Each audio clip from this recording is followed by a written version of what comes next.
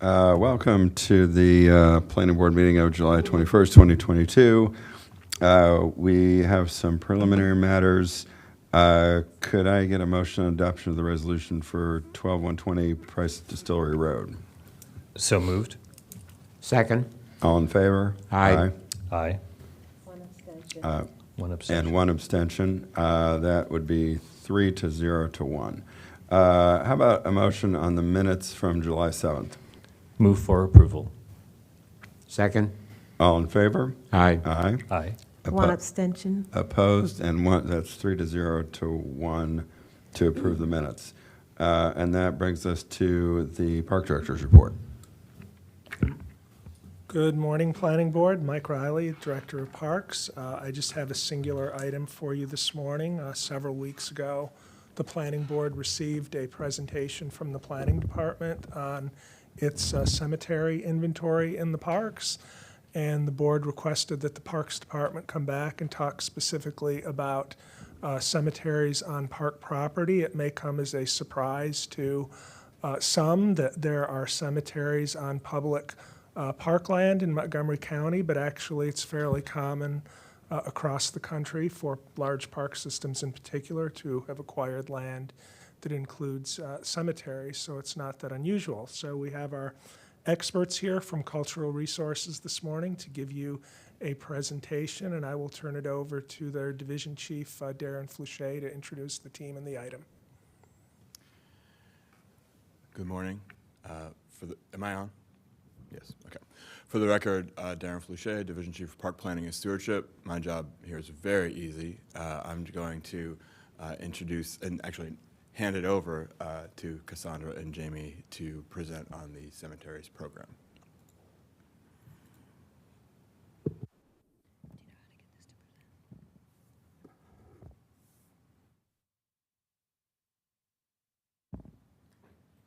Is it displaying on the screen?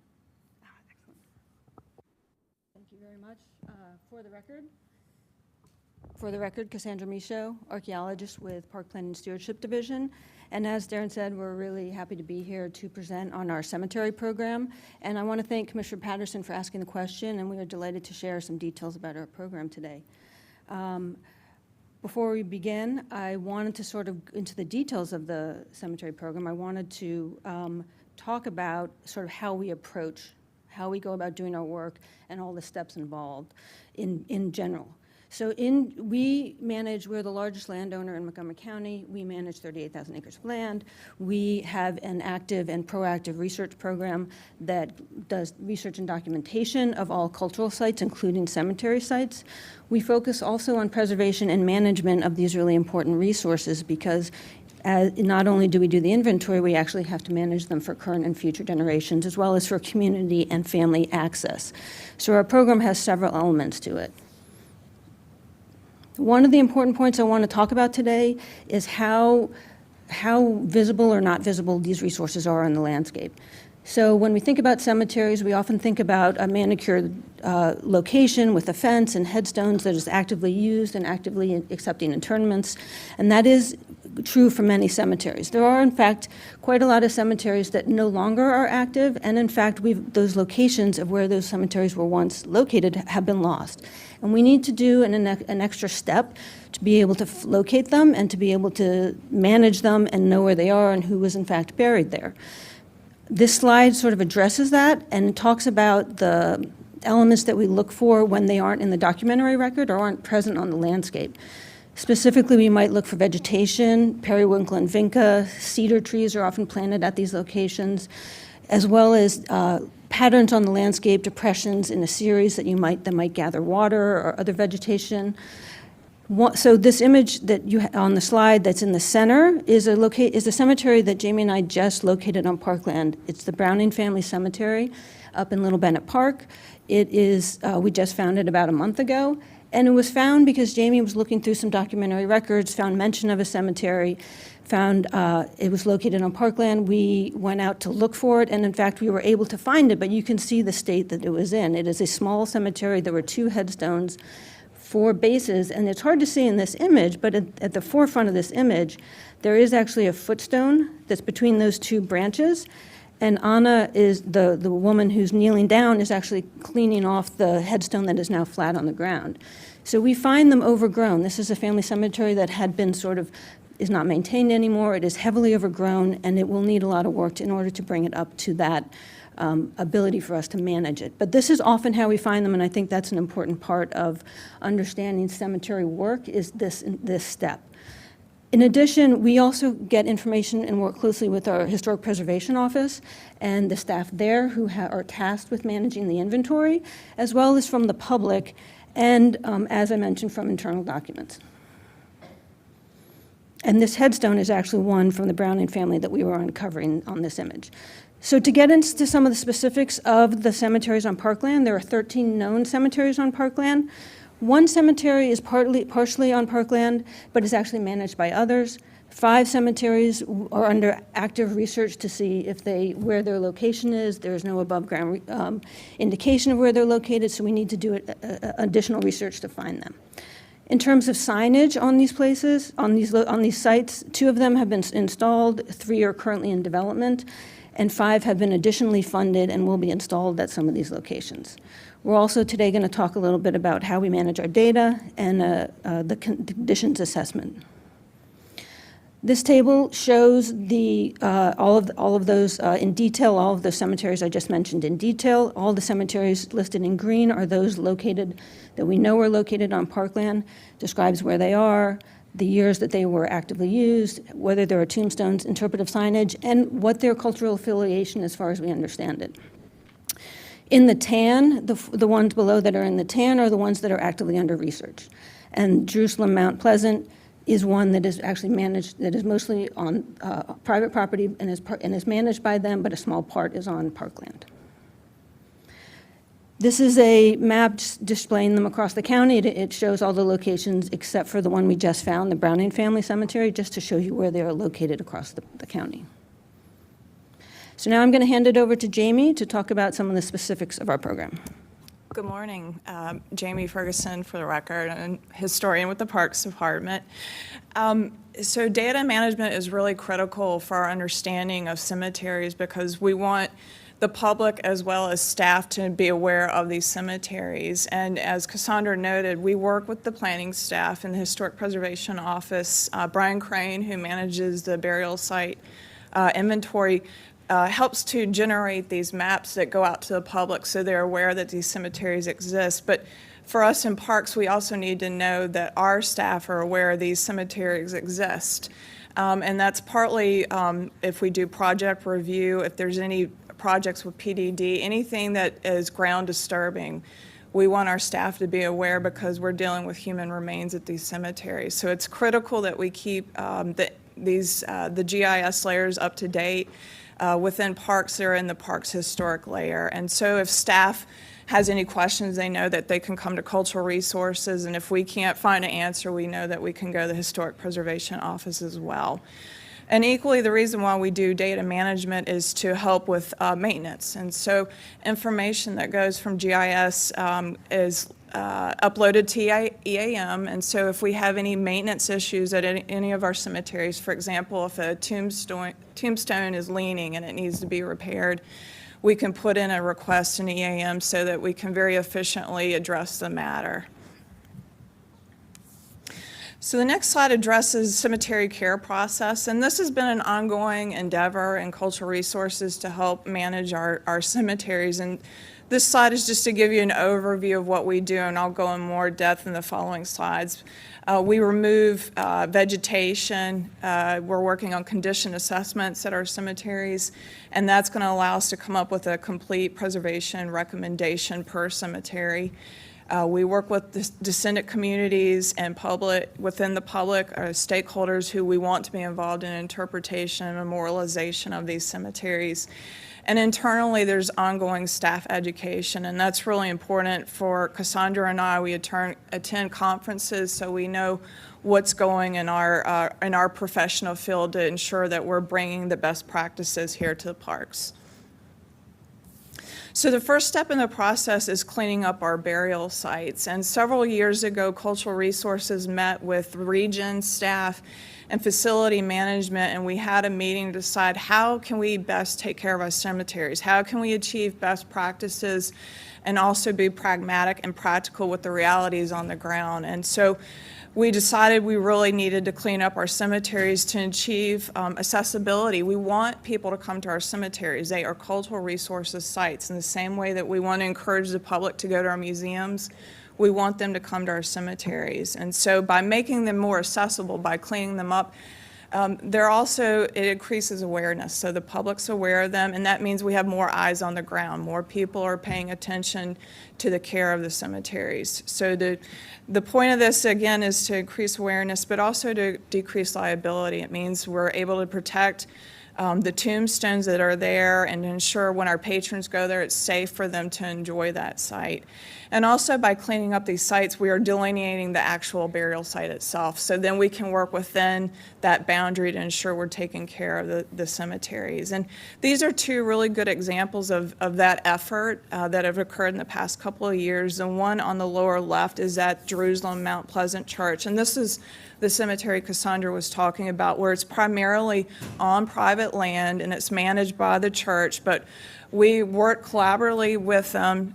Whatever maintenance they want, we defer to them. And so we worked with them as well as with Montgomery Preservation, Inc. to go to the cemetery. And you can see in the left-hand picture, it was overgrown. And so after we had a workshop there, we had volunteers. We had high school students from Montgomery County come out. We had my daughter, we had children, we had neighbors, we had church members all come out and help take care of this property. We also had parks arborists come out and identify which trees were dead. We had those removed. We had region staff come out and take the trash. So it's a very much hands-on deck. It's a lot of moving parts within parks that are involved in these efforts. And then on the right side is the Prather Cemetery Meadows side. And you can see how overgrown it was. You couldn't even see that the cemetery is there. When you remove the vegetation, you can see there's a lot to the cemetery. It's not just the tombstones, there's also a stone fence perimeter around it. And you can see when they built this originally, they intentionally left gaps to allow the animals to come in to help take care of the vegetation. So these are things we need to do to increase awareness and achieve safety for everyone to use the site. Our next step that is actually starting this summer is the condition assessment. We've hired an expert to come in. When park staff met, we decided there are certain things that we don't have the ability to do. We need to have a conservator, a professional with expertise come in, look at all our cemeteries, and help us decide what needs professional care. And so this summer, Robert Moscow is the gentleman that you see in the top right-hand corner picture with his hand on the tombstone. He is going to come in and look at all of our cemeteries, and when he is done, we'll basically have an individualized preservation plan per cemetery, and that will identify what needs to be done, what's the priorities, and how much will it cost to achieve that.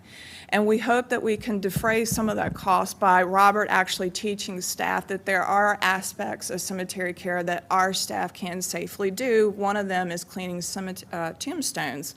And this is an example you see at the bottom. You can see on the left this tombstone. It's not legible. And the goal of conservation is we want to get rid of all that biological growth and make it easy for people to read what's on the tombstone. So in a half an hour, by using water and a toothbrush, you can make it readable. And that's really the goal in doing this kind of preservation. Next slide. And throughout this process, we want the public involved. We want them to be involved, come out to the site, know what's there. And so we have signage on the ground. We have two types. We have operational, which is the top row. We have the brown and white brown side markers. That way people know this is a site that's managed by parks, and we want you to come see it. On the right is a sign that we developed during COVID. What we basically wanted to do is be proactive. If we saw a tombstone that we were concerned about its safety and its impact on patrons, was to basically give kind of this awareness sign to the public that we're aware that there's a safety issue here, we're taking care of it. But we want you to continue to keep your eyes on the ground. If you see any more problems, please call us. So we want them to be active stewards as well in the protection of our cemeteries. And the two bottom slides are examples of the interpretive signs that we do have in the ground. These are signs that we've worked with the community. We have stakeholders, whether it's members of the descendant community, HOAs, historic societies. We want them actively involved in this process. So it's a collaborative effort, and everyone's happy with the final product and the message that we're telling. So our last slide is a case study of a cemetery site that Jamie and I have just wrapping up work on at the Sarah Lee Cemetery at Calverton Galway Park in sort of the northeast section of the county. This park this cemetery is one that Jamie had done some historical research on. She participated in the Fairland Master Plan and the associated documentary. And through that process, worked with the family, did a number of meetings with them, and it became clear that there was some concern about where the cemetery was originally located. Was it in that location? What was the state of it? There were questions that needed to be addressed more specifically. So we contracted with an outside archaeological firm to do an assessment of the entire, not just the cemetery, but the entire park, to get a better understanding of land use and site formation processes. We also had them look at historical aerials as well as historical maps to see how things have changed over time. They did a cut and fill analysis to look at elevation changes that we can track through known elevations on historic USGS maps, what areas had changed, what areas had not, to get a sense of whether this location had changed.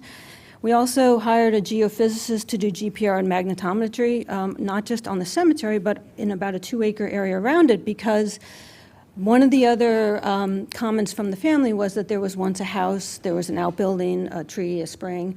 There was a place where someone was living, and a lot of times the house and structures had burned.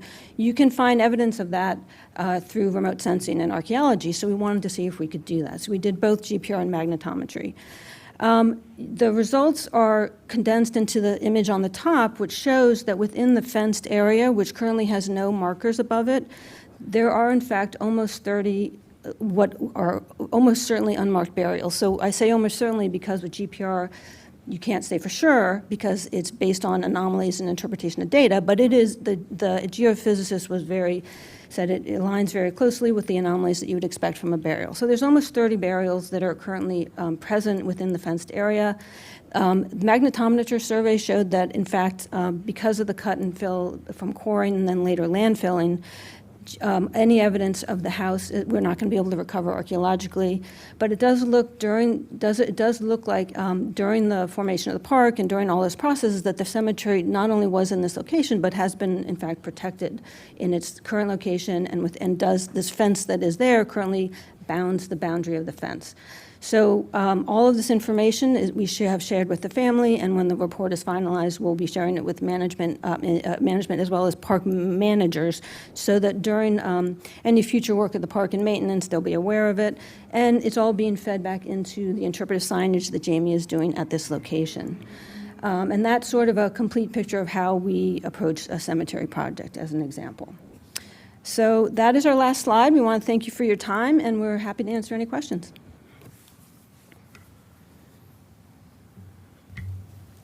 What is the best practice about incorporating a cemetery into a public space that's used for other purposes? I mean, that Calverton Galway Park, to me, honestly doesn't seem ideal because you just put a fence around the cemetery, I guess, to keep people from trampling all over it. But the one we have in Darnestown, it seems to be a sort of designed around a little bit different theory of how the space is going to be used. Yeah, Darnestown is a great example because they use the cemetery as a way to incorporate memorialization into the project, and the way they did that was public art.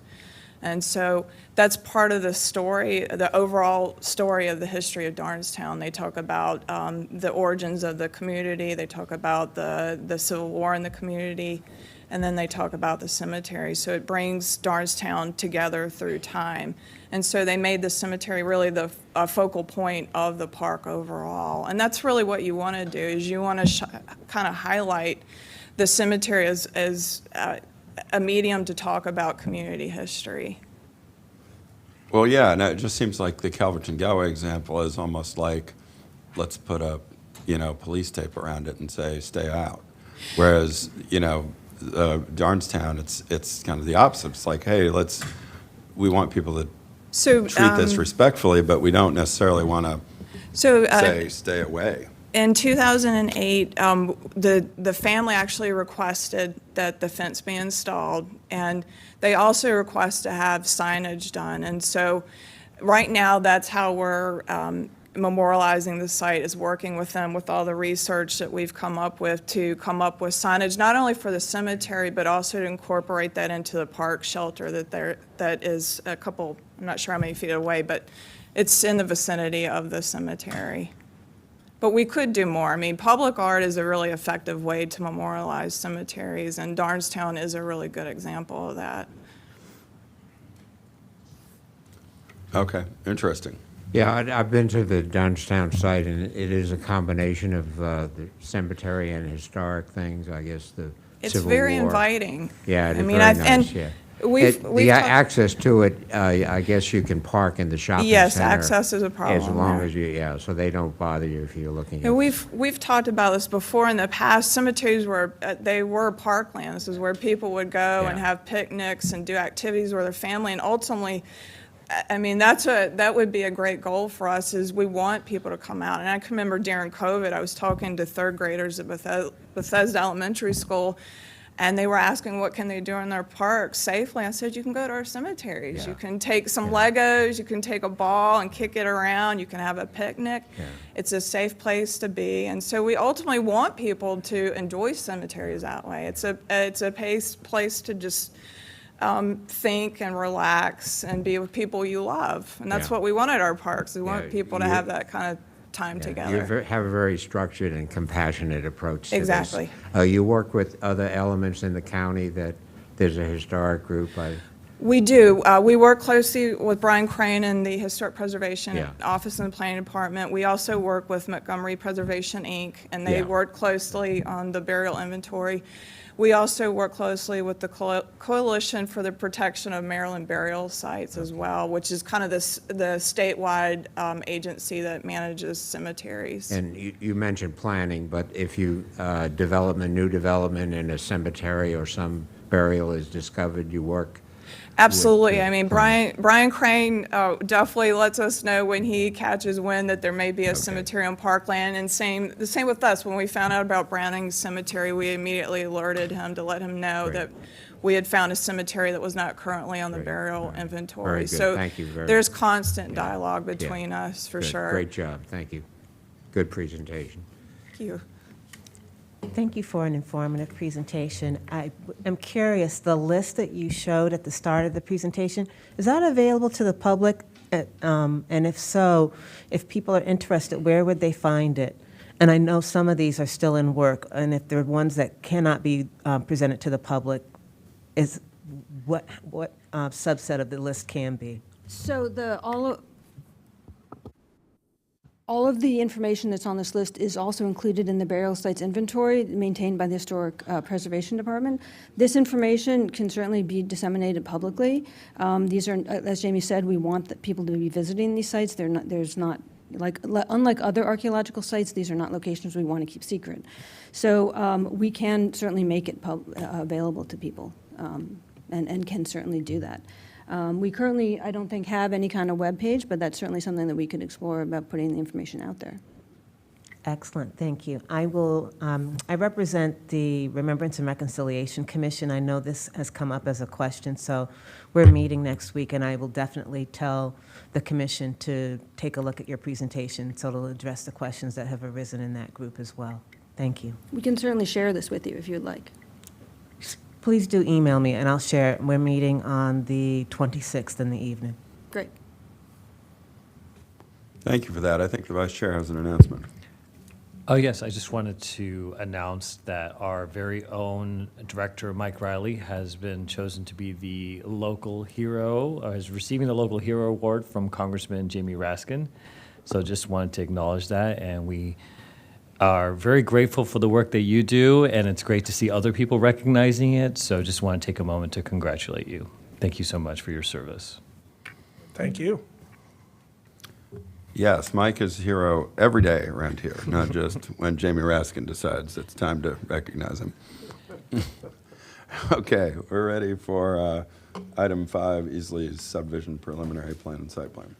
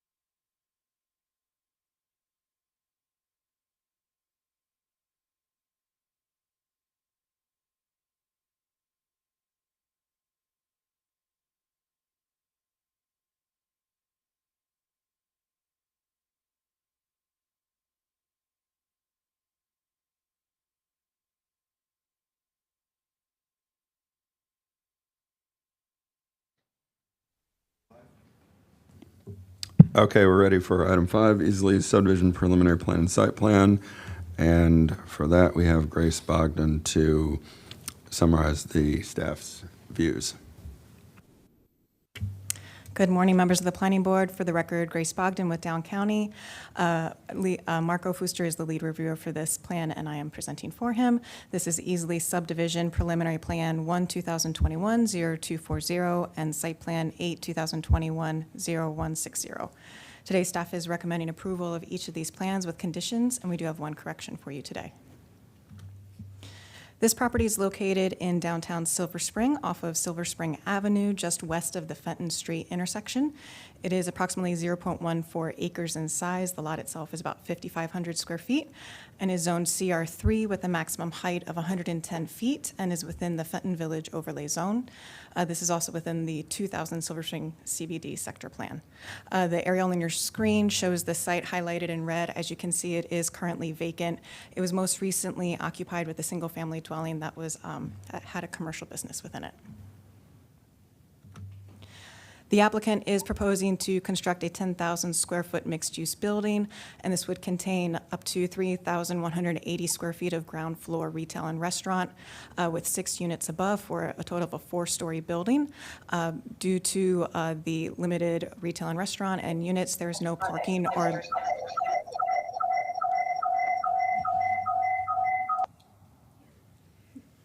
There is no parking or loading proposed or required here. This is a standard method development. However, given its location within the Fenton Village overlay zone, it is going through the site plan review process. The site plan is located on the right of your screen. The north arrow is actually turned downward, so you have Silver Spring at the bottom of your screen. As you can see, the building fronts almost directly up to the property line with the retail businesses, and the residential entrance is on the western side. The rendering on your left is a perspective looking in from Silver Spring Avenue. The first floor will feature a metal paneling with a wooden finish. And as I previously stated, the residential entry is just to the western side, stepped back, and will gain secure access to the building, fire stair and elevator in the rear for the 6 units above. The second floor will feature green planters and balconies for each of the 6 units.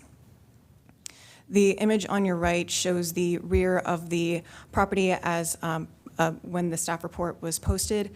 And given the blank wall at the rear, this had resulted in staff recommending a visual amenity condition, which would require the applicant to provide a mural or something of a similar fashion that would help break up the rear of the wall. Since the posting of the staff report, the applicant has been working with staff to find a solution for the rear of the wall, and they have submitted this rear elevation and are proposing a visual amenity in terms of lighting.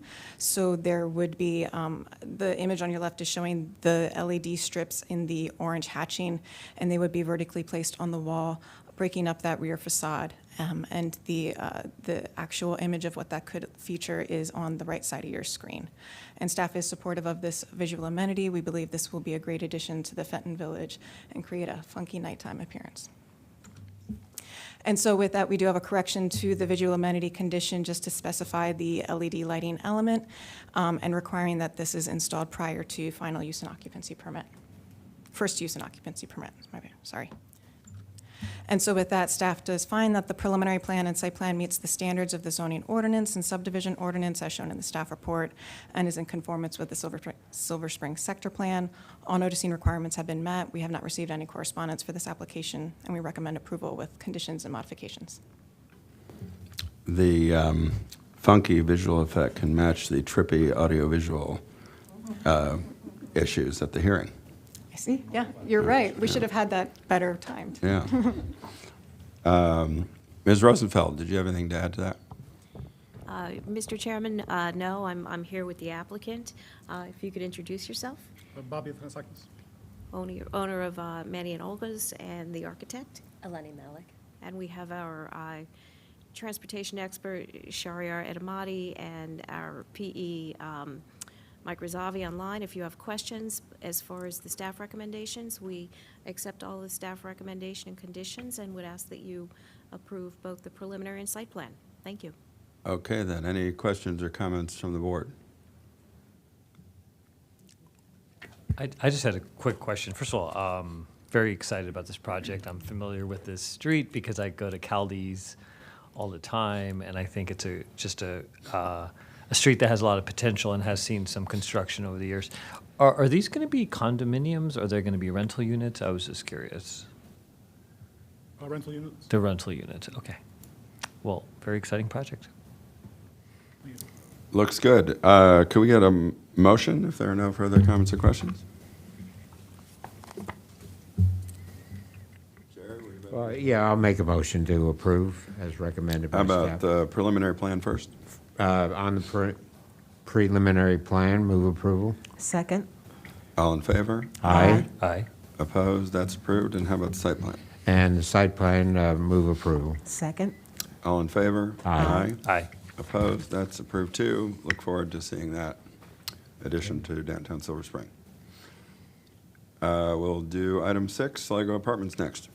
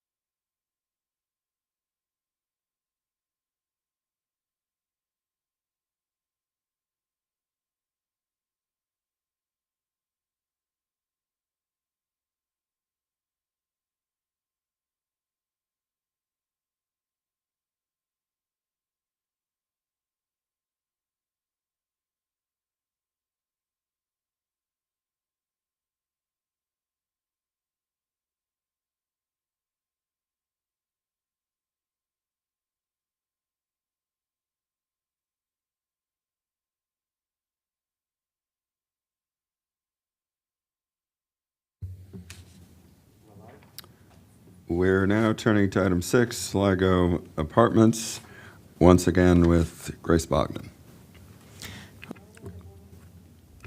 Hello again. Good morning. For the record, Grace Bogdan with Down County. This morning, we're excited to present to you the first Speed to Market initiative in Down County, and this is Sligo Apartments. And so this includes Sketch Plan 3/2022-0080, Preliminary Plan 1/2022-0110, and Site Plan 8/2022-0170. This morning, we are recommending approval of each of these applications with conditions and one correction. This property is located in East Silver Spring, just about 1,200 feet east of downtown Silver Spring. The property itself is 1.29 acres in size and is zoned CRT 0.75 with a maximum height of 35 feet and within the 2000 East Silver Spring Master Plan. The aerial on your screen shows the property highlighted in red. It is currently developed with 2 one-story businesses and a storage yard for the landscaping business.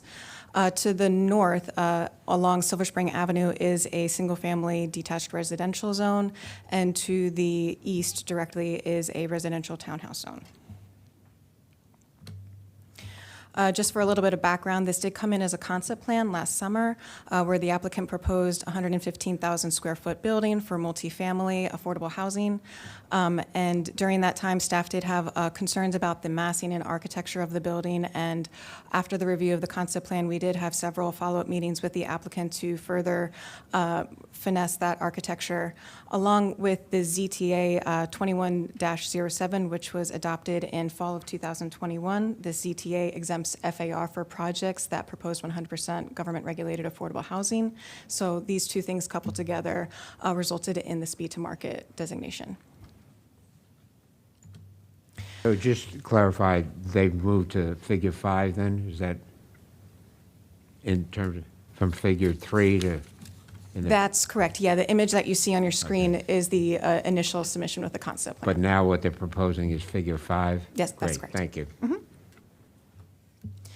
So today, the applicant is proposing to construct the 115,000 square foot building for 98 multifamily units. The building will actually, this is a typo, the building will actually be 5 stories in height, reducing to 3 stories on the east and rear. This will again be 100% affordable housing funded through low-income housing tax credits. After the tax credit restrictions expire, 24.5% of the units will remain as county-regulated MPDUs.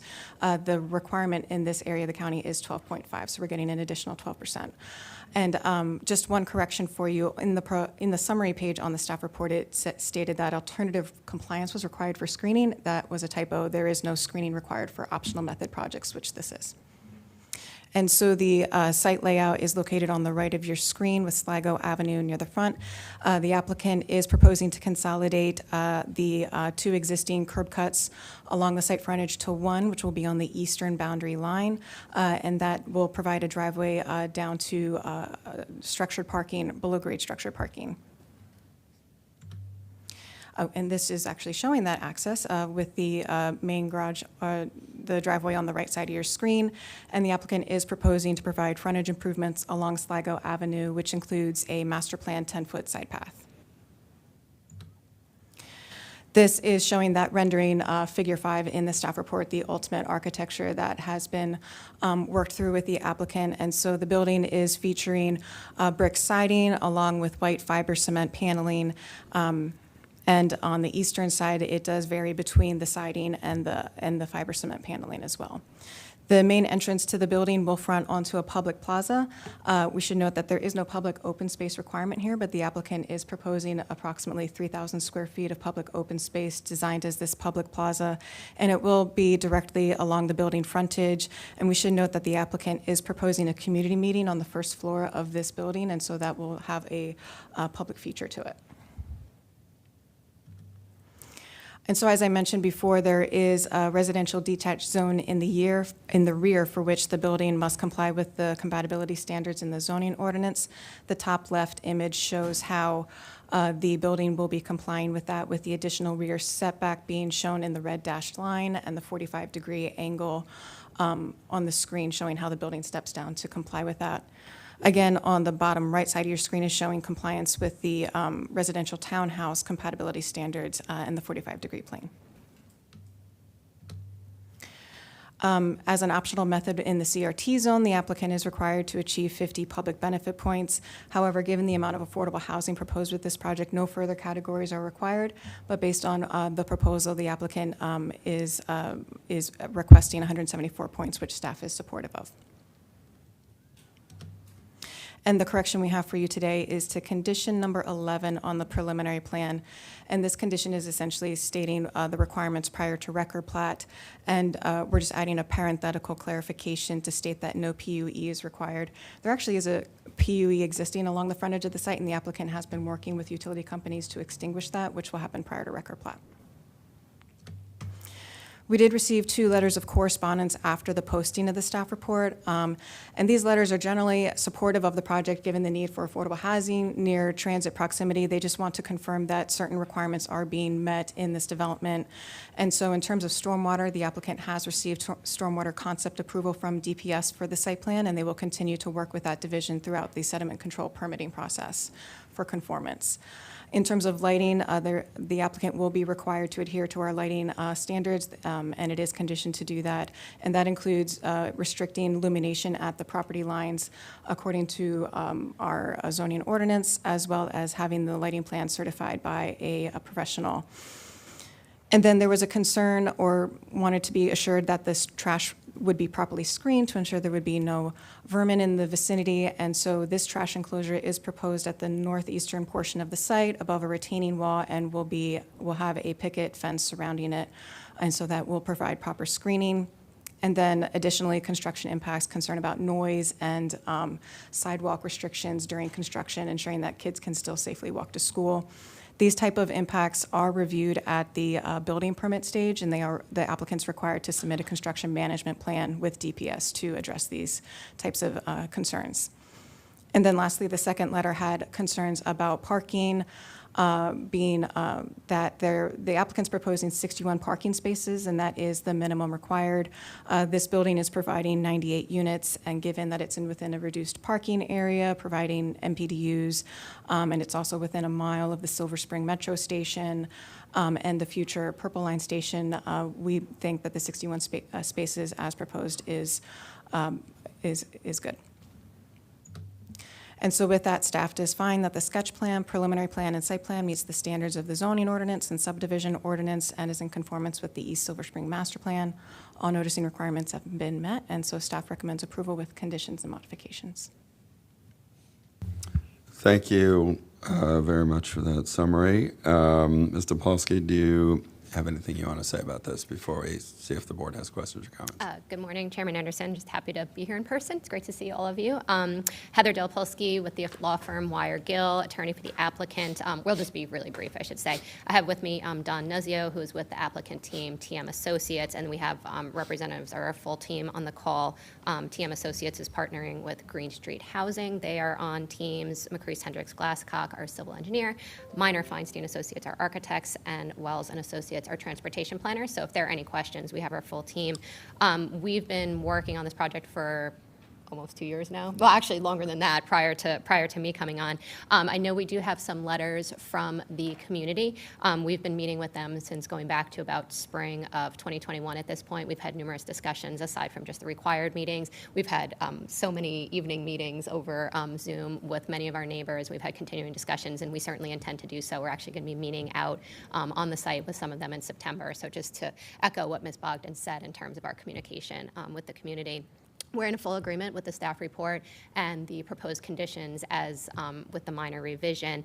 And I just wanted to see, we don't have a full presentation to make, but because this is a fully affordable housing project, and it's a pretty cool project, how it came together, Don is happy to say a few words just very briefly on the affordability aspects in terms of the very broad and deep affordability. So we wanted to see if that would be interesting to you. Sure. Thank you, Heather, and I appreciate everybody's time here today. My name is Donald Nuzio. I'm the Director of Development at TM Associates. As Heather stated, we're excited to partner with not only Green Street Housing, but Victory Housing, who's our nonprofit partner in the deal. I've been on a few planning board meetings, and a lot of the things that I hear that are important are attainable housing, but affordable is a broad definition. So what we are really hoping to accomplish here is 30% households through 60% households. So we're really hitting a lot of the extremely low-income families up to, kind of that beginning of the missing middle population. So with this 100% fully affordable project, we believe we're really able to deliver that, not only in the city of Silver Spring, but Montgomery County as a whole. And I also just want to touch on Montgomery County's partnership with us on this project has been extremely valuable, providing over $6 million in soft funding, as well as utilizing their pilot program to make this project a reality. So, we're really excited to bring this to market. Thank you. Fantastic. Contrary to popular belief, we are delivering affordable housing, including affordable housing at below 60% of AMI. Anybody else have any comments or questions? I did have a question, and thank you for the presentation. Questions for applicant or for staff. Given that this parcel is a former landscape holding in the back, is there any concern regarding remediation, and is there sufficient time to address it if there is remediation required? I'll just speak very briefly. Yes, they are working with teams on that. I don't know if Don can speak in more detail, but that is part of the process that we're going through. Okay, but the time frame that we have, is it sufficient for you, or, and I guess this is really directed at staff, have we allocated for that? Because when I saw that, I wondered. I like the project. I just want to make sure it doesn't become something where you have to come back and ask for an extension because we didn't take it into account. So the way that the permits are timed, there isn't an immediate timeout for it. The APF is our standard 5 years, and so I believe that is sufficient for the applicant. They hadn't requested any additional. Yeah, we're moving quickly. And I'll just add that all environmental remediations has been included in our development budget to proceed with construction of the project. Thank you. Just compliment you on the affordable housing to meet that need in the county. Just allocation of the 61 parking spaces, is that a separate rental of the spaces, or how are you treating that?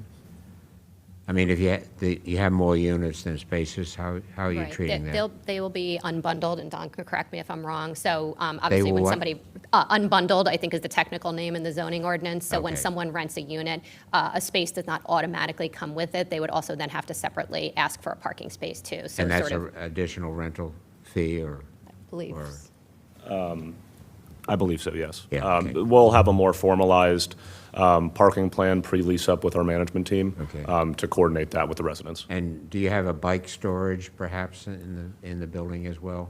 Yes, also on that garage level, we have a relatively robust bike storage platform that can accommodate up to 100 bicycles, Okay, where great. residents can not only obviously use the Chairman storage was system, but it very also happy with gives the that, right? security as well.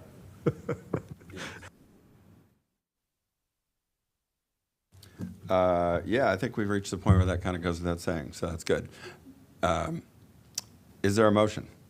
I actually just had a quick comment, if that's okay. Yeah. Since we don't get many of these, I think it might be helpful just to remind the public about our speed to market program that we have. Does staff want to just quickly mention what it is and why it's successful and how it's helpful in scenarios like this? Sure, I can take that. Elza Heisel McCoy, Chief Down County Planning for the record. So the speed to market, I think there are a couple of priorities. This one is taking advantage of the deep affordable housing provision, and it allows developers to combine the regulatory application processes. I think that the general ask, and it's helpful for the developers and staff, is to go through a concept plan, which is a free application that provides technical comments from county agencies and staff agencies, and so it helps sort of take what can be a relatively long 3-step process and make it sort of a 1.5, 1 3/4 step process. So we're very excited. I think we are always working to make sure that projects that have deep affordability or are, if they're biotech, or if there are other things that are really sort of pushing the envelope. As a general matter, we work hard to get them through the process as efficiently as possible, but the speed to market process is a great option, and whenever we have, we actually spoke with another project, a potential project in Silver Spring just the other day, and recommended it to them as well. So we're very excited to see this. Yeah, and really, just Gwen Wright, for the record, what speed to market means is that we do the project in a much more compressed time. You can see that this project was accepted on April 6th, 2022, and it's being acted on July, what is today, 21st? And so that is less than 4 months. It's about 3.5 months. And that is pretty fast for a project of this size and scale. And so the idea is to try to have, as Elza said, have the regulatory processes combined so that something that might normally have been a 6 to 9 or longer month process is being done in 3.5 months. So the question is, do we need 3 motions, or is it just 1 motion? No, yeah, that's what I thought. Okay, well, with that, Well, you better get started then. Yeah, I was going to say, with that, I move to approve the sketch plan for Sligo Apartments as recommended by staff. Jerry Sushi, second. All in favor? Aye. Opposed? Aye. That is approved. And move to approve the preliminary plan for Sligo Apartments with Jerry conditions. Sushi, second. All in favor? Aye. Aye. Aye. Opposed? That too is approved. And move to approve the site plan for Sligo Apartments as well. Jerry Sushi, second. All in favor? Aye. Aye. Opposed? Thank you very much for this great project. Thank you. And we'll move to item 7.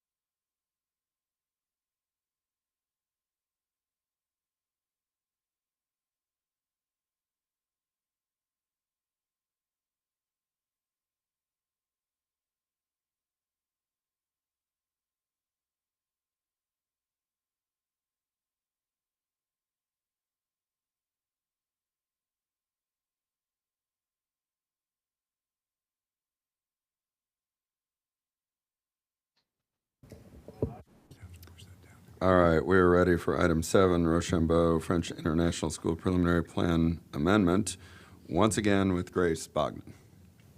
Hello again, Grace Bogdan for the record with Down County. With me today is Katie Montgomery, who provided a heavy lift on the transportation review for this project. Rochambeau, the French School of Washington, D.C., Preliminary Plan Amendment number 1-2002-079B.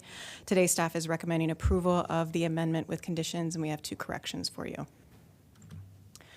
This property is located just south of the 495 Beltway on the western side of Rockville Pike. It is approximately 11.41 acres in size and is zoned R60 within the 1990 Bethesda Chevy Chase Master Plan.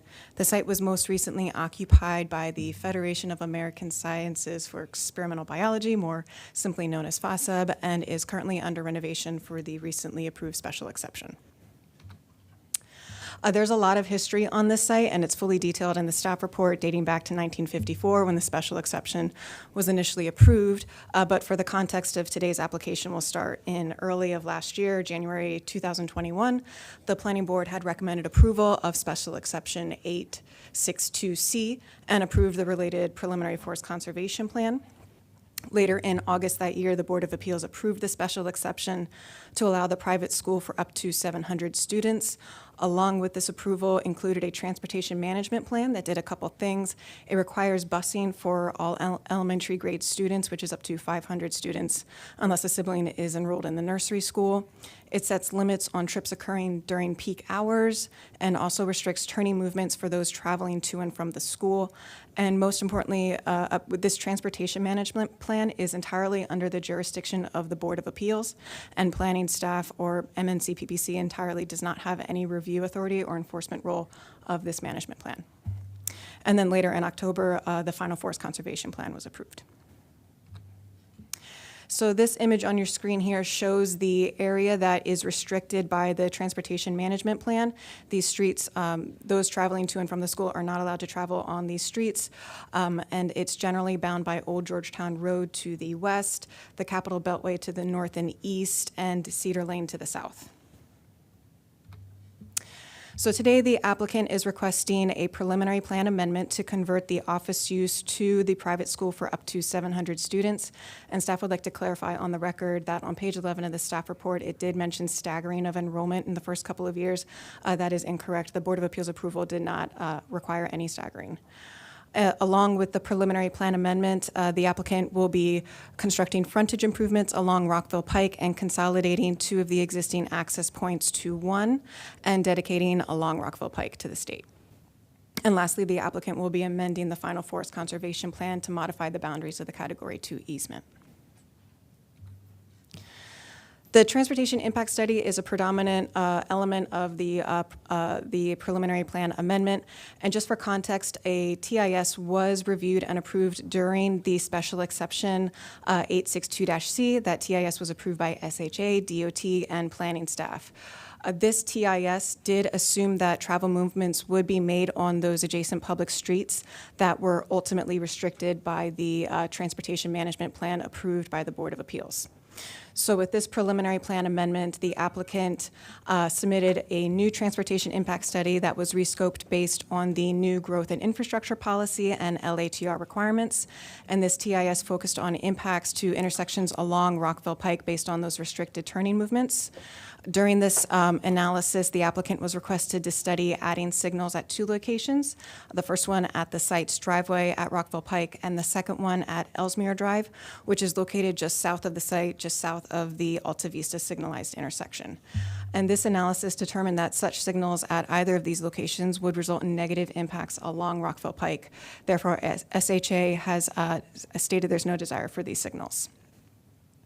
MCDOT, in their most recent letter, which is dated July 15th and included in your packet today, is requesting a monetary contribution of $400,000 to monitor these intersections for a 24-month period to determine if the traffic movements are working as analyzed in the TIS. And if there are traffic movements that are out of the ordinary, or if there are neighborhood complaints, the applicant would use this money to further revisit the signal intersection idea with State Highway or install traffic calming techniques. But if at the end of this 24-month period there are no issues and things are going as planned, the money would be returned to the applicant. However, staff is not supportive of this monetary contribution, as our review has determined that LITR has been fully satisfied without the monetary contribution. And again, SHA is not supportive of these signals. So this is one of the first projects that is coming in under the newly adopted LATR proportionality guide. So we just wanted to briefly share with the board how this has been reviewed and implemented in this process. And so the proportionality guide essentially limits off-site improvements for this project at 125,393 square feet. And so the applicant looked at deficiencies within the pedestrian, bicycle, and bus transit network along the site frontage and located 6 areas where improvements could be made. These 6 areas are listed on the table on your screen and the map. And as you can see, they range from installing sidewalks, marked crosswalks, curb ramps, and upgrading existing curb ramps to be compliant with ADA standards. And as conditioned, these improvements will be installed within 1 year of plat recordation. So as previously noted, the site is currently under renovation, and during this process, PEPCO had requested that replacement utility poles be installed on site. And so the applicant had met with the Forest Conservation staff and PEPCO to determine the location of these utility poles. And just to give you a general idea of where we are on the property, this is on the western side adjacent to the neighborhood along Alta Vista Terrace. And so when the meeting occurred on site, the Forest Conservation staff did approve 5 trees to be removed to allow the new utility poles to be installed. However, the ultimate location of those utility poles did end up encroaching into the existing Category 2 easement in this area, and that encroachment is shown on your screen in the red shading. And additionally, after those trees were removed while it was approved and not a violation of the Forest Conservation itself, it is inconsistent with the landscape plan that was approved by the Board of Appeals, which in the landscape plan, it states that mature evergreen trees in this area would remain. And so DPS did issue a notice of violation, and the applicant has gone through these steps with the Board of Appeals to modify the landscape plan. They actually had a hearing with the Board of Appeals just within the last month, and at that hearing, the applicant had told the board that they are actively working with our staff to incorporate replacement trees as part of the Forest Conservation Plan amendment. And so with this, we did meet on site with the neighbor, with the applicant, with Forest Conservation staff, environmental review staff, and DPS staff to determine the proper location for 24 replacement trees. And during this time, we noted 24 locations for a mixture of species, including arborvitae, holly, white pine, and red cedar. Those locations were staked and later surveyed. That survey is attached to the staff report, and those locations will be shown on the certified final Forest Conservation Plan. And just to note, in terms of the Category 2 easement, there will be no net loss with the modification. On your screen, shown in the green area, is where the applicant proposes to expand the Category 2 easement, so it will remain at the previously recorded 25,562 square feet. And we do have 2 corrections for you today, and this is to condition number 14. This is the standard condition stating that the planning board has reviewed and accepts the MCDOT letter. The revision shown on your screen is to update it to the recently submitted July 15th letter. And again, staff is not supporting or not recommending that the planning board accept the monetary contribution for the monitoring, traffic controls, and our calming measures. And we have a correction to condition 18, and this is essentially the condition requiring the maintenance and management agreement for those 24 landscape plantings. This is just to add a clarifying sentence as shown on the final Forest Conservation Plan. Would you repeat your comment on the $400,000? Sure.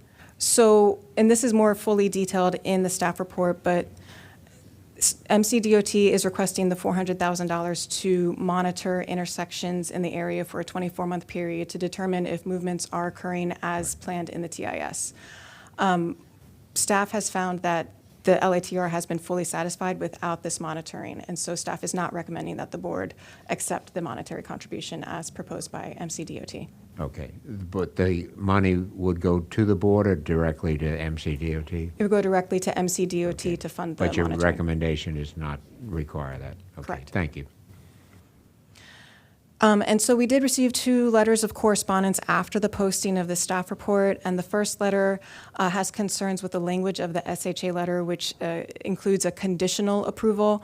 And just for context, this is the 4th letter that was issued by the state during the course of the review for the TIS, and the letter states that these are very technical comments that still need to be addressed, and so the applicant has been working with the staff to address it, and we do have, I believe we have SHA on the call today that can provide further clarification of that language. The letter also has concerns about potential cut-through traffic in the Locust Hill neighborhood as a result of queuing changes at the Cedar Lane signalized intersection. Locust Hill neighborhood is located on the east side of Rockville Pike, north of Cedar Lane, within the TMP boundary. And so their request is to have the Locust Hill neighborhood added as a liaison to within the TMP.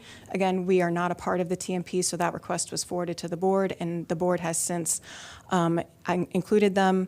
And then they have an additional second request, and that is to expand Condition 15. Condition 15 is planning's standard condition accepting the SHA's letter. And this condition revision would require planning staff to ensure that SHA collaborates with the neighborhood to minimize cut-through traffic. We have concerns with this language, as we do not have the authority to require SHA to do anything. They are an independent agency. And we do have SHA on the call, and if they are willing to modify the condition in any sort of way, that is, that is a discussion we can have today, but planning staff should not be a part of that. And then the second letter states concerns regarding previous violations that have occurred on FIS properties and the tree removal that occurred on this site.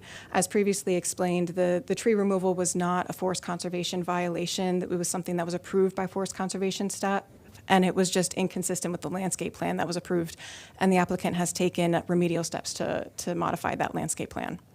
And additionally, that letter does support the monetary contribution requested by MCDOT. And we are available for follow-up questions if the board does have any additional about these correspondence. And so with that, staff does find that the amendment continues to meet the standards of the subdivision ordinance and special exception as amended, and is in conformance with the 1998 Bethesda Chevy Chase master plan. All noticing requirements have been met, and staff recommends approval with conditions and modifications herein. Thank you. All right, we have a number of people who've signed up to speak, and I think we'd like to turn to them immediately. Is Kristen Welsh-Simpson there? Dialing in on Microsoft Teams, I believe. Very good. Thank you very much. I would like to just speak briefly about the traffic monitoring and the request for the $400,000 funds to be included to continue with that 24-month monitoring. As a resident of this area for 45 years, both of the adjacent residential property on 355 and also in the corner of Alta Vista and 355, I feel that I'm a bit of a subject matter expert on the traffic flow in this area and the issues. And so I did want to raise the fact that it's not a matter of if, but when there's going to be major impacts and issues related to this, not just to include the merge lane, the acceleration, deceleration lane going on, but also the fact that there's going to be inconvenience and danger to the area based on cut-through traffic, turnarounds, and the difficulty with the merging. I think that this has not been taken into account, especially with the recent pedestrian issues that are being raised about accessing the property. I will say that we've personally witnessed 2 major accidents that have happened in this merge lane that did not include the new acceleration and deceleration lanes that are coming into that merge lane as well. One included a car flipping over into the driveway, and one included a car nearly coming to the house based on aggressive merging issues that are going on there.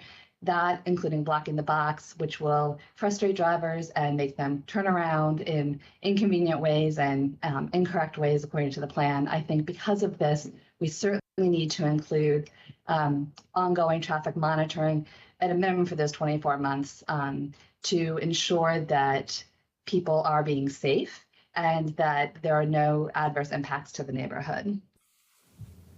Thank you. Very good, thank you. Just seeing in the chat, somebody saying that the live stream is down, is that? No. They're just getting feedback, but IT is working with them. Oh, okay. Just want to make sure we're still transmitting. Thank you very much for that testimony. Next up, we have David Side. Are you there, Mr. Side? Oh, you're muted, I think. Oops. Yeah, there you go. Can you hear me now? Yes, we hear you now. Yes. I would just like to state that I do support the positions taken by others with respect to the traffic concerns and traffic issues. But I did want to touch base about the tree issue. And as was recognized by Grace Bogdan in her report and also in the staff report, there was found to be a violation of the special exception regarding, and there was a notice of violation issued regarding the landscape plan for removal of 5 trees. And I just wanted to give very brief context and my continued concerns. That was in reference to 5 very tall, mature evergreen trees that are located directly behind my property and border. And it's particularly important because it borders the loop road that will be taking the cars in and out of the property, as well as the playgrounds. Those trees had been a concern of mine from the day this project was announced, and the school had never had any issues with those concerns. There was sworn testimony before the hearing officer, as stated in the hearing officer's report, that the trees would not be touched. I had multiple walkthroughs with school representatives throughout this process that included spreadsheets of the various plans and reviewing the status of each and every tree that was behind my property, confirming they would not be touched. And then consistent with that sworn testimony and other representations, there were trees that were marked with ribbons, and those trees were removed. Well, suddenly on Thursday, May 12th, while I was working downstairs, I heard chainsaws. Within minutes, I ran outside my property, and they were well into removing large branches of the 5 trees. That this unannounced work resulted in tree branches falling into my backyard, wood chips all over my property and roof. Needless to say, I was not very happy with this, and that day there were numerous phone calls and emails with Grace Bogdan, Stephen Peck, and eventually Barbara Cox that led, as was noted, to a notice of violation being issued by DPS. And thereafter, Jody Klein, the company's attorney, sent an email that went to myself and various planning staff stating, quote, "The system is not supposed to let such actions occur," and that the school is, quote, "very sorry." At the Board of Appeals hearing that was recently held, and then a resolution was issued. It made reference to the notice of violation, and it set forth criteria regarding modification of the landscape plan. Just a few days ago, however, DTS rescinded the notice of violation based on the school's representation that the actual initial submitted landscape plan gave the school complete control over the area where the trees were removed. So putting aside my concerns that there is authority to rescind the notice of violation and disagreement with the rescission of that notice of violation, given that it is directly contrary to sworn testimony that the trees would remain, I am concerned that this rescission does not in any way alter the modified plans that have been submitted regarding the planting of the 24 trees. And finally, I would note the fact that it's taking 24 trees to replace the 5 removed trees does indicate how massive and important these trees were to providing a proper buffer between my house and the property. Thank you very much. And that will conclude my testimony. Thank you. Carl Wilkerson. Is Carl Wilkerson there? I think I see an icon that indicates that he's logged in, but he might have stepped away. We can come back to him. Becky Umhofer, are you there?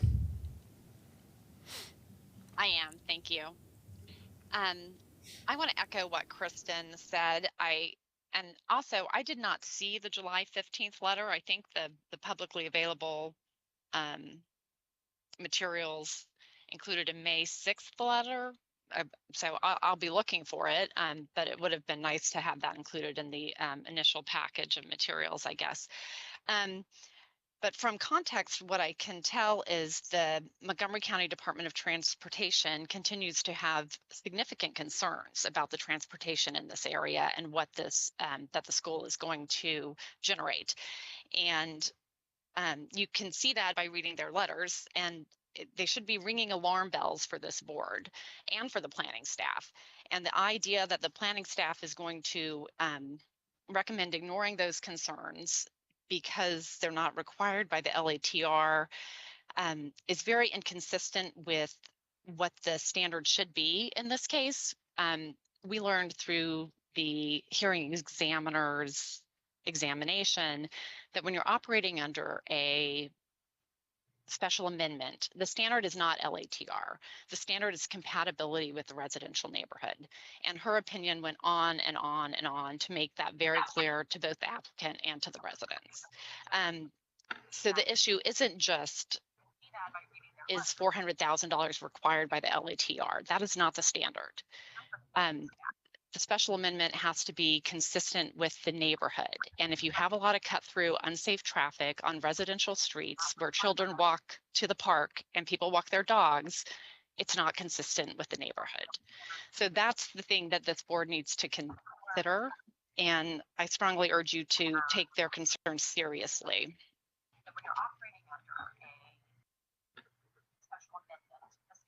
I think concretely, in addition, I want to raise a couple other options.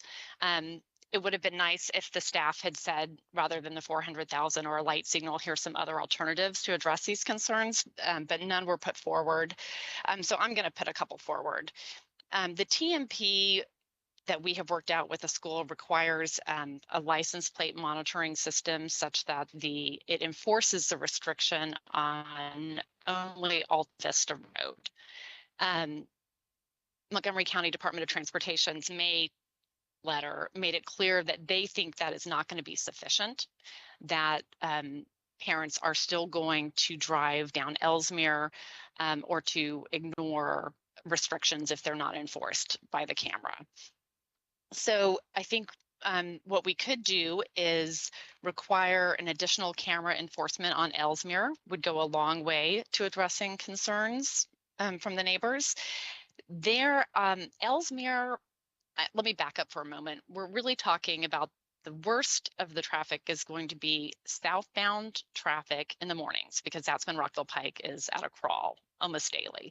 And so I want everyone to understand what we're talking about are parents dropping off their kids in the morning and then exiting. They have no way to head north. They are going to be forced into standstill traffic on South Rockville Pike, on one of the most congested areas in the county. So there is no existing restriction other than the school's restriction on turning right onto Alta Vista Road, which is immediately south of the school. But the next block down is Ellesmere, and there is a no right turn restriction in the mornings there. However, it's not enforced, and people routinely violate that restriction.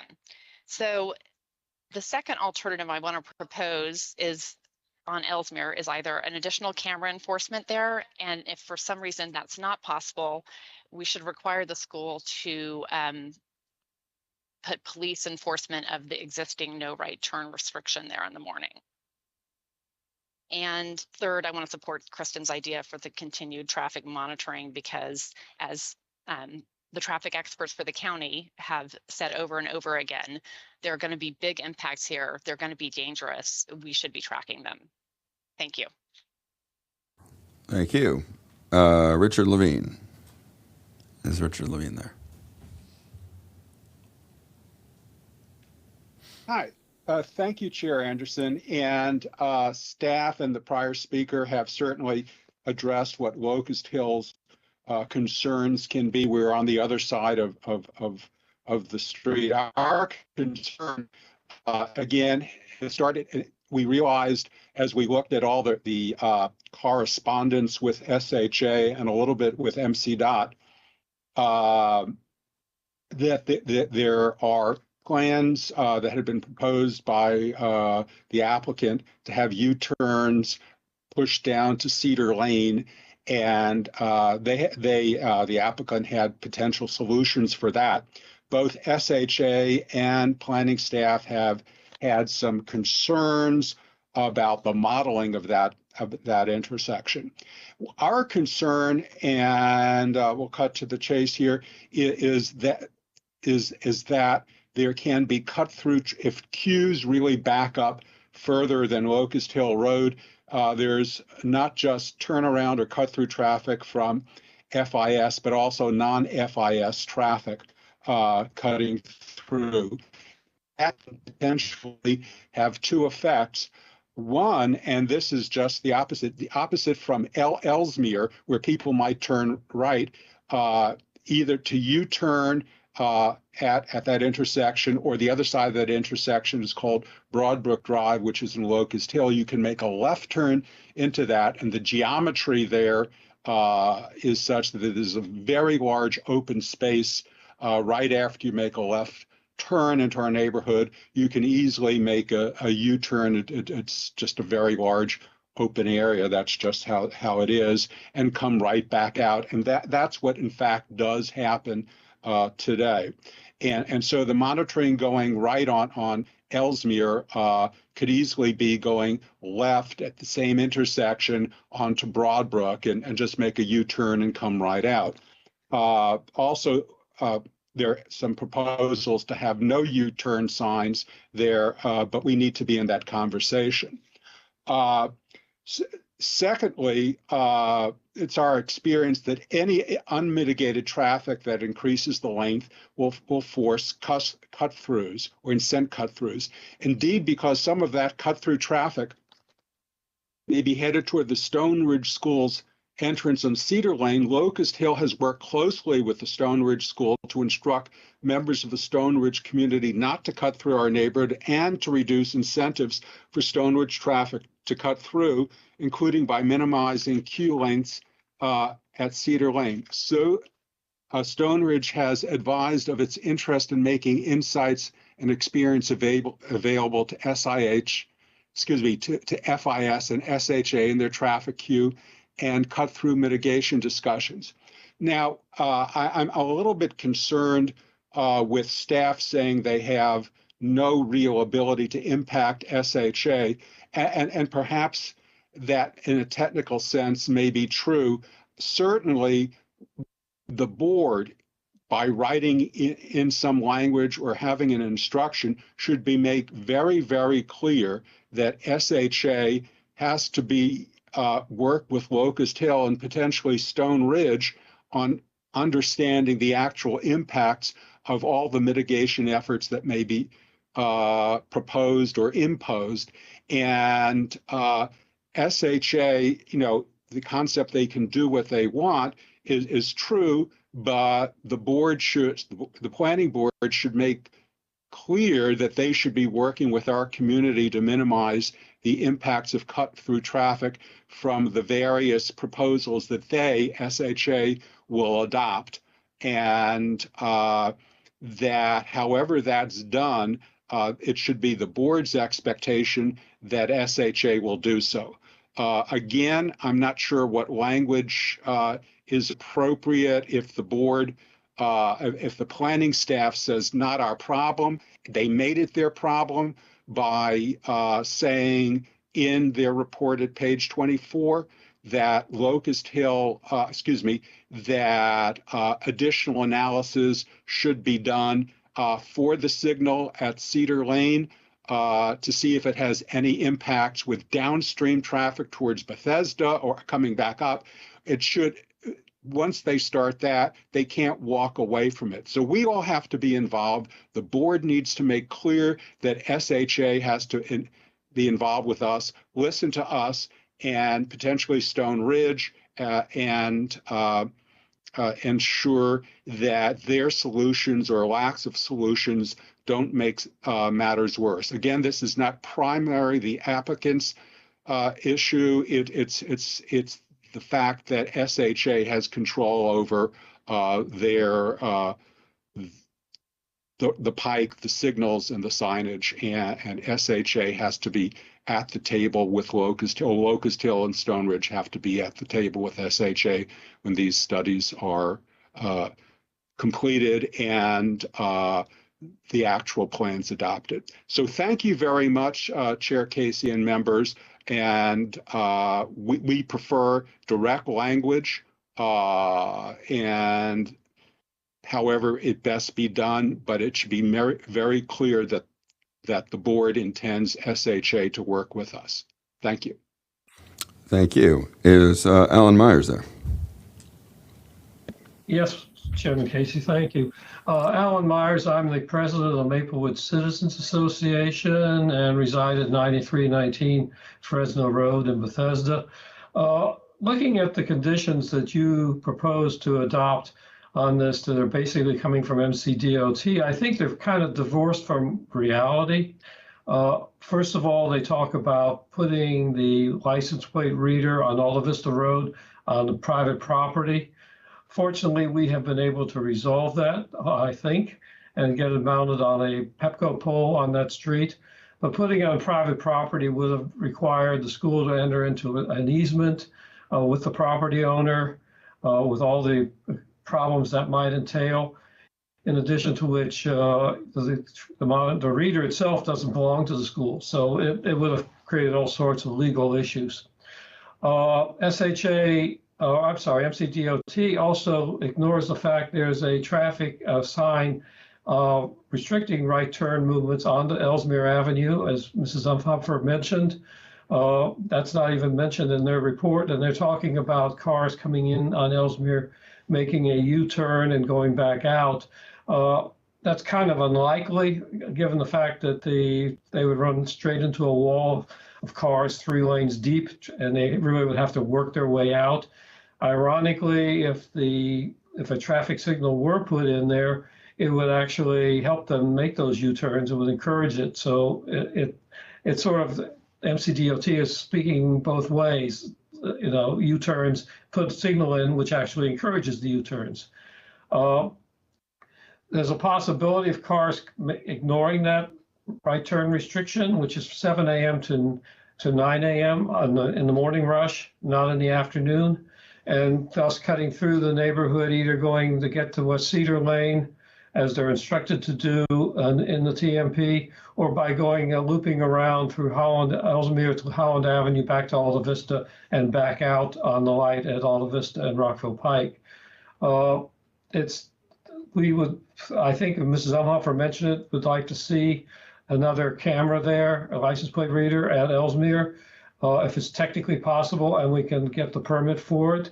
Well, that would help a lot and would limit any impact of people enforcement to the TMP. The other option would be to put have a police monitoring for the school to pay for that, an off-duty officer to monitor during that time and to issue citations. The last thing I kind of mentioned too, traffic calming is mentioned in the MCDOT comments. Traffic calming is under the executive regulation and it applies to cut through traffic. Traffic that is generated from within the neighborhood or into the neighborhood is not considered cut through traffic. Therefore, traffic calming measures cannot be implemented with respect to this site. We ran through that early on in the process. I'd like to also reiterate that the addition of the light at Ellesmere and 355 would cause a problem in terms of further backups. The distance between Ellesmere and Alta Vista is only 400 feet. So it probably wouldn't meet the warrants and would make things even worse. But the options that I've mentioned, I think the license plate reader or the police enforcement at that intersection of Ellesmere and 355 would solve most of our problems. Thank you very much. Thank you. I'm going to try one more time with Carl Wilkerson. Is Carl Wilkerson there? Okay, maybe not. Now for the applicant, Mr. Klein. Could you try to, if you could give us a succinct take on this traffic situation, that would be really great. For the record, my name is Jody Klein. I'm an attorney with the law firm of Miller, Miller & Canby, representing Rochambeau, the French International School of Washington, D.C. And our opening statement always sounds better when it comes from someone who speaks French much better than I do. So Ms. Hélène Fabre of the school. Good morning. My name is Hélène Fabre. I am the Executive Director of Rochambeau, the French International School. I just wanted to make a brief introduction. Is the mic on? Yes. Looking back, the school has started this project in 2017. The review and approval process has taken 4 years. We've worked with all the agencies, with Park and Planning, with MCDOT, with SHA, but also with the neighborhood association, with some individual members of the neighborhood, and the objective, the only objective, was really to mitigate the impact of the school's presence in this neighborhood. It resulted in a comprehensive transportation management plan. It's 30 pages long, and 31 conditions to the approval of the special exception. We have accepted all those conditions, and we will respect them scrupulously. We understand how critical it is, and we are committed to being good neighbors. The school has worked on finding a new campus for over 25 years. We are spending $62 million in this project. It matters to us, and we're willing and committed to doing what it takes to make it work. Also, I wanted to mention that since the special exception was approved last August, we have been actively working on getting ready, and that includes ready to implement the transportation management plan and the special exception requirements. So we have informed the parents and received their commitment in writing to respect the terms of the TMP. We've done multiple information meetings. We've purchased and installed the traffic monitoring system, and we've worked hard on also trying to get a camera at the corner of Alta Vista and Rockville Pike, which was not the original request, but we managed to do that.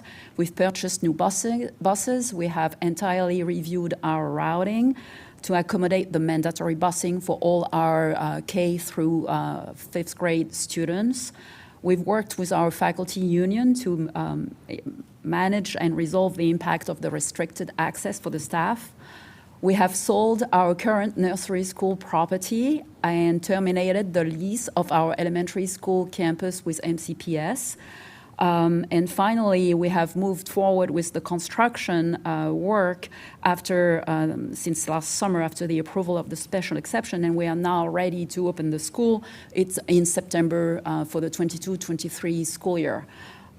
So I think Jody Klein wanted me to say why this preliminary plan approval is important for the school. It matters because getting this approval is one of the 31 conditions of the special exception approval. Without it, we will not be able to open the school, which means that I have 600 students that do not have a school to go to in September. I don't want to cut you off, but two things. One is Mr. Wilkerson is back, so I wanted to give him a chance to speak. We tried him a couple times, but I think he may have reconnected. Mr. Wilkerson, are you there? Great. Yes, I'm here. Thank you. I had some technical difficulties, and I appreciate the opportunity to share my views and also for your patience in getting them in. I have submitted written comments that I have asked to be included in the record and wanted to state that any action by the planning board must have unequivocal benchmarks for performance, continuous monitoring, and enforcement and penalties for violations, because the French International School has chronically disregarded conditions of its special exception for decades to the detriment of the Maplewood neighborhood. In the written correspondence, I've included statements from the Board of Zoning Appeals opinions that highlighted numerous violations of the French International School's special exceptions and county regulations. So it's critical in order to preserve the character of the neighborhood and to prevent unwarranted traffic going through, that there be strict conditions and penalties. I support the staff's recommendation for the $400,000 amount to address traffic that may evolve over time. And then with regard to the forest conservation plan that the school did not follow, I don't support the representations that were made that the drawings were carte blanche for the school to cut down any trees that it wanted. As part of the 3 full-day hearings before the hearing examiner, the school frequently referred to the schools as mitigating factors for their diesel buses that will be starting up early in the morning and the fumes that would be created, and even the advertisements that the school now has on its website refer to the collection of trees, most of which have been removed. So I don't know why the planning board reversed the penalty for violation of the conservation plan, but I think that jurisdiction lies with the Board of Zoning Appeals. Thank you very much for your attention to my views. Thank you. I'm going to sort of interrupt you here and I said there were 2 things. One was I wanted to hear from everybody who wanted to speak. But the second thing is I'm just really troubled by by being presented with this set of issues at the board. I just think I think there's 2 problems with it.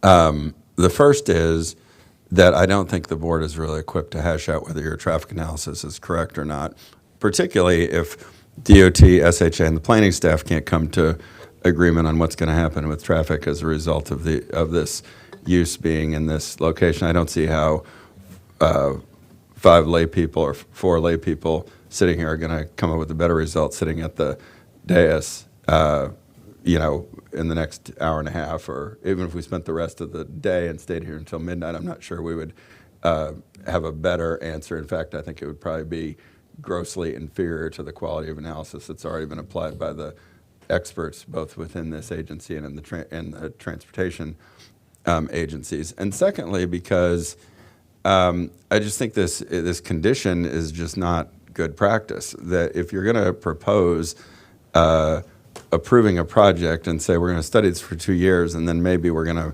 require a payment of $400,000, I just think that's administratively not workable. So I want to invite our friends from DOT to weigh in on this, and I want to hear them out. But I just think that this is not a situation where anybody is going to get an answer that's more in keeping with sound analysis or protecting the public interest by sitting here and trying to study the traffic patterns in this neighborhood and figure out whether a traffic light's needed and how many people are going to be cutting through and all these. It's just like that just doesn't seem tenable to me. So, Ms. Torma, are you there? Or anybody from DOT? I am here. Yeah. This is Rebecca Torma. Hi there. I'm with Hi. I'm with MCDOT. I actually have Mr. Michael Paler, Chief of Division of Traffic and Transportation, on the call as well. I think that we came up with the condition. We talked about it and came up with that condition. And I'll let Michael talk further about it. So good morning, everyone. Thank you so much for participating in the call and allowing me to join. The primary issue from the county's perspective is that we, based on our expertise in the historic understanding of traffic flow and traffic flow patterns, similar to water. Water is going to go wherever it can go to get where it wants to go. And we see this particular condition evolving here associated with the French school and with especially if traffic volumes from FIS are looking to move northbound after a southbound trek on Maryland 355, and there are not opportunities for them to navigate a U-turn safely via a signal or some other traffic control measure. our expectation is that they are going to move into the neighborhoods, onto the county network.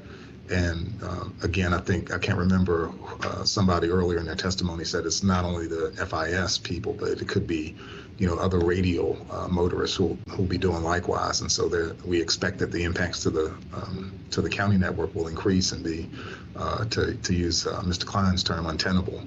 And because in our coordination with the State Highway Administration, and again, they made a determination that they didn't believe that especially at Ellesmere and Maryland 355, that the traffic signal was warranted. From the county's perspective, we do look at the traffic signal warrants that are posited by the Maryland Manual on Uniform Traffic Control Devices, or the MDMUTCD, but we also recognize that those warrants aren't entirely sufficient to make a determination for or against a traffic signal at a location. And if you read the language in that document, it says as much. So it says, compliance with these doesn't mean you should put in a signal, and a missing compliance with these warrants doesn't necessarily mean you don't put a signal in. And there's the measure of engineering judgment that has to play in all of this, and making a determination in how traffic volumes and traffic movements are anticipated to behave in the corridor or radial to the corridor, which brings us to the neighborhood impacts. And so because we believe firmly, based on our assessment of the traffic impact study and what we know about traffic flow and traffic flow patterns, our concern is that if there is no measure or opportunity in place to ensure that the impacts that we believe that are going to occur are not addressed in the future, what we've seen in our historic interaction with similar events and situations with regard to traffic volumes and traffic operations is that the deterioration of the network doesn't indeed occur, and then the county is obligated to address or seek to address those impacts through its own level of effort programs, whereas a developer or some other entity has participated in the creation of those impacts, and they wind up not having to commit resources to address those impacts for whatever reason, and the county winds up having to use its own level of effort funds to address an impact that we foresaw. And this is what we believe is in play now, and what we anticipate will occur over the next several years with the introduction of traffic from FIS. Well, I'm going to let others weigh in here, but and the applicant can say something they want to, but I just think we're not really, all that is interesting, but I just think the condition as it's proposed is not really well suited to the kind of regulatory process that we have to implement here. So it just seems to me like SHA and MCDOT really have an obligation to figure out what their a common position on this. I mean, it's not the first time it's happened. I'm not blaming MCDOT for the fact that SHA sometimes has a different opinion, and they don't have to listen to you, and in some cases you don't have to listen to them. But I just don't think I'm not prepared to support this formulation of the condition as a response to what you've just said. I'm not saying you're wrong. I'm just saying I just think this is no way to run a railroad. So, Mr. Klein, do you want to? I will take your advice, and I will be succinct. Because when I was preparing for the hearing, I wondered, how much do you want to know about this? Because we've been working on this for 4 years. There's so much information that we could share with you. I knew that Mr. Sisi would love to hear how the TMP works, but I wasn't sure that everybody else would agree with that. Yeah, I mean, what I'm saying is I think it's a terrible idea to go down that rabbit hole. Not because I'm not willing to take as much time as necessary to come to a good decision, but I just think we are not suited to making those kind of I would say this. I understand why there is some skepticism. We are completely confident that we have a system that's going to eliminate any of our parents driving through the residential neighborhoods and causing any impact. But I understand why basically people will need to monitor that. So we're prepared to have our activities monitored and defend them. And the point I wanted to make was there's already a forum to accomplish that. The Board of Appeals, when it granted the special exception, said we're going to retain jurisdiction over this use. In 2 years from now, you're going to come back in here and you're going to tell us how this is working. And if it doesn't, at that point in time, DOT and the neighbors will all have a chance to come to the Board of Appeals, say it isn't working, or it is working, or this is where we need some money to do traffic calming. But we're confident that we can operate it in a way that doesn't justify any of those expenses. And there is, as I say, a forum already established in the regulatory framework to accomplish that. So we don't need to have the DOT proposal implemented. Thank you. Thank you. Any other board members or planning staff want to react to what I've said or what anybody else has said? I'd like to comment, and I guess I went to Northeastern in Boston at 17. I was designing interstates and a little less traffic experience, but I think the French school can be an asset to the county. Obviously, impact adjacent communities is something that is very concerning. But I would like to offer a traffic suggestion, and that is to actually your entrance and exit, move it to the north and have a combined signal that is stepped apart from the signal that comes out of Pook's Hill. From a traffic standpoint, when I was director, we instituted the kind of advanced traffic management program. It was a showcase for the country. We had people visiting from around the country. But there are people trying to make U-turns on Wisconsin to go north, somewhat trying to access the Beltway. But that's a suggestion. I defer to MCDOT and State Highway, but possibly moving your access north and then tying it in with the signal at Pook's Hill. So that, and they have a very advanced traffic management system. That would allow people coming out of your site to go north, to go south. It would be coordinated with the signal of Pook's Hill. I don't know if anybody looked at that, any of your traffic engineers took a look at that, but that's something that I might suggest. Mr. Chairman, there isn't an idea that we haven't thought of in 4 years. One of our traffic engineers is here, another one's in Washington State right now, virtually can answer that question if you would like to hear an answer right now. As to whether or not Mr. Sici's suggestion. Why we cannot relocate a light to the north to accomplish Mr. Sici's suggestion. Yeah, we'll hear that. But Jerry, see, this is kind of the point I'm trying to make. Yeah. Is that trying to redesign this project or even assess whether that might be a good idea is just not something, with all due respect to your extensive expertise in the matter, I just think this is just not something we can do at the board. Well, yeah, my point is to the north, you've got a, parking lot there, and then you have a curved road to get you to the back site. But again, that's a lot of traffic moving on your site, and as I say, I'll defer to MCDOT and State Highway, but possibly moving the access almost to the north edge of your property, tying that signal with the signal at Pook's Hill, and then again, there would be some stoppage on traffic from time to time, but I think that may be something that might work, preventing people, giving them better access to your site and not having to go through communities.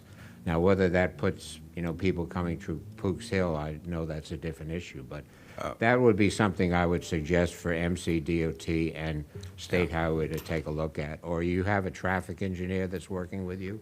Well, we certainly do. You say that's not possible? Well, why do you say let's it's not possible? Let's hear the applicant on this. Ms. Wagner, can you provide us with a quick answer to Mr. Sici's suggestion and what investigation you may have conducted already on that option?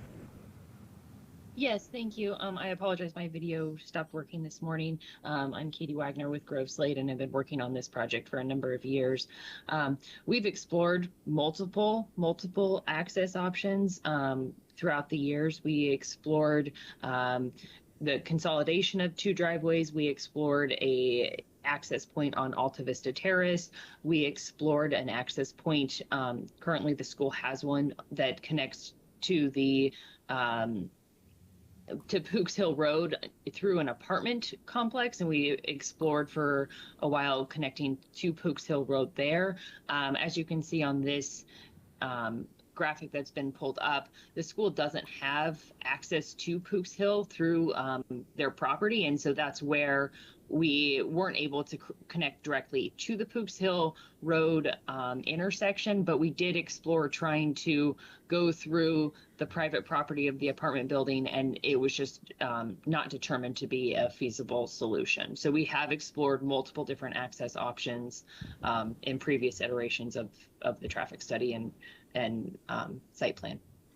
Yeah, I don't think you addressed what I said. And again, that was an issue that came up earlier, have a connection to Pooks Hill. But again, my suggestion was to, and in fact, it might even help the residents on the east side because they have a problem getting into their site there. But whether the light could be at your entrance and then Asbury Lane, but then the two signals be coordinated. The traffic engineering can be very sophisticated, and I thought that might be an option. And that was what we did look at. We did look at the, in our most recent coordination with SHA and MCDOT, we did look at tying those two signals together. The problem is that there's just such heavy queues on Rockville Pike, as well as U-turns that are existing at Pooks Hill in the northbound direction, making that U-turn. And so queuing was a concern that then the queues from the coordinated signal would still block the Pooks Hill intersection with the school driveway. I appreciate you looking at that, but again, I see the interim area between the two signals would be kind of a traffic storage. Yes, some cars would get caught, but it still will facilitate access to the east side community. It would allow people coming out of the site to go north and go south, not trying to make U-turns or going back around the community. But I would suggest maybe taking a second look of that. Given the sophistication of traffic operations, I just thought that might be a possibility. I would suggest you just take another look at State Highway and MCDOT, take another look at that. I don't know why you wouldn't want an entrance to the north. I mean, you got a parking lot there. You know, it just, people coming in would turn south to go to the parking lot. So I just think that would be an option. To get to your loop road, they would go turn in your property and go south to get to the you know, this down here. But I would just say somebody take a look at that if they can. Ms. Torma, I think, wanted to say something. I think she had her hand raised. Yeah. Yeah, I just wanted to say, I mean, they say 4 years. It was actually July 2017 that we started this to look at this project. The concern was that you can't make a U-turn or turn any at all at Pooks Hill. So if you're traveling on 495 and if you want to go north on 355, you have to actually make a U-turn at Alta Vista. The applicant already has their permits. They are already under construction along the state right-of-way, and that they have put a barrier up that prevents people from making a U-turn at Alta Vista.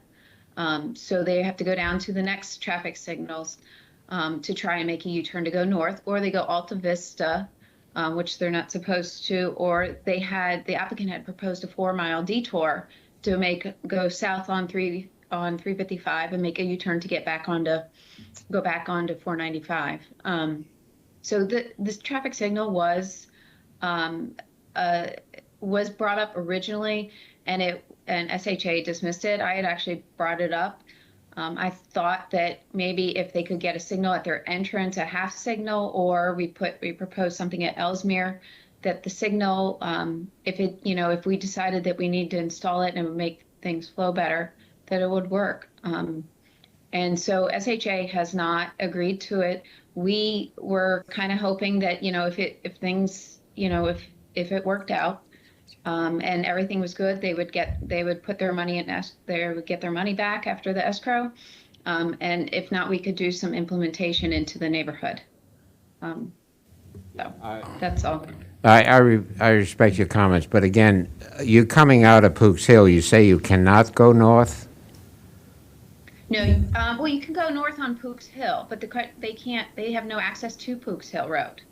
I understand that, but I'm not saying to tie into Pook's Hill, but just basically have two signals within, you know, basically a signal at Ashbury Lane, which will allow people to get into the site, the French school, and in a way, it would possibly allow people to get out of Ashbury Lane, that community. But then just tie the two signals. Yes, there's a space between the two signals, but it would function as one signal coordinating the movement of the traffic. Just something to consider. Commissioner CJ, this is Katie Mancarini for the record. May I step in? Sure. I think that there's just some misclarification. I think we're talking past each other. We've done extensive study on this, all agencies combined. As Ms. Torma was talking about, we looked at several different iterations of the driveway configuration on 355. SHA ultimately wanted the ASL-DSL lane and where the driveway is located to be further away from Pook's Hill Road as far as we can. We looked at doing a half signal. We looked at a full signal for exactly the reasons you mentioned. Maybe it would actually even help the east side, and maybe this could make a more accessible grid, because that's kind of one of the things we were looking at. And it just kept creating more problems than it was fixing. It was creating backups both in northbound and southbound, and SHA made it very clear in their most recent 2 letters of 4 that they did not see value, and in fact, they saw detriment to having a signalized intersection somewhere along their property or at Ellesmere.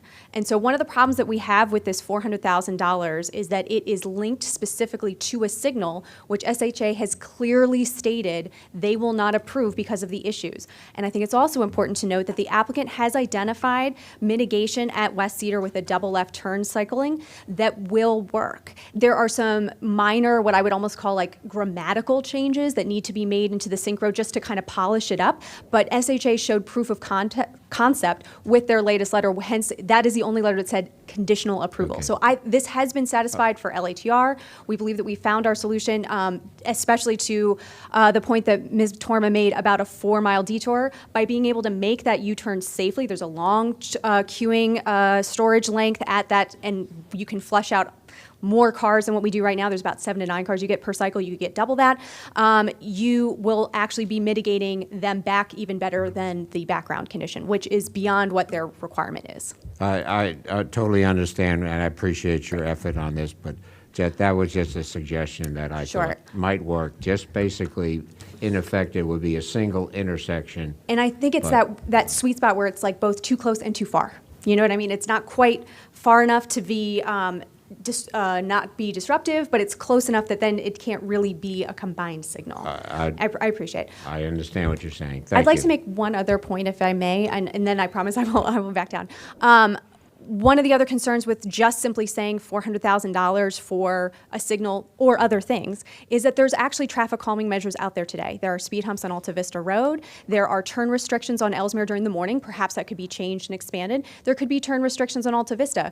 But I'm not seeing how $400,000 is the appropriate number. We're not seeing cost estimates for these other strategies. There's already signage that restricts people on the Locust Hill from using that as a connection to West Cedar. So there's not a lot of other options. I think that we've really explored a thorough review of what can be done out there. I mean, if anything, I think this shows why transportation impact taxes should be credited for non-capacity improvements, because that's exactly the sort of thing.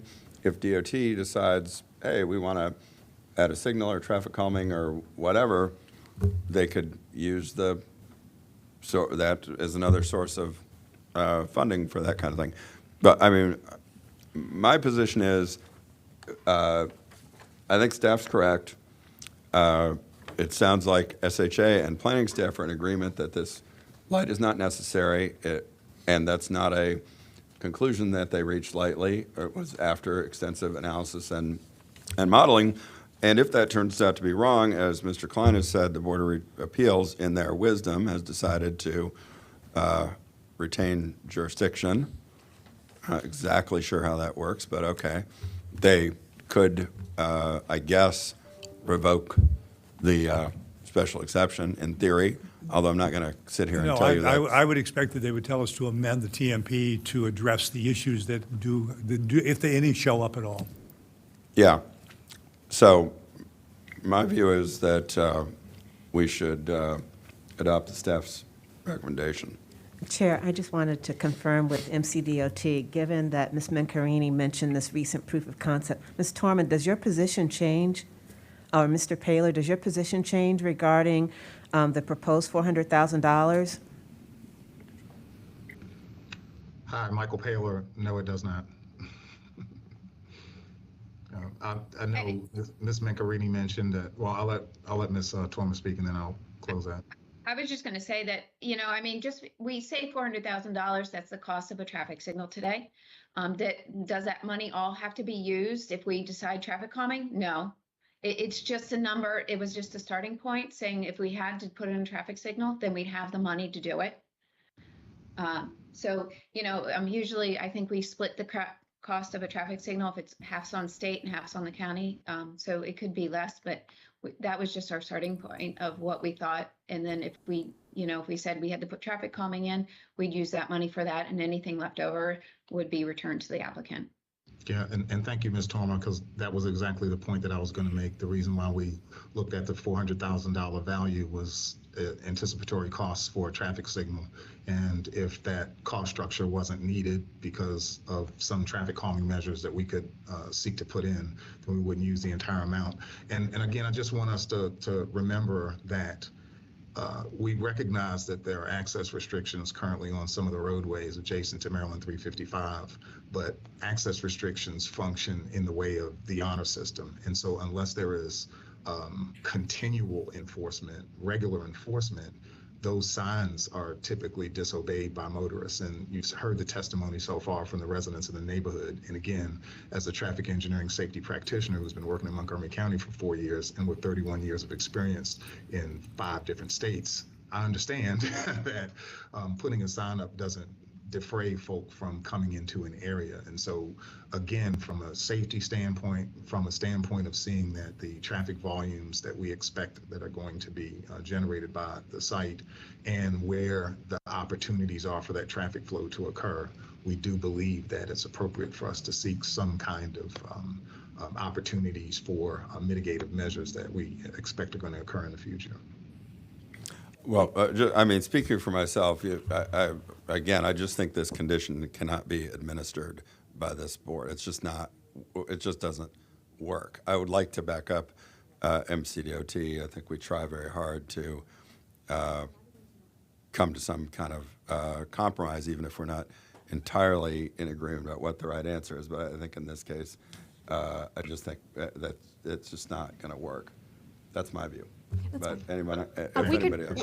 Perhaps a compromise if we want to do this. If MCDOT knows how much it would cost for them to do the monitoring to check, I think that would be more proportional and make sense to say that you're using this money first for monitoring, and if that's what's going to be used to monitor and check, and then determine at that point what other strategies are needed, I think that would be more appropriate. It just seems really strange to base the money on a signal that has already been proven not to be acceptable by the lead agency. And I think just to add to what Ms. Bencarini said, we all know that this is going to come back to the Board of Appeals in 2 years. Right.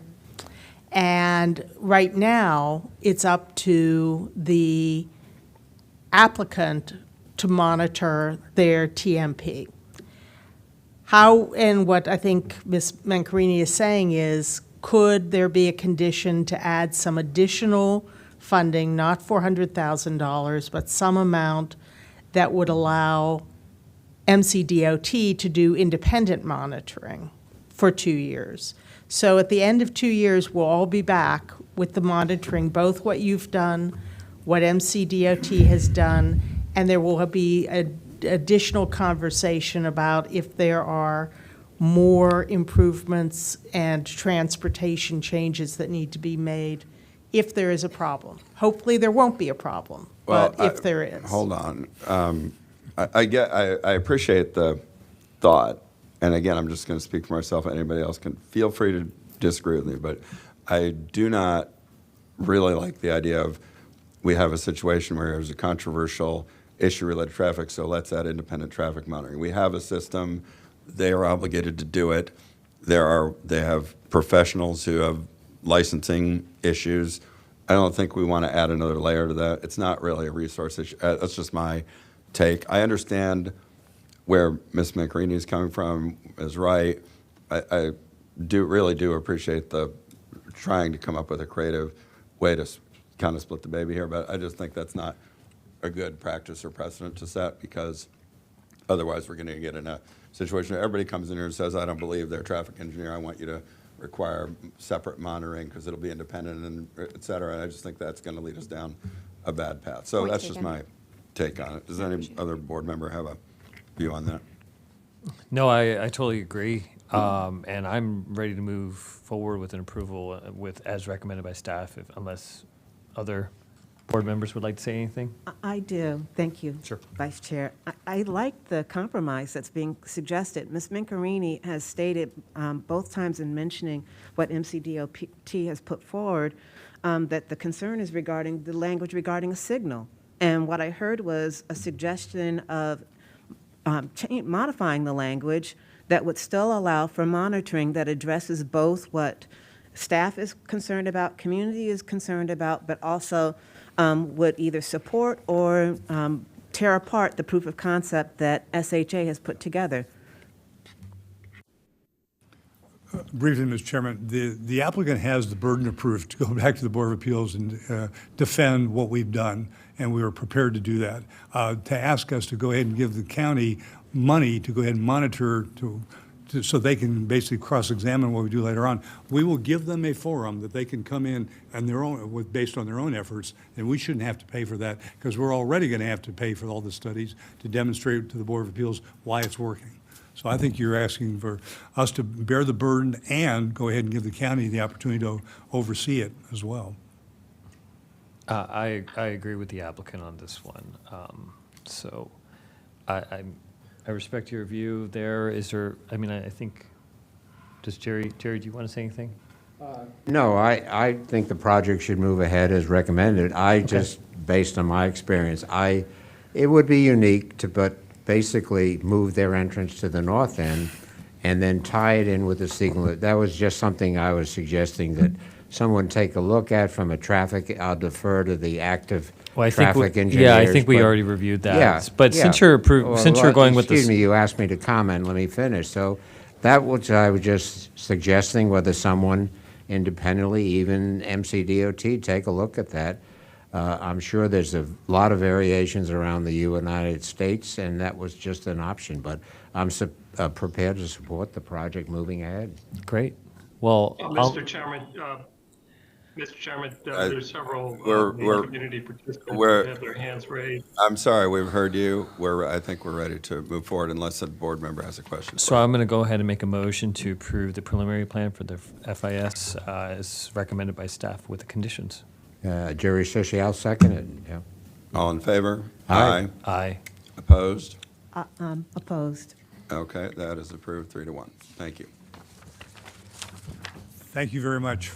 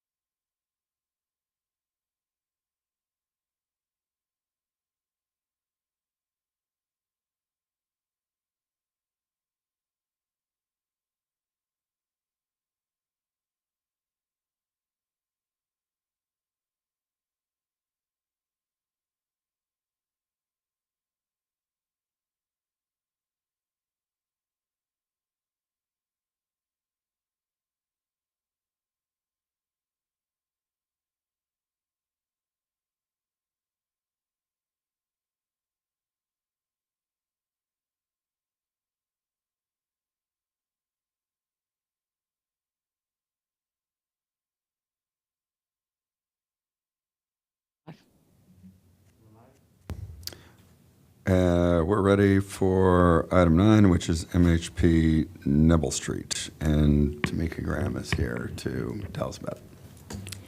Good morning. Thank you. For the record, my name is Tamika Graham, and I'm here with my colleagues from the regulatory team for Mid-County. And we're here presenting the preliminary plan, application number 1-2022-0090, and the site plan application number 8-2022-0150, and this is for MHP Neville Street.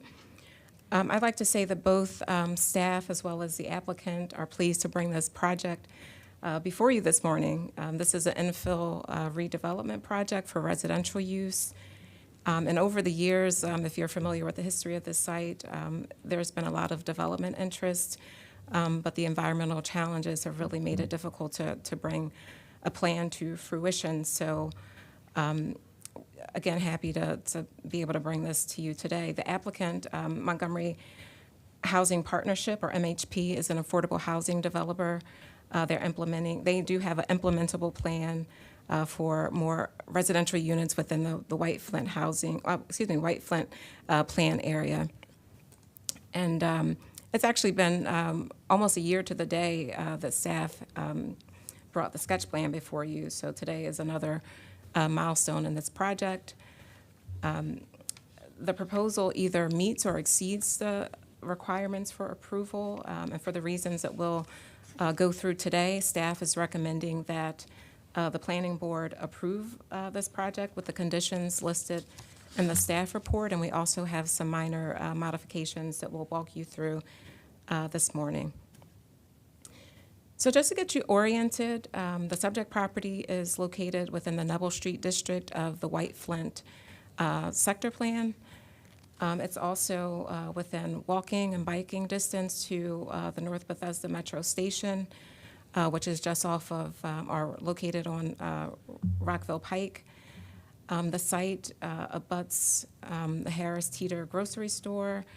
There's also some commercial uses to the north and to the south of the subject property. You can also see there are some existing residential uses to the west of the property. There's also some newer developments that this board just proposed to the west. And so you can really see this area is slowly transitioning from more of an industrial use to residential, and that is by design by the master plan. So drawing your eye in a little bit closer, the subject property consists of 2 parcels. In total, they are 2.66 acres. The north parcel, the largest one north to the northeast of Neville Street, is 2.49 acres. It's zone CR 3.0, C 1.5, R 2.5 with a maximum height of 200. And then the southern parcel, which again abuts that Harris Teeter grocery store that's off of Old Georgetown Road, is 0.17 acres, and that's zoned CR 4.0, C 2.0, R 3.5 with a maximum height of 250 feet. So during the sketch plan, staff had walked the board through some of the challenges with this site. Currently, about 90% of the site is covered with forest, or a total of 2.38 acres. There's also some stream valley buffer within there, as well as a small portion of wetland. Most of the constraints for this property is associated with the north parcel. There are 2 storm drain outfalls, one to the north and one towards the south, which is actually labeled the west and east storm drain. There's also a floodplain boundary that is caused by some off-site storm drain issues. And then you can also see the proximity to the CSX rail line. So again, this is a challenging site. It also has some steep drops from Neville Street going towards the back of the property, again abutting the rail line. So here are a couple of images of what the site looks like today. The left image is looking a little towards Georgetown Road. Here you can get a glimpse of the health of the forest, as well as the bulk of the trees. You can see are covered in ivy and other invasives. And the right image is looking towards the stream. You can see that there's trash, there's a lot of debris that burdens this site, and it really compromises the environmental integrity. So this is the south parcel. The left image, you're standing at the intersection of Nebel. The property is at your back. You're looking directly towards Old Georgetown Road. And here you can get a feel for the relationship with the abutting use, as well as the distance from the buildable lot. And on the right-hand side, it's just a closer image. So as I mentioned, you did have an opportunity to review and approve the sketch plan. That was for up to 188,500 square feet of development. At that time, the applicant envisioned up to 165 residential units and one open space parcel. Staff also presented the public benefit points that were envisioned at that time. And conditions of approval were laid out that requested that the applicant would address environmental enhancement, the channel stabilization, as well as the terminating vista at the intersection of Georgetown Road, which is a sector plan recommendation. So with the preliminary plan, the applicant proposes to create one buildable lot for the residential building, and then one open space parcel where there will be an urban pocket green. Under the standard method, up to 0.5 FAR is permitted. So as an incentive density project, the applicant is using 114,800 square feet of optional method incentive density. It's slightly less than what was approved at the sketch plan. And then also, per the master plan right-of-way requirement, there will be a 5-foot wide dedication along Old Georgetown Road frontage, and there will also be a fee in lieu for future bicycle improvements.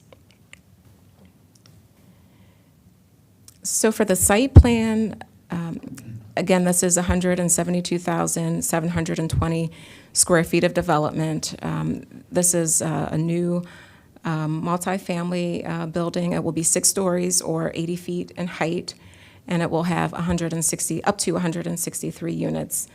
The applicant is proposing to provide approximately 25% of moderately priced dwelling units, or 41 of those units. And I think what is really distinguished in this project is the fact that the applicant is planning to dedicate 80% of those units for residents earning 30 to 80% of the area median income. And a significant majority of those will be for rent for households that are earning less than 60% of the AMI. So this is a deeply affordable project. The project is also proposing to make some enhancements to some of the existing sidewalks through streetscape improvements. There's also an existing buffered bike lane that is currently buffered by an existing lane of parking. That will have some improvements. And then, of course, the project is addressing on-site stormwater management through their concept, which includes some green roof planters as well as microbiome retention areas. There will be some preservation of forests, and I'll talk a little bit more about that with the Forest Conservation Plan. But in terms of circulation, the building will have a 2-level structured garage with 143 parking spaces. And typically for a building like this, you may see one entrance point for the garage, but because of the constraints on the rear of the property and because of the grade, the applicant is needing to break out the parking across 2 different levels. So you see the northern entrance point is how you achieve access to the upper garage, and then the southernmost sort of at the end of the the subject property boundary line is where you have access into the lower level. The applicant is also proposing to have loading from the interior of the building that will also be accessed from the lower level as well. Another element of this project is related to the public storm drain system that will also be located along the southern driveway, and it is conditioned that the applicant will have a drainage covenant for maintenance, and that has all been coordinated with DPS. Let's see, I mentioned the bicycle, the existing buffer bike lane. Currently, there are some flex posts there that are missing. So part of this application will include the construction of a concrete barrier, which is a substantial improvement from the existing condition. And then there will also be bicycle parking as well as a bicycle repair station. So under the optional method of development in the CR zone, the site plan has to provide at least 100 public benefit points within 4 categories. The applicant is meeting all of the minimum categories. In fact, they're proposing to exceed the minimum number of points. You can see here 253 points will be achieved across these 4 different areas related to the application's proximity to the Metro Rail station, the amount of affordable housing that's being provided, exceptional design, which will cover under the architecture overview, and also structured parking and cool roof. Overall, staff does support each of these categories that are proposed. The new multifamily building will also be accompanied by a series of public open spaces. It includes the nature overlook towards the where my mouse is pointing. Also, an enhanced streetscape, as well as the urban pocket park and a main entry plaza. So those are highlighted in purple, and then the applicant is satisfying their recreation guidelines requirement, and those are the items that are shown in red. They include the stream restoration, which I'll get into shortly, as well as the exterior courtyard for the residents. It is internal to the site, it's to the rear, as well as a community room and resident lounge, and that'll be really key for MHP. They do offer a number of programming for their residents, and then also seating, and again, the bicycle amenities. For the next few slides, I'd like to turn it over to Natasha Fahim, and she'll walk you through a few more of the details of this project. Thank you, Tamika. Good afternoon, the Chair, Planning Board, and the audience. For the record, I'm Natasha Fahim, the Urban Designer of Mid-County Division. As my colleagues Tamika mentioned earlier, like this development will provide a diverse public open space that provide opportunities for social gathering and connection to the nature, which is very particular for this site. The first one that I would like to point out, it's the entry plaza on the southern portion, as you see it on the slide, marked as a blue bubble. This entry plaza located at the south portion of the site along the Nebel Street, and create a very intimate urban plaza right in front of the main entryway to the building. As you see in the rendering, the seating area and the landscaping have been incorporated into the plaza with a direct access into the building. A deep canopy over the entrance and the corner element of the building right above the entrance create a very architectural focal point at this plaza. Next, please, Tamika. Another interesting public open space with a direct emphasis on the nature has been provided on the northern end of the site, and it is the nature overlook.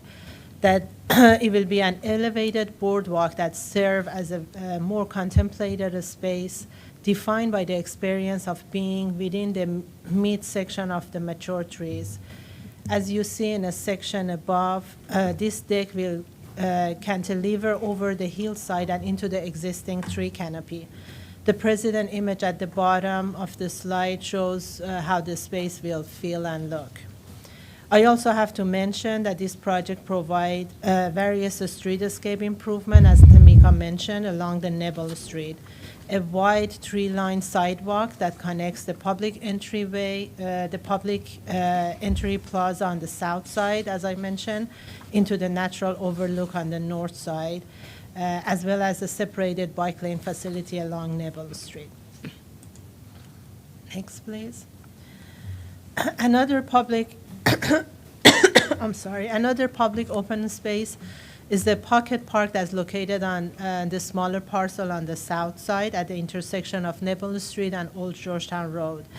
This space will provide a restful space defined with a low deck that is nested within the groove of the tree, similar to the image that you see on the slide. This park will gonna have the seating arrangement, seating elements, as well as the bicycle repair station. Next, please. Moving into the architecture piece of this project, as you see in the rendering, the proposed building will form a very strong urban edge along Nebel Street, something that is missing in a current condition. The building massing will present a subtle variation into the facade that break down the perceived length of the project. The north end of the building will present an opportunity to terminus the vista as a focal element along the Old Georgetown Road. As Tamika mentioned, that was the recommendation of the sector plan. And the south end of the building, as you see on this rendering, punctuate the corner and respond to the view westward from the Nebel Street into the main entryway. And the center portion of the building will be served as a horizontal transition between the two ends of the building and utilize the vertical bays that help break down the linear nature of the building. Around the ground floor, as you see on the diagram on the below, along the ground level, a series of strategy has been applied to create an active frontage along Nebel Street. As you see on a diagram on the right-hand side, as marked as a red, on the south corner of this building, the lobby and residential amenity with the storefront create a very transparent and active frontage at this location. What has been marked as a yellow on the left side of the facade, on the northern portion of the facade, are a series of the walkout units that with the front stoop along Nebel Street, that they have the direct access from the unit to the sidewalk that helps activate the frontage along that portion. The stoops will also provide architectural variation to help break down the building.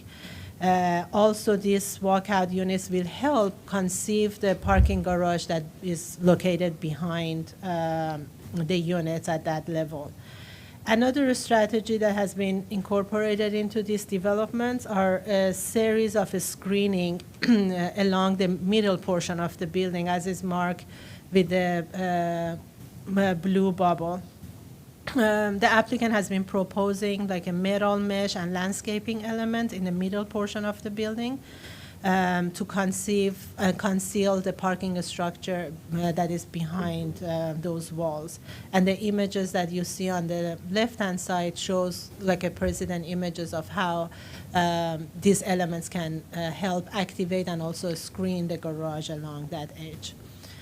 So at this point, I would like to turn back the presentation to Tamika to walk us through the utility poles and other findings. Thank you. Mm-hmm. So on the bottom of the slide, we have the applicant's cross-section for Nebel Street. It consists of a 2-foot wide maintenance buffer to the left, an 8-foot wide sidewalk, and then a 6-foot wide tree panel. But the undergrounding of the utilities, the 6 existing along the frontage, is not included within the streetscape improvement. One of the 6 poles will be located just a short distance to accommodate the northern driveway. But there are 3 poles that are 3 poles and associated wires will be located directly in front of the building, as you can see in the photo on top. So this project, I will note, has an approved fire safety plan, which is primarily based on the National Building Code for fire safety. But despite the conformance with the national code, the applicant's submittal only allows 2 of the 6 stories to be reached directly from the ground. We know that utility poles that are, right up against buildings in urban areas are inherently dangerous. Wires, transformers, and so on can be impediments for aerial access. And from staff's perspective, this is a major concern because it may reduce efficiency for aerial access to those upper stories because emergency responders will need to take indirect routes. So we've requested that the existing utilities be relocated underground, chiefly because this is an issue of substantial conformance with the master plan and other guidance documents. And so that's more safety than an aesthetic appeal. The White Flint sector plan, we also have the fire department access performance-based design guide, and then also the advancing the Pike District streetscape guidelines. All of those documents collectively recommend that utilities should be undergrounded in new developments where aerial operations are anticipated. Additionally, this is also an optional method. Development projects, they're typically expected to underground all existing utilities along their property frontages. And so staff feels strongly that our request is consistent for any new redevelopment that would come in of this size, particularly particularly for projects we've seen after the adoption of parking lots to places. We can, point out a number of projects in North Bethesda that have complied with various guide documents that I just listed. We do understand that this is an affordable housing development, as the applicant has reminded us, but it's even more reason to consider that we take steps that we can minimize the risk for the more vulnerable and income-challenged residents that will live here. But because this issue has not been resolved, staff is deferring to the planning board for this decision. I will continue on, and we can certainly come back to that, or if it's the board's desire to ask questions here. So related to the Forest Conservation Plan, in addition to the 2.38 acres of forest, some of that is also stream valley buffer, floodplains, and wetlands. The development will retain 0.86 acres of forest and plant 0.02 acres of forest. The proposal does, it will remove 1.52 acres of forest. You can see on this annotated site plan, the applicant has requested approval to remove 14 specimen-sized trees. They're highlighted in red, and there will be 4 specimen trees that will be impacted but not removed. They're highlighted in blue. They're primarily along the back portion of the north parcel. Leaving these trees in an undisturbed state would definitely be an unwarranted hardship on the applicant because there's really no way to make this development possible, to construct this type of development on this site. And that's also consistent with the development on the site is consistent with the goals in the White Flint sector plan. The applicant has also really made strides to provide a building footprint that is as compact as possible considering the constraints. And then as well with environmental improvements, water quality we expect will be improved.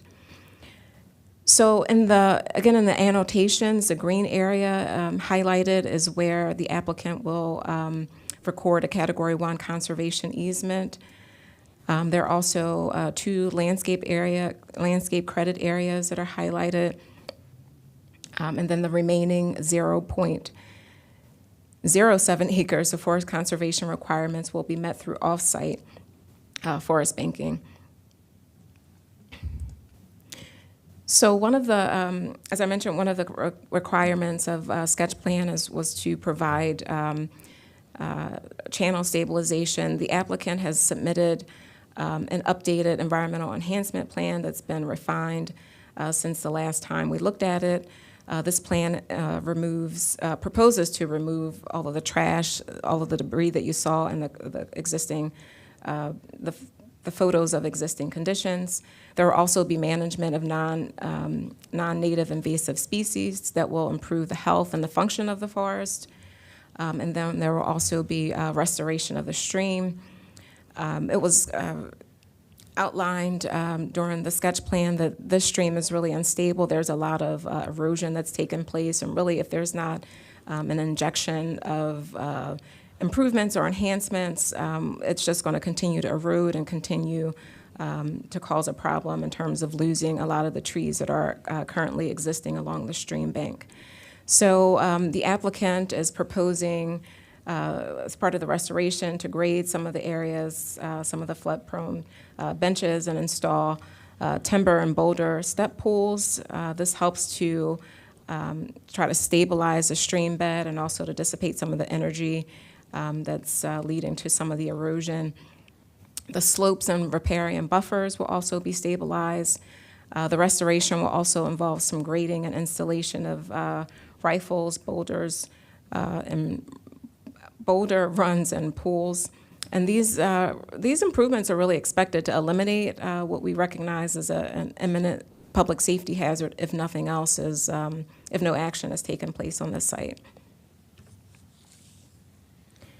The applicant provided a noise study. It measured 6 key points on this site. This exhibit shows that well, there is a noise level of approximately 73 decibels at the rear courtyard of the development. But one thing to note is that the courtyard is over those 2 levels of parking that I mentioned, and so it's at a really high elevation, and so it's really not feasible to install a noise barrier that would be down at grade because of the stories, and it would also be in the floodplain.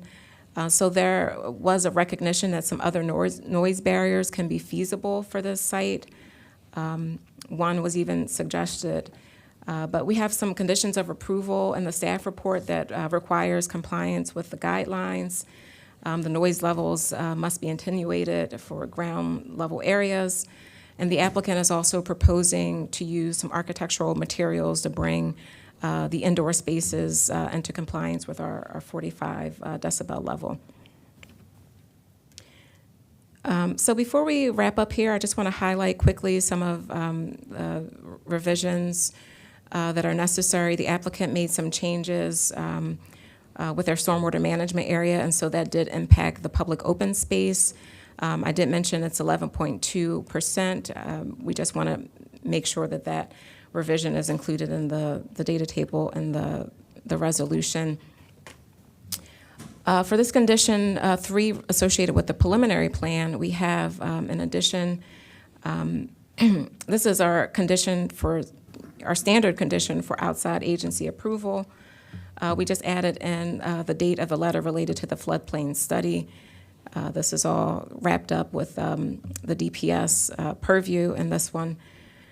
This is a new condition. This is our standard language to ensure that there's compliance with the phasing limits in the White Flint Sector Plan and also the White Flint Sector Plan implementation guidelines. So it just states that before any building permits are issued, the applicant will need to make a staging allocation request before the board, consistent with those guidelines. This ties in with the change to the open space that I just noted. This is just another condition within the site plan that mentions this, so this will reflect what is shown on the latest plan. Related to pedestrian and bicycle circulation, this is just a minor clarification that the bike rooms are on each level of parking.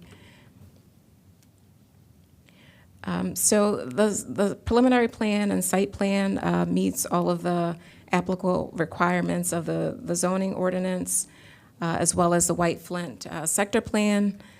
This proposal is in conformance with the development standards of the CR zone, It will provide adequate open space and recreation. It also meets the environmental regulations, and it's also compatible with surrounding development in this neighborhood. All other public facilities and services, such as sewer and water, will be adequate to serve the site, and all other findings are detailed in the staff report. So in closing, I just want to note that the applicant has met all of the necessary signage and noticing requirements. There was a pre-submission community meeting where no attendees were present. Staff has not received any other correspondence from the public. There was a presentation made to the White Flint Implementation Advisory Committee on this project. They had no comments. And so for this reason, staff would like to ask the board to consider this project for approval. Again, this will not only transform a vacant parcel that's environmentally challenged, but it's also going to substantially improve the stream and forest conditions and bring some much-needed affordable housing to this area. So with that, I will conclude, and we're happy to take any questions from the board. Ms. Harris, did you want to say anything before we look for comments or questions? Thank you. Pat Harris with Lurch, Early and Brewer. It's nice to be here. I will say this is my first time in the hearing room here, so I'm glad to be back in person. With me is Stephanie Rudman, who's the Senior Project Manager and Legal Counsel at Montgomery Housing Partnership, and also Artie Harris, who's the Vice President of Real Estate. We also have Steve Richter, our utility consultant, in the audience, and then virtually we have attending our engineers at VICA, our design team at Hord Copland Mock, the landscape architects and the architects, and then we also have a code consultant, Chris Campbell, who's attending virtually as well. We're very glad to finally have the preliminary plan and site plan before you. This is a really impressive project. I mean, as staff noted, it provides deep, affordable housing, and the extra bonus on that is it's in a great school district. It's near shopping, it's near public transportation, and as you saw, it's a really well-designed building, and the public spaces are superb. It's been a long time in the making, even though we were here a year ago. The first discussions with staff on this project actually occurred back in the spring of 2019. And I want to thank staff because they have been tremendous in this project. I think they understand both the importance of affordable housing, but also the challenges associated with that. And I really feel like this was a project where everyone was rowing together. So for that reason, we do accept all the conditions of approval, except that we want to talk to you about one, and that is the undergrounding of the utilities. So I'll get into that if I could, and I want to pull up slides on the screen. Oh, there they are. Okay, thank you. First of all, we recognize the county's desire for undergrounding of utilities, and in an ideal world, they would be undergrounded everywhere. We get that. But even in this case, we think that the project, even without the undergrounding of the utilities, will transform the streetscape. And to that point, and I will note the existing conditions that you see on the right, and then the proposed conditions, which do show the existing street poles remaining. And it's not, the issue of undergrounding isn't simply an issue of putting the wires underground and getting rid of the poles. In order to underground the utilities, in this case, there would have to be actually 3 additional poles added to both the southern portion of the site. You see these 3 poles here, and then over on the northern side, there would need to be an additional 3 poles added in order to transition the wires from underground to above ground, which is an existing condition across the street. In addition, 1 pole that's currently in front of the building would need to remain. It would be slightly located, but that pole is needed again for a guy pole for the wires across the street. So essentially, what you're doing is taking down 5 poles to put up 6 poles.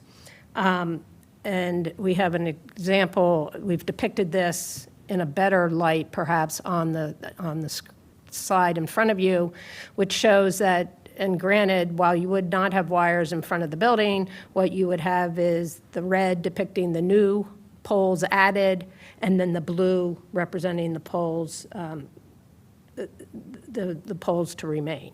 So Mr. Richter's here to get into some more of the technical aspects of that, if need be, after we're done our presentation. But we would say that when you evaluate the frontage of this property comprehensively, this streetscaping will maybe measurably be improved by the undergrounding, but not significantly. Secondly, staff had indicated that their desire for undergrounding was driven more by fire safety concerns. And I would note that Dr. LeBaugh, who's the Montgomery County in the Montgomery County Fire and Safety Division, has signed off on this project, and as everyone in this room knows, she takes her job very, very seriously. Nonetheless, and because of that, we in any event, contracted with an outside consultant, Chris Campbell, to weigh in on the subject, just so we get a second opinion on this. He noted that he was not aware of any county requirement that would prohibit overhead power lines in the location that was shown on the approved fire access plan. And then further, from a safety standpoint, yes, overhead power lines need to be considered when planning fire department response to a building. And in this case, they were, and fire and safety at the county has signed off. We have here in front of you just a handful of examples where wires do exist in front of buildings, and primarily residential buildings, though as you can see at the end here, there's also one or two commercial buildings. The reason for this request, as you can probably surmise, is the economics of the project. And that's why we would like you to consider this. The undergrounding in this case comes at a significant cost that could jeopardize the project. Mr. Richter estimated that it's approximately $1.1 million to underground the utilities. And in this case, the financing of this project as an affordable project depends on a number of things. It depends on tax credits, it depends on county low-interest loans, gap financing, and state subordinated funding.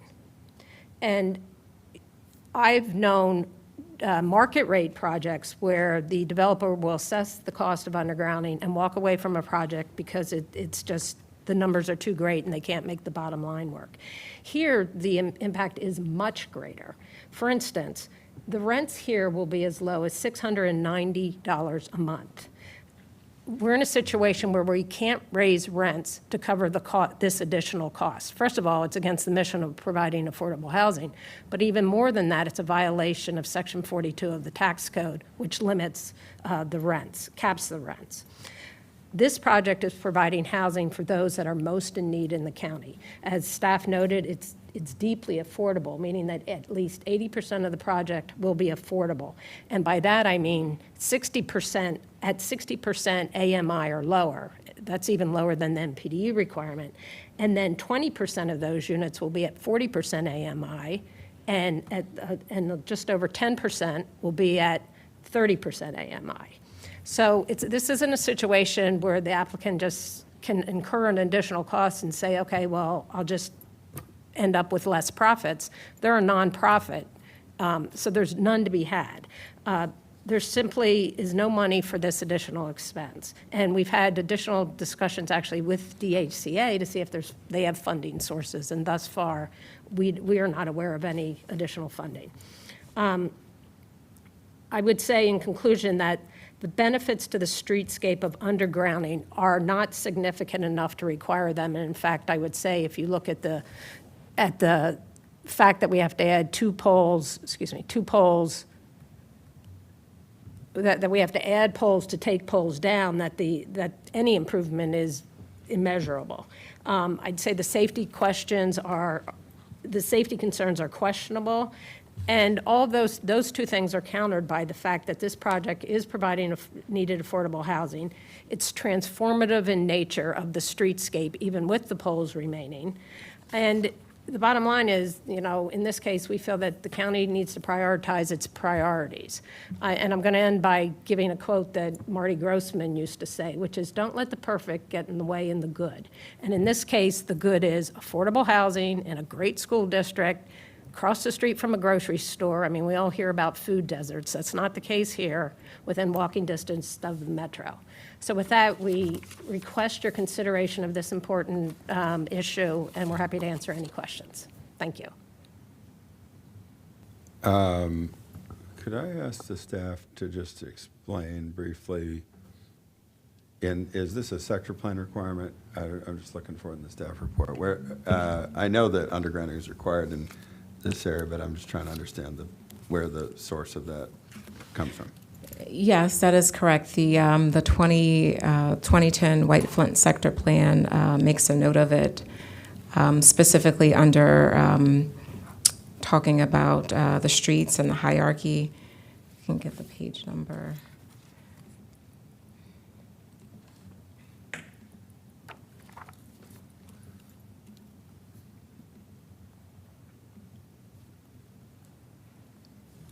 Yeah, so again, talking about the street hierarchy, all streets must have ample space for pedestrians, bicyclists, and street trees, undergrounding utilities, and locating wet and dry utilities under the pavement or under the sidewalk will allow the street tree canopy space to grow, and so on. And then there's also a section towards the back of the report that lists out priorities, and it lists Noble Street and undergrounding the utilities. Yeah, okay, that's what I thought. Anybody else have any questions or comments?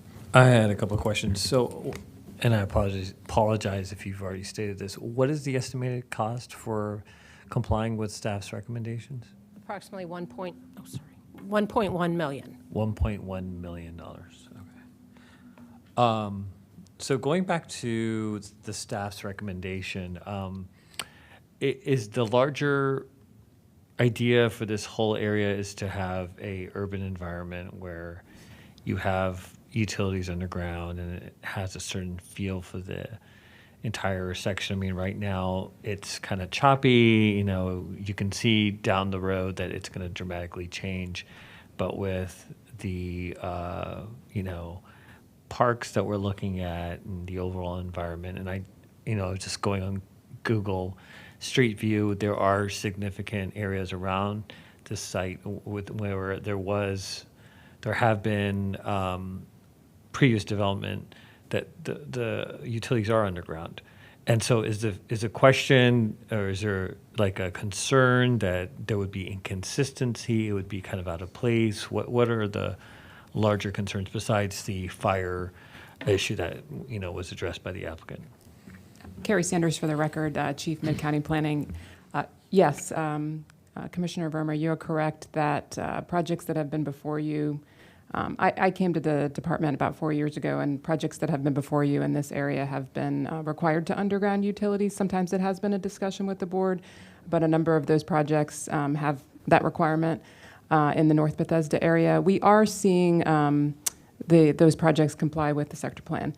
I would also note that this area has a lot of multimodal transportation activity. We do have a bicycle facility proposed in front of this project. We are also expecting a number of people walking, obviously driving, using transit. In those situations, we don't like to have those facilities up against a utility. That can create safety issues. And so that's another consideration that's in our report that we're thinking about. Unless areas that are not by metro, it might be a bit different, but this is an area where we are seeing a lot of transportation activity on the right-of-way.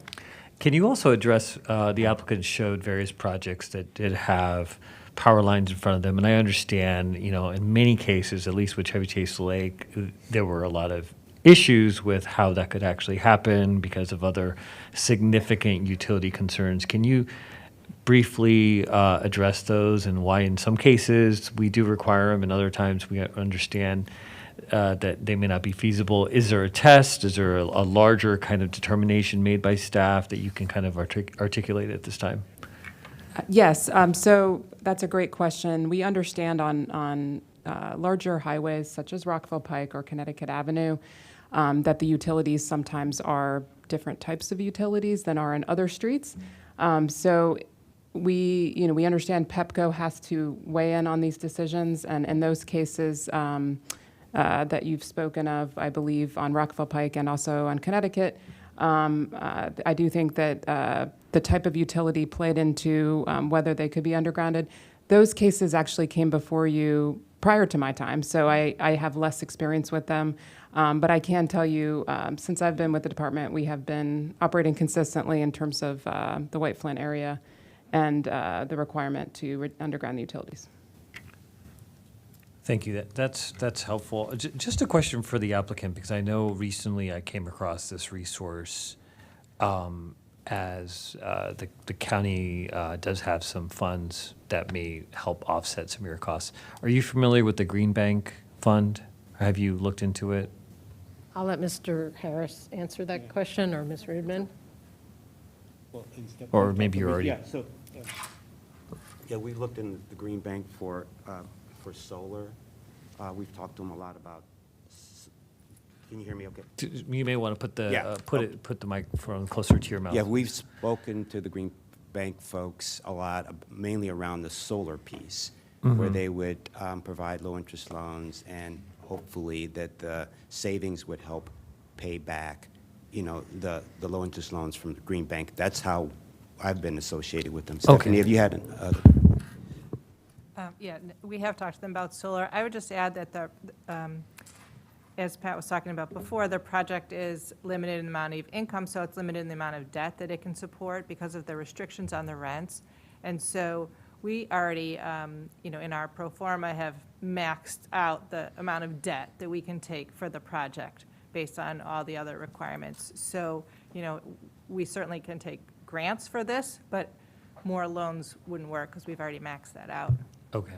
I know they had a special program for HVAC units that were for buildings that were in close proximity to transit. So you may want to just, if it doesn't work with your borrowing structure, that makes sense. But it's just something that you may want to look at. And I know many people aren't aware of it. Apparently there's $80 million out there, and they're, I think, moving towards more of a grant process. So you may want to just check in with them and see where they're at. That might be some additional costs that might be mitigated. If I could also comment on one thing that staff said about the safety issue about having poles near pedestrians and bikers. Again, we're taking down 5 poles to put up 6 poles. And so I don't think that should be a factor in any determination, because at the end of the day, we're going to have more poles out here, not less poles. Well, but see, it's kind of the nature of the beast. When you're trying to clean up these utilities, it's like building sidewalks, right? There will always be situations where requiring undergrounding facilities on the frontage of the property is going to leave you with some transitional issues once you get outside the scope of what's right in front of the building. So I just think, like, if you're ever going to get the utilities underground, you have to go through this process. And the problem on affordability is I just think in principle we cannot be relaxing our requirements because it's an affordable housing project. We've done this to churches, we've done with those daycare centers, we've done it with other affordable housing projects in Bethesda. We really cannot accept a different standard for affordable projects, because people who live in affordable housing deserve to have the same quality public realm. They deserve to have the same standards with respect to architecture, urban form, all the things that we review, which in site plan type situations and CR type zones means we're reviewing things like building materials and things like that to make sure that we have a quality project that is good for both the residents and also moves the ball forward. And as far as the neighborhood is concerned, I just think, like, that's just a place, I think it's always tempting to say, oh my God, it's an affordable project, we're out of money. We can't relax these standards on that basis. I think all the examples you showed are examples where there was something different, either about the master plan requirement or about the specific type of utility that was involved, which was the Chevy Lake situation. That was different, not because we didn't feel as strongly about it, or there was actually a master plan requirement, but the judgment was those utilities were of such a character that they represented a qualitatively different problem from an engineering point to get them underground, was my understanding. And there were some utilities, like even in that plan, where we did require undergrounding. It was just the specific high voltage line that didn't have to be underground. And of course, we took a lot of criticism from some members of the public and some elected officials even over that sort of exception. So I think as we were talking about this project over in Wheaton just the other day with undergrounding, I think that the only basis on which we could provide some relief in a principled way would be proportionality. If what you're talking about is just, oh my God, this just is so much money, it's unreasonable to ask this project to bear that burden.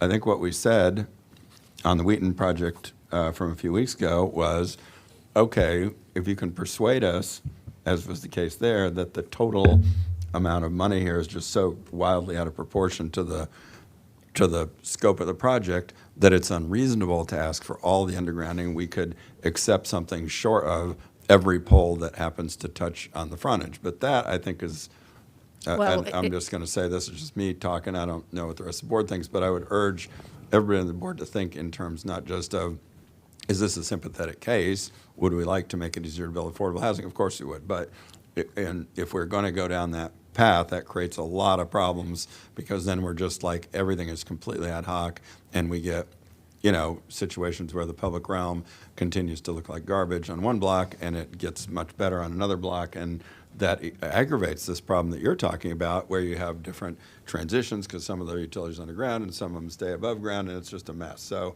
Well, if I may on that front. So Yeah. we have about, and you can tell from the configuration of the site, there's 640 feet of frontage along this property. And because of the environmental features, there's really very limited buildable area. So the entire project is only 163 units. I would say that that relationship in and of itself, 640 feet of frontage and only 163 units, is disproportional. And if you take the estimated cost of undergrounding, it comes to about $9,000 per unit. That is a lot of money for any project, forget the fact that it's affordable, to bear. You know, I get the fact that there have been other projects in the White Flint area that have undergrounded, but in this immediate area and across the street, most of those projects have not undergrounded, and those projects are fairly recent, not as recent as this one. So those. I'm sorry, what did you say? Where are you talking about now? I'm sorry, immediately across Old George Neville Street, and I don't have it on our,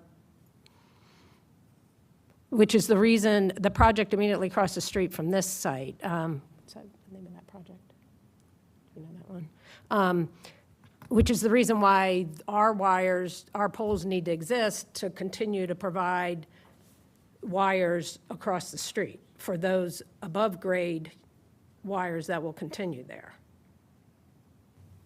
But going back to your basis of disproportionality, I would say 640 feet of frontage, 9,000 square feet per unit, and only 163 units is disproportional. I mean, if you think about the CBDs, you know, a standard block in the CBD is, the engineer's not right here, and I don't know if he can chime in. You know, it's maybe 150 feet or 250 feet of frontage, and so they may have one or two poles, and they're building a 250-foot-high building and getting 300 units. We're like the complete opposite of that. We're long, we're fairly low, and we only have 160 units. Well, I don't know what the math was on the Wheaton thing the other day. I just don't recall off the top of my head, but it was like 4 or 5 different separate frontages and also some undergrounding across the street. So that was, I think, one of the things that I believe moved the board to ask the staff to maybe use some judgment about being selective. I'm not sure $9,000 a unit actually is wildly disproportionate in the scheme, because underground utilities is expensive. It is murderously expensive. That's a fact. It's a material, you know, part of, as Ms. Harris used sometimes like to say, the parfait, right? Of all the things that we require of applicants. I'm not minimizing it or trivializing it, but I am not entirely convinced that this is out of proportion to what we'd expect on a similar scale of project. But I'm open to hearing what the planning director and/or Carrie Sanders or anybody else on the team thinks about that. We don't feel like it's out of proportion. We do feel with these projects that consistency with the plan is really important. I wanted to mention the example that was cited across the street predated the sector plan, so I don't believe that that's a relevant example for this discussion. I understand we have worked very diligently on the project to make it work because of the environmental constraints, but at the same time, we have to honor the other aspects of the plan as well. And so we're balancing those things. We know it's a challenge, but at the same time, we have to fulfill what's in the plan. In this situation, we're spending approximately, and I don't have the number offhand, but call it 800 to $1 million on the stream restoration. Is there the ability to get relaxation on one thing to do the other? Again, I mean, this is a lot for affordable housing. Okay, I mean, I don't know about anybody else. I'm actually open to that if the source of the obligation on the stream restoration is not, I mean, it depends. Is the stream restoration work actually required by the rules? So the stream restoration was being done in balance with the impacts to the stream valley buffer, because there is such a large amount of buffer encroachment. However, it is not required from a regulatory standpoint. It's not in the master plan. I will just point out that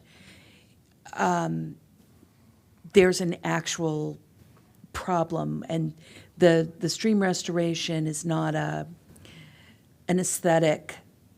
It's correcting a problem with storm drains that are dumping so much water that we have a floodplain, a rather large floodplain back there.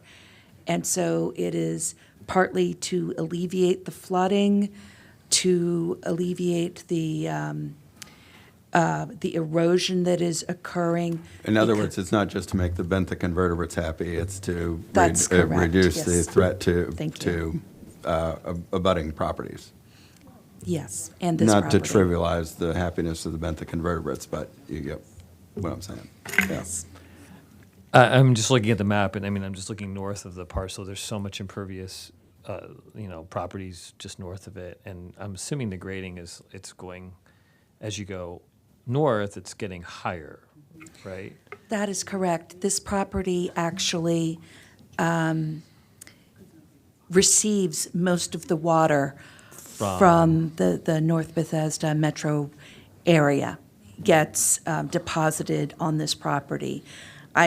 This is one of the reasons that we've had different applicants come in multiple times in the past. This property has been kicking around for, I believe, at least 15 years because the constraints are so difficult.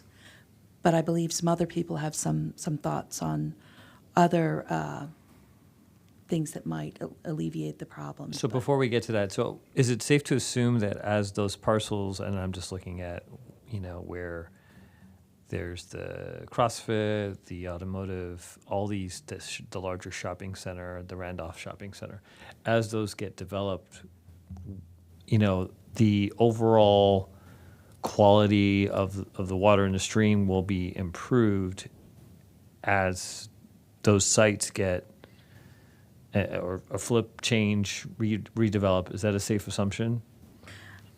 I wish it was, but I honestly don't think that it is. There are two different storm drain systems, and so we're not dealing with just a stream. We're also dealing with a storm drain. Stormwater, yeah. So, for example, the one that was labeled, I guess, the western, or maybe that's the eastern. It's the one towards the southern point, the southern access point. As little as 2 years ago, that one did not have water flowing out of it, but now it does, and it has a rather substantial amount of water. So I'm not certain where all of those storm drains are, and the decisions getting made as to what water gets put into them Well, let's hear what staff has to say, because I think you mentioned that there was an alternative or some sort of other option that we may be able to consider as a board. Thank you. For the record, Matt Folden, Mid-County Planning. One of the things that we were just talking about here internally was looking at the open space across the street, which is accounting for about 6,000 square feet of the applicant's open space requirement. There's still a need to provide that open space, but I don't know if there's an opportunity to do any cost savings within that space, and staff could work with the applicant at the time of the certification process to identify what amenities might go within that space. The zoning ordinance has an open space requirement of, I think it's 10% based on the zone. I could be wrong on the percentage because I'm just talking off the top of my head, but it is based on a percentage of square footage and not necessarily specific amenities. And so there may be a little bit of flexibility with regard to that. So what I'm hearing is that you wouldn't necessarily have to require those amenities, and there could be some cost savings in that? Yes. So is there a sense of, would that be, what are we looking at from applicant We perspective? were just checking our budget. That one's about 480,000 currently. I would say any thoughts like that are helpful. I mean, it's a matter of sort of squeezing, water out of a stone. And so if we can save here, it's going to help if at the end of the day, there's going to be this requirement. I would be open to Can that. I make a few comments? Again, there's utilities undergrounding. Sometimes we do, sometimes we don't. But in terms of beautification, some jurisdictions will fund putting utilities underground. I don't know whether there's a CIP project or anything of that nature. I think the suggestion Patap has made that perhaps could we advocate that this fund assist them in putting this underground? Would that be helpful if we were to be advocates that they get this grant? Well, I don't know if that I grant mean, I think sadly, covers. there isn't a grant that we're aware of. Well, that she would mentioned, help. There Patap, is- I thought mentioned something that's. It's purely speculative. Yeah, I there is mean, a program, and we're glad to look and see if there's any opportunities there. But I wouldn't hold out a lot of hope that But that is actually available for undergrounding. It is available for things like solar panels and so forth, but I'm not sure that it's available for underground. Okay, I didn't know if we recommended they consider this project. So But this is that, already, I'm sorry. again, they are looking for relief for this to go. Again, I took Patap's place on our kind of committee and the big issue last night was talking about affordable housing, which they're trying to achieve. So any support we could give to that, I think, would be helpful. I do have a question. The adjacent property, the Washington Gas property, I know in the past there's discussions about a MARC station here. I know it's complicated with the operation of the railroad, but I guess this area, I've always seen that as a potential MARC station. There's the area, the shopping center to the south, that maybe that's more where a MARC station has been considered. Is that still on the table, a MARC station in this area? Or is that further south? That is further south that we Okay, were looking all at that location. Okay. Yeah. But again, I guess, the issue of affordable housing is important, and anything we can do to make that possible would be great. Well, Can I have a can I- suggestion in light of this, unless somebody else has something they want to jump in with. So, Mr. Chair, can I say one thing? Yeah, So- go So, ahead. yeah, we appreciate staff looking at some alternatives that could be saving, and we will look into the Green Bank. And if you could advocate, when you're talking about advocating, if you can be advocating with DHCA they are doing a heavy lift to provide us with funds for this project. If you could advocate for additional funds, that would be great, because that's a potential source. So anything you could do like that, plus the relief on the other plaza, and we will follow up with the Green Bank. But Commissioner Cici, we appreciate you advocating for us. Thank you. Well, what I was going to suggest is that we sort of soften the conditions on the open space, and maybe even look at, encourage you to look at what can be done to minimize the cost impact of the stream restoration. I don't think it should be removed, but because there is a serious, sounds like a serious drainage and stormwater management problem here. But if we could ask that those conditions be written such that staff can discuss with the applicant what can be done to minimize the cost of the utility relocations, undergrounding, the stream restoration, stormwater management, and the open space requirement, and hopefully collectively there can be some opportunities to at least shave some of the costs of all three of those things collectively to help try to make this project more workable from a economic point of view, and hopefully not throw any one of those by the wayside, but recognize that the perfect is the enemy of the good, and we'd like to try to help soften the blow. One other thing, I know the Parks Director is not here. The site across the street, is that a kind of a potential urban park? It would have been privately owned. It would not be operated by our Parks Department.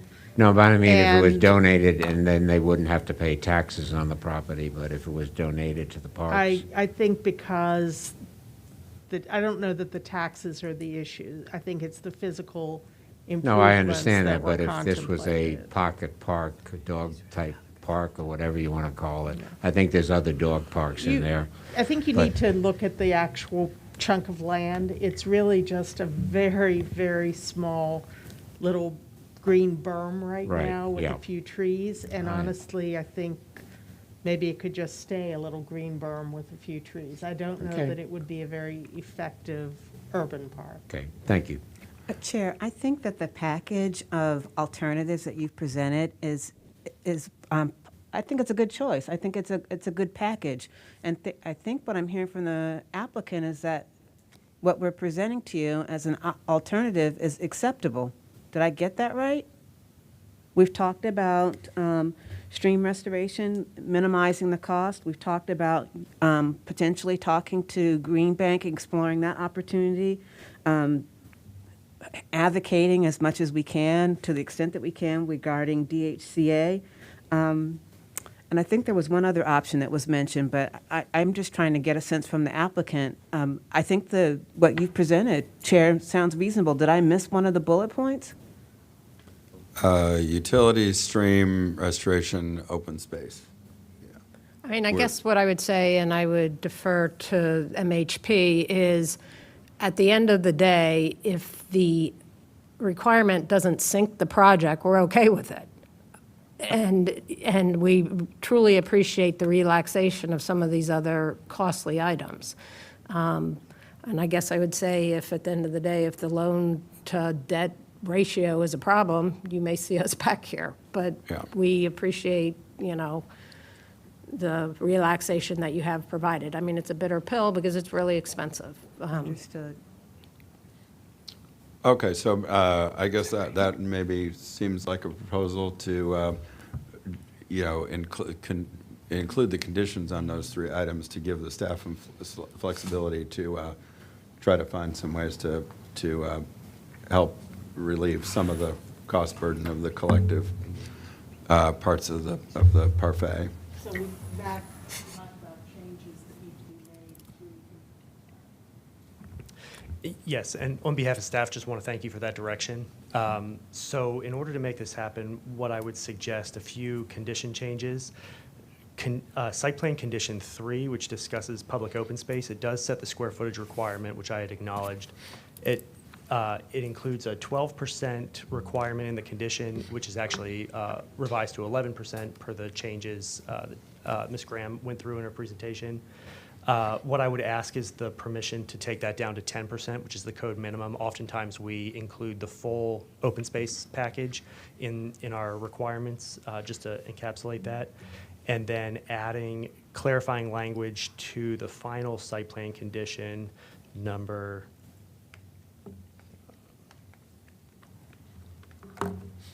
Sorry, just bear with me one moment. The condition number 24, certified site plan, and just providing the direction that's been discussed today about giving staff the opportunity to finalize the design of the open space and the stream restoration as part of the certified site plan package. Right, and I just think that by saying in those conditions, you know, approved, satisfactory to staff by the time of certified site plan, that gives you maximum ability to keep trying to hash it out. Sorry. I think we can also grant some flexibility in meeting the forest conservation requirements because with the removal of the items from the open space, we might be able to figure out a way to make that 0.07 acre requirement go away. So what I would like to do is just remove the numeric portion of that. And through the certified site plan process, we'll work to maximize the on-site forest conservation. So at the end of the day, hopefully we can get rid of that completely. Fantastic, that sounds very constructive. Appreciate that thought.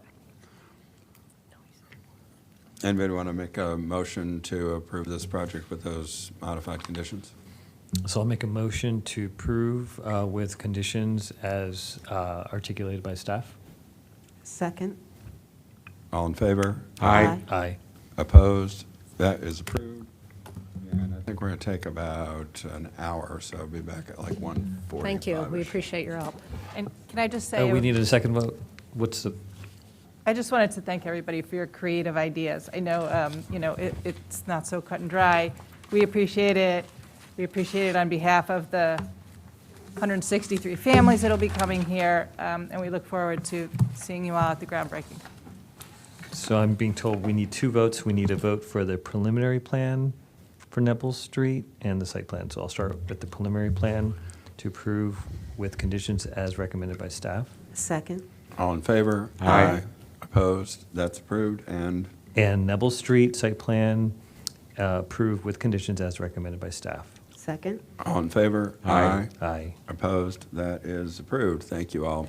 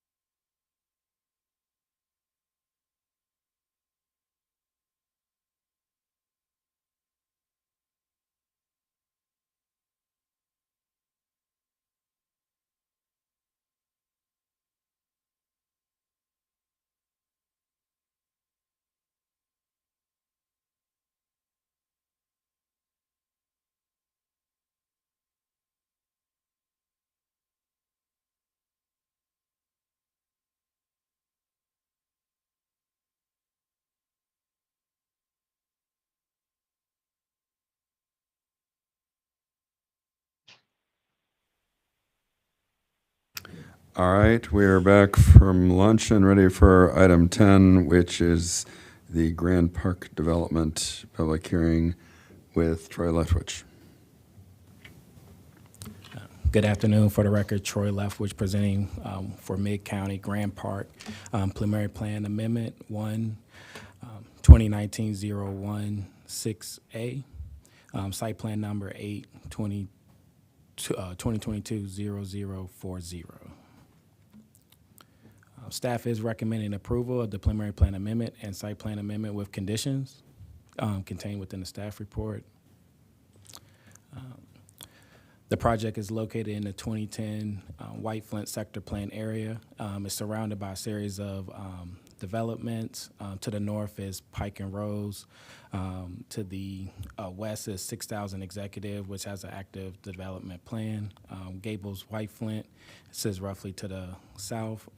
Bethesda North Conference Center is roughly to the southeast. White Flint Metro is located to the east as well.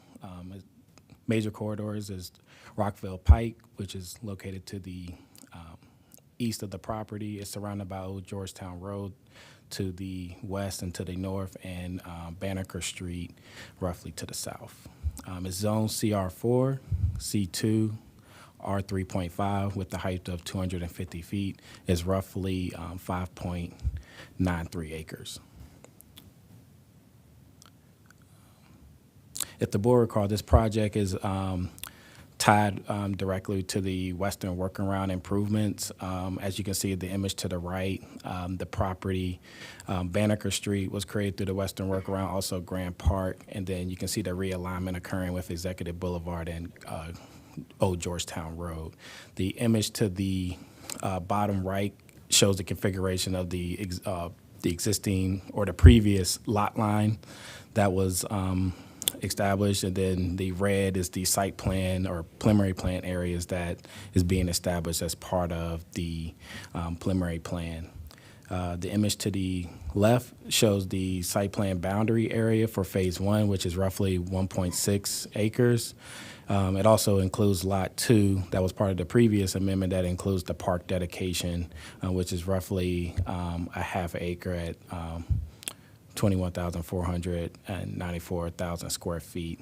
The preliminary plan boundary includes, of course, the whole entire site, also lot 2. As previously mentioned, this is a continuation of a sketch plan that was approved back in May of 2019 and a preliminary plan that was approved back in 2019. It's roughly over a million square feet. It proposed 3 buildings at that time. The major difference between the preliminary plan and the preliminary plan amendment now is the sequence. Originally, the building 1, the larger building that sat at the corner of Grand Park and Old Georgetown Road, was expected to be developed first. In this particular site plan, phase 1, building 3 is the first building to come in, the smaller building of the 3.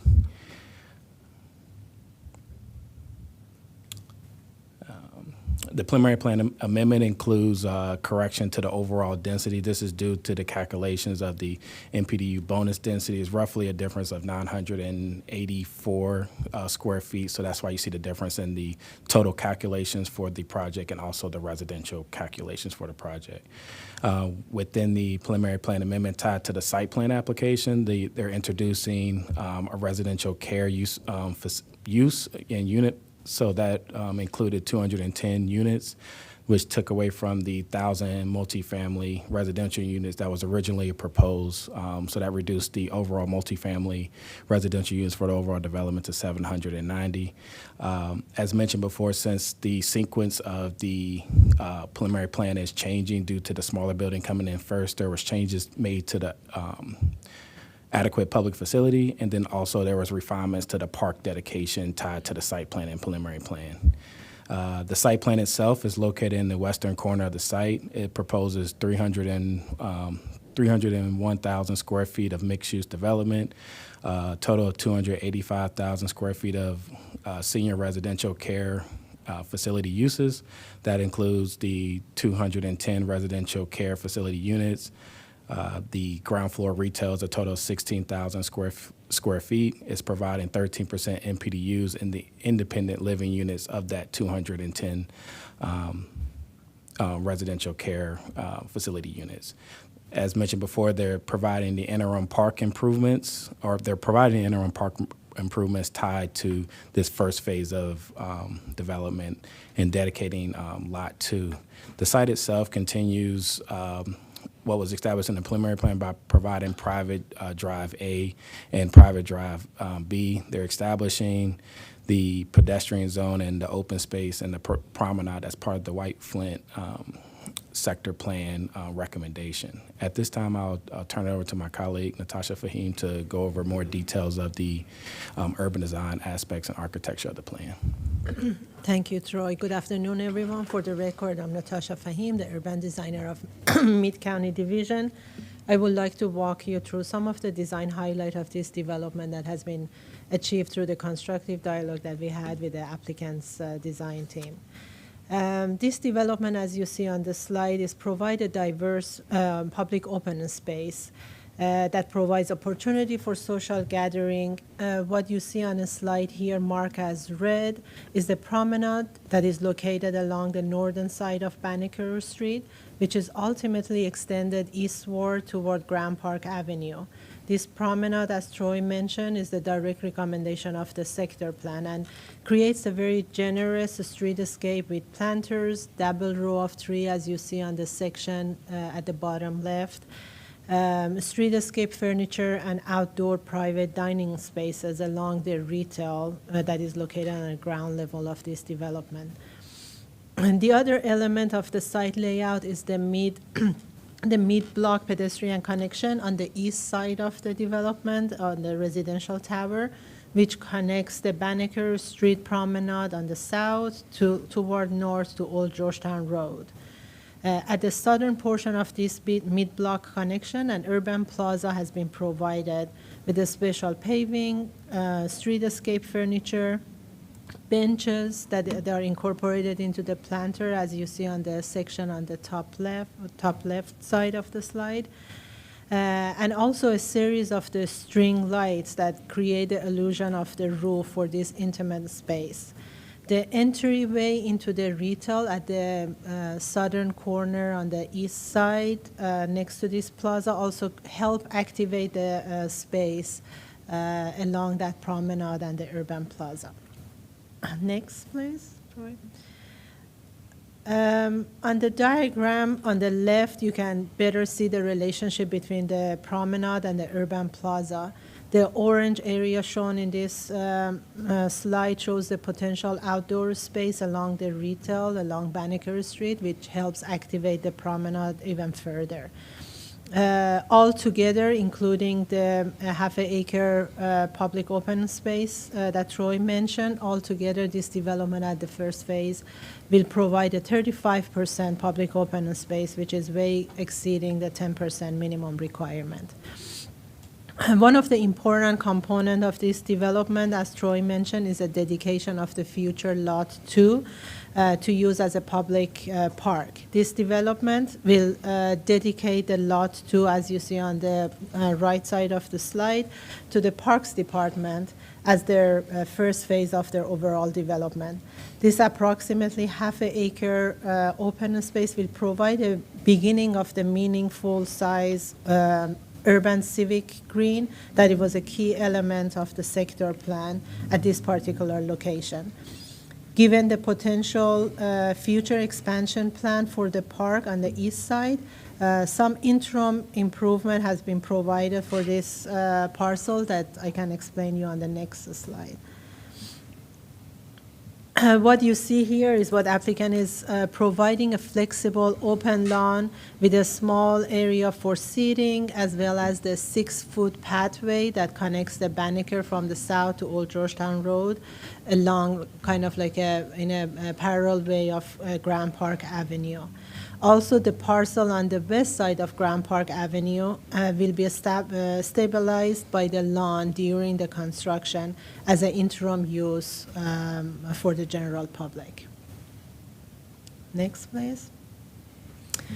Moving into the architecture of this project, as you see in the graphic on the right, the high-rise development is comprised of the three distinct building masses that breaks out the overall bulk of the structure and provide a very visual interest into this special corner. The building gradually is stepping down towards southwest to provide more appropriate visual transition into the lower density area along the Banneker Street. All the terraces that you see on the massing model will provide like opportunities for the recreation amenities for the resident, including swimming pool, dog park, roof terrace, and clubhouse that incorporated into the overall program for the building.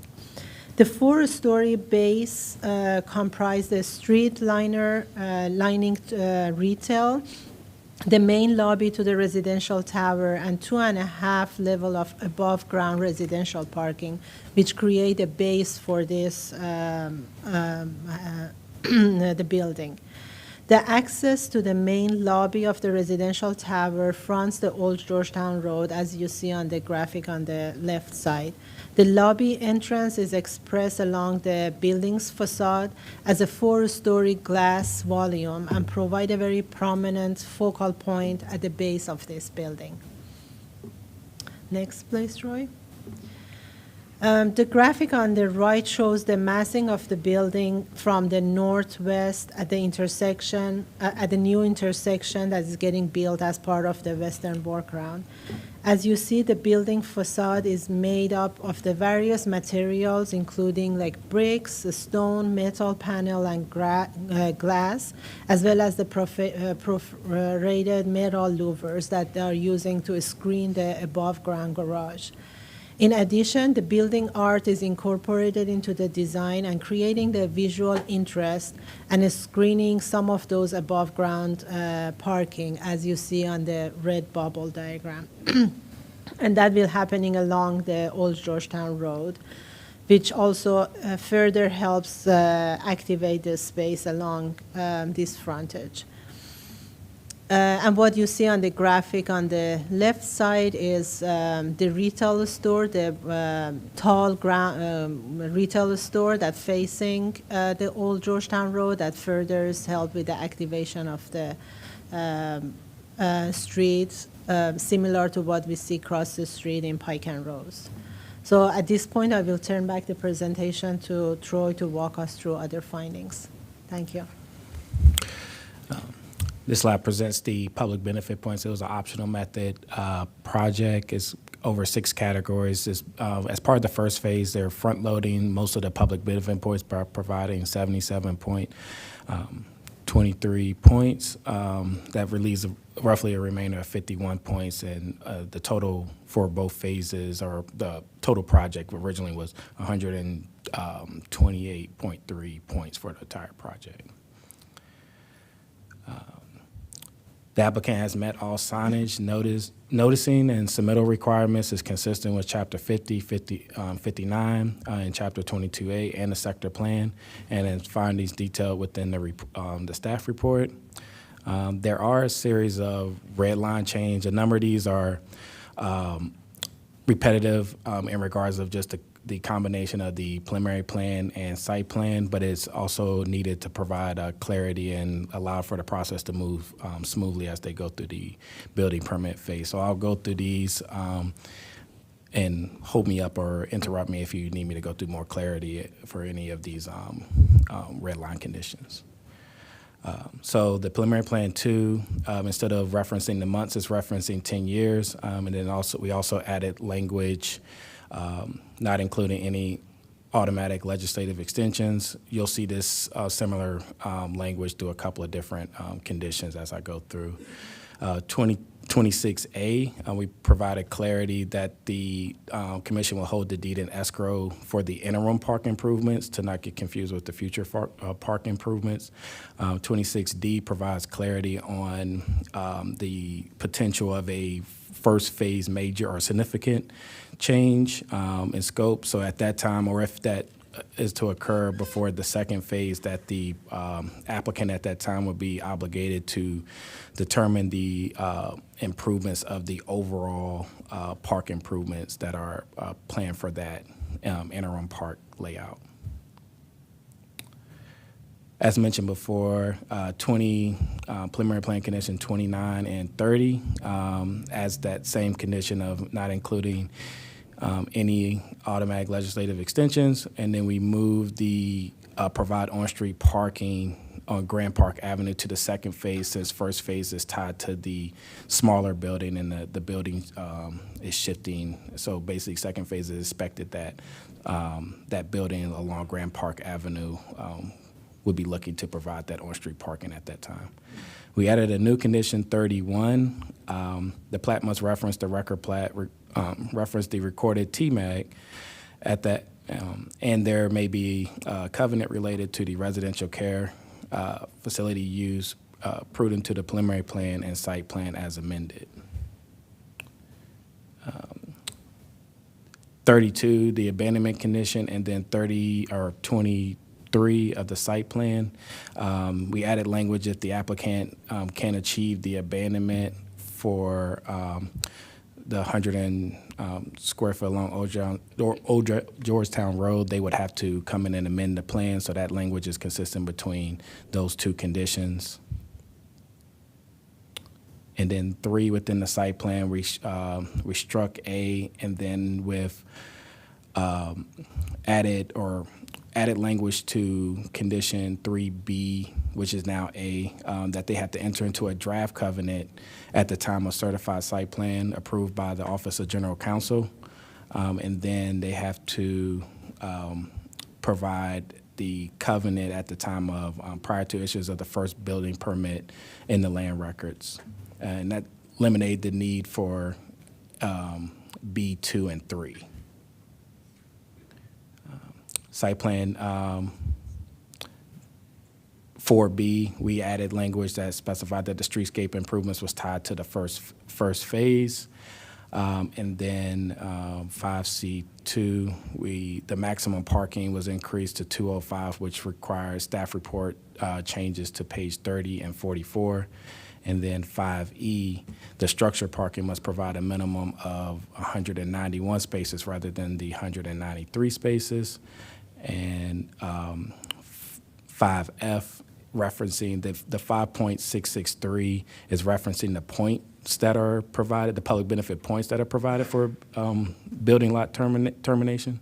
And the 0.63 is the actual BLTs that are required for that. So that was just more so a clarification of points versus the actual BLTs. And that required staff report changes to page 1 and 48. We added clarification or additional triggers to the noise attenuation for 18, tying into the issuance of the UNO for any residential units. And then 24B, referencing the TMAG versus the TDM. 25A, the bike room is located on the second floor rather than the ground floor.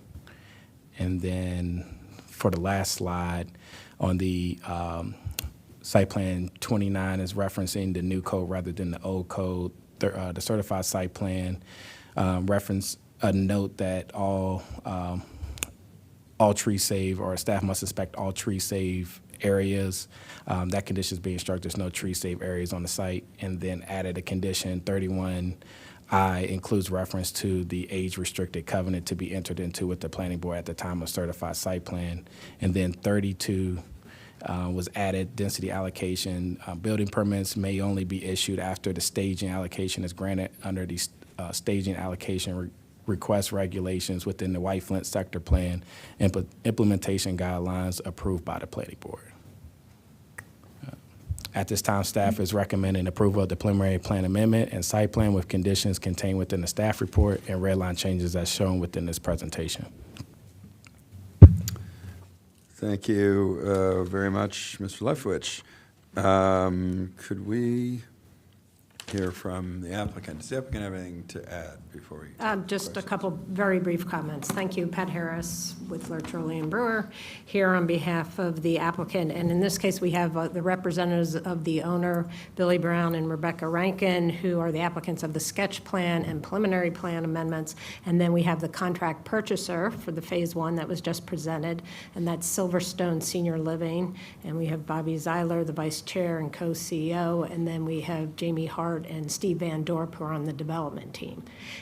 We also have virtually our engineers from VICA and our architects, PRDG. We're very, very glad to be at this point. The sketch plan and preliminary plan were originally approved in 2019. I actually think at that time there was a little doubt about whether this project was even going to go forward, so we're glad to be here. Silverstone's a well-respected senior living provider. They have a number of projects in the DC metro area, none in Montgomery County, so this will be their first. They do have a fairly recent assisted living project in Rockville on West Goody Drive. I want to thank staff for all of their help on this. There was a lot of work, especially in the last month, and as the conditions reflect, there's a lot of details that had to be worked out. We accept all the staff conditions, and I would just say that we are waiting desperately and eagerly for the western workaround to be completed. We're ready to go, and so if you have any connections at DOT to get the western workaround completed sooner, we would welcome anything you can do in that respect, and we're happy to answer any questions. Thank you. Thanks very much. Are there questions or comments from the board? Just on I still don't totally understand the western workaround. We tried in the 80s very hard to get this Montrose Parkway in there to get to the metro station, but I did have a question to staff. On your private driveway A, is a right in, is it also a right out? And then crossing over to the two double lanes that take you west, that's okay? No comments on that? True left for the record, yeah, it's right in and right out. You should. Okay. And then height of this building is? 210. 210? Yeah, because across the street and north, there are the approval for 200 plus. Yeah, great. Thank you. Very good project. Thank you. Yeah. I just had a question about building 2 and 3. I know we had some conditions associated with that, but in terms of timing for the permits, do you have a sense of when you'll, I mean, assuming this goes on time, or is there any timeline for those yet, or? The owners have actively been marketing it. I know they've had some recent discussions with some prospective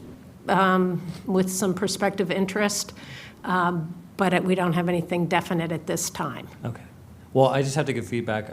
The design that's being presented is fantastic. I love the way it's broken up into the 3 sections, and I'm sure the other 2 buildings are more for conceptual purposes, but those also look really nice. But I'm just really impressed with the way this building has been put together. It shows just a lot of intentionality with design and aesthetics, and it's We were very pleased with the very architect's exciting. work. So, Thank you.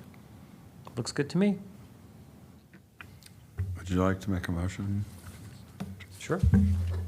I'll make a motion to approve with conditions as recommended by staff. Second.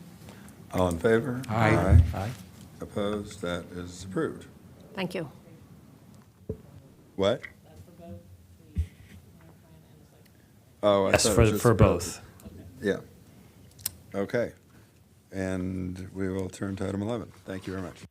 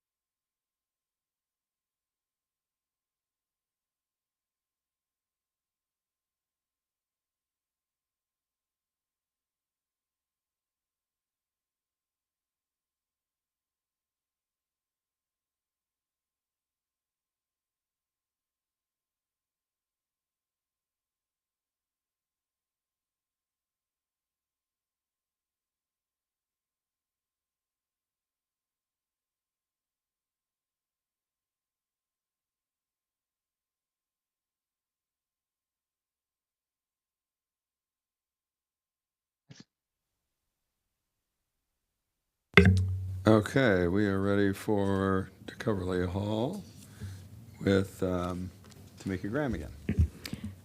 Good afternoon, again, Commissioners. For the record, my name is Tamika Graham, and I'm with Mid-County Regulatory Team, and I have for you this afternoon a preliminary plan amendment application number 1/1985-254 Amendment B, and then a site plan amendment application number 8/1988-015F. Staff does recommend that the Planning Board approve this pair of applications with a revised conditions that I'll share with you in a moment. But I also wanted to say we were just counting up the days that we were able to bring this application forward. We have 49 days as opposed to the 125 days set forth in the code. And so, based on this application being in support of the life sciences, even though it's a change of use, but we're really pleased to bring it forward, as quickly as possible. So in terms of the proposal, this site is within the 2021 Great Seneca Science Corridor minor master plan area, which is the most effective, the effective plan for the area. It was amended primarily for the purposes of improving development capacity for projects, particularly in the life sciences sector and related uses. So you can see here on this map that the site is located on the north side of Key West Avenue. It's tucked in between Diamondback Drive and Omega Drive. And there are 5 existing buildings on the site. There's also a structured parking garage in the back. But I want to note that for this, these amendments, we're just looking at the 2 buildings that are highlighted in blue. The subject properties are parcel Z, which is also addressed as 9513 Key West Avenue, and then parcel BB, which is addressed as 15200 Omega Drive. They both are improved with office buildings and surface parking lots. So this application does not include any construction of new buildings. It doesn't include any changes to the existing building footprints. We're not looking at height or density or any of that. What the applicant is requesting from the board today is an expansion of their existing office use.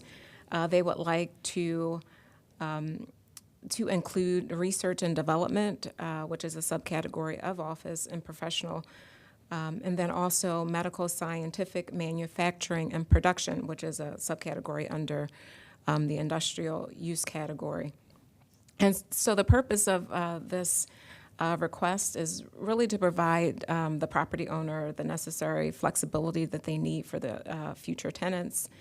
By having this approval in advance, they'll be able to shorten the window of time to be able to get some of these biohealth and life sciences uses that we want to see. And the board will probably recall from some recent site visits that, we know that these uses operate on a very tight window, and so this removes any type of, additional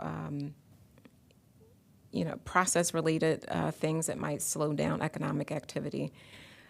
So at the time of the original preliminary plan approval, it was in the early 80s, and so it did not come under forest conservation law, so this amendment does.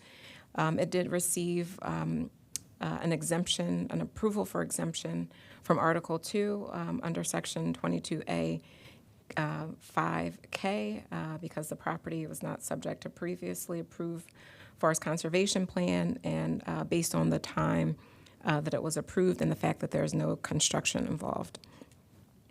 I'll quickly wrap up here, just touching on a couple of conditions of approval that we would like to modify. You'll see here well, actually, in the report, the conditions are broken out into two sections, the modified conditions and new conditions. This one is the first condition under the preliminary plan. We would like to strike it in its entirety. The first portion is from the original approval. We think that the language is can be modernized, and under A and B is what we originally wrote, but we would like to clarify it and make it just a little bit more crisp. So what you see here is the edited version. Everything in blue is what we're proposing as a change. Under 1, it's just written with a little bit more clarity, but the most important thing is the addition of the commercial use within the office category that was missing previously. We just want to reiterate that they're not trying to deviate from that use, but they like the others in addition. The next change is just clarification that we're really talking about where research and development is designated as a sole use, and just recognizing that this approval would allow the applicant to have flexibility and either do all of the uses or a combination thereof. And this is just a clean version of the changes that I just had on the screen.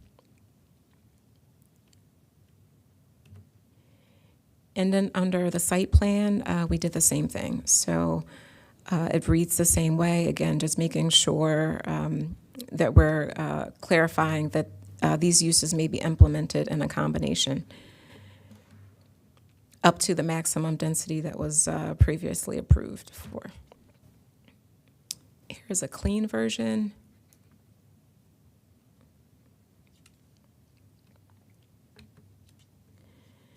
And so just to wrap up here, the application has met all of the signage and noticing requirements. They have, the applications also comply with all of the findings that are necessary for an approval. We do find that these applications remain in conformance with the prior approvals where applicable. It's in conformance with effective master plan. There are no changes to site circulation and so on. And then all of the other findings have been summarized in the staff report.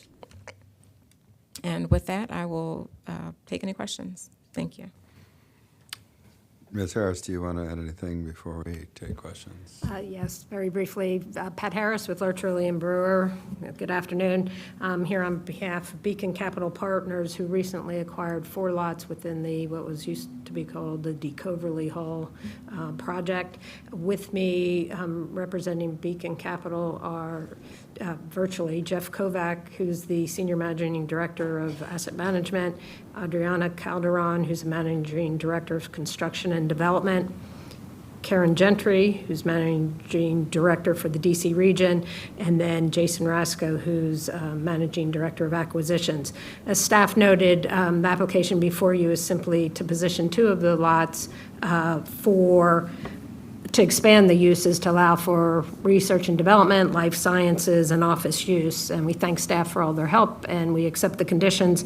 Because Beacon is sort of the new kid on the block, if you will, and has not done anything in Montgomery County, what I would like to do is let them spend 2 minutes sharing with you who they are. And then I just had one comment that I wanted to make about the conditions. So with that, I will turn it over to Jeff Kovac. Jeff. Hello, everyone. I'm Jeff Kovach. I oversee the East Coast for Beacon. Thank you for your time today. Be very brief with an overview of Beacon Capital. We are based in Boston, but we have a very strong local presence here. Myself, Karen Gentry, Jason Rasco are all full-time Washington, D.C. residents to make sure that this property gets the attention and the local attention that it needs and deserves. We have a 75-year history in real estate. We have about 100 real estate professionals in the company, and a portfolio of about 29 million feet around the country. And I don't know if we have the slides to roll through, but if we could, we do, and we could advance, I think it'll help a little bit. But we're in 12 major markets around the country, and we're about to be in our 13th one, maybe later this afternoon in Atlanta. We have Beacon offices in the majority of those cities around the country. And the other thing I wanted to point out is that for 11 consecutive years, we've been an EPA Partner of the Year. We take sustainability very seriously. We have for a long time, and we'll be bringing that expertise to this campus. The life science portfolio, when you break it down further, it's about 12.5 million feet of life science, 4.2 million under construction or existing, and another 8 million in pipeline. We have either do it on our own, or we tend to have very innovative partners. We're doing a project in Chicago with the University of Chicago that's lab on their campus. In Houston, we're partnered with the Texas Medical Center. That could be over 2.5 million square feet of lab. Multiple properties right now going on with both conversion and development in the Bay Area and in Boston, which, as you know, are two hotbeds of the life science industry. And we're very excited about the Shady Grove portfolio and bringing all that experience to create something great here. We have a deep leadership team, again, several of them with us today. And again, on the slide, but you don't really need to see it, is we just have a variety of conversions that we're currently doing around the country, everywhere from Philly to Boulder, Colorado, Boston, Seattle, and also ground up development. A building in the seaport in Boston to Harbor is under construction. Mentioned University of Chicago, we're doing something called Berkeley Commons on the water in California. So we're even doing one in New York, 707 11th Avenue, which will be lab. So a lot of experience, a lot of depth, a long time player, and we're really looking forward to delivering a great campus here, a really best in class tenant experience, and being a contributor to the community. And again, thank you for the time. Thank you, Jeff. And I'll just make sure that the planning board has the presentation that we had. I'm not sure what happened, but there you go. You can take a glimpse at the product. The only comment I wanted to make about the conditions, and I thank staff for, as they said, fine-tuning them to make them a little bit more crisp. The objective there was Beacon wants to make sure that when they're competing for a tenant, and that tenant's deciding between Cambridge or Montgomery County, that tenant knows exactly what they're going to be able to do. And so the changes to the conditions was very helpful in that regard, that they can do R&D, they can do life sciences, they can do office, and that there's not going to be a limitation with respect to those. So we thank staff for those changes. And we're happy to answer any questions. Thank you. Any questions or comments? Oh, just a brief one. Jeff Kovach, anything in Union Square in Somerville? Whether you're looking at that area? In Union Square? In Somerville, yeah. Anything there? Not quite.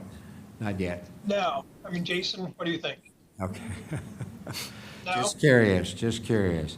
Not yet. A question for staff, that Diamondback Drive, is that still in the books? Is that in the Gaithersburg city boundary? The one sketch you have, I don't know what page it is, but it shows Diamondback Drive. What are your maps? It's off of Omega, but it's a paper, maybe it's a paper street? Yeah, we're just trying to pull it up. I don't know, there's not a number on the drawing. 87, 20, 291 page? I'm just curious, is it touch on the city of Gaithersburg? The overall property does abut property that's within the city of Gaithersburg along the northern portion. Diamondback Drive, is that something that's in the future? As an access point? Or not really? All right. I mean, there's currently access. Yeah. Is that the question?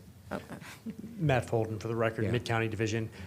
Since we weren't making any changes to the access for this particular site, we didn't evaluate the changes to Diamondback, but that's certainly something that could be evaluated in the future if we were to redevelop this site. In terms of access, yeah. Okay, thank you.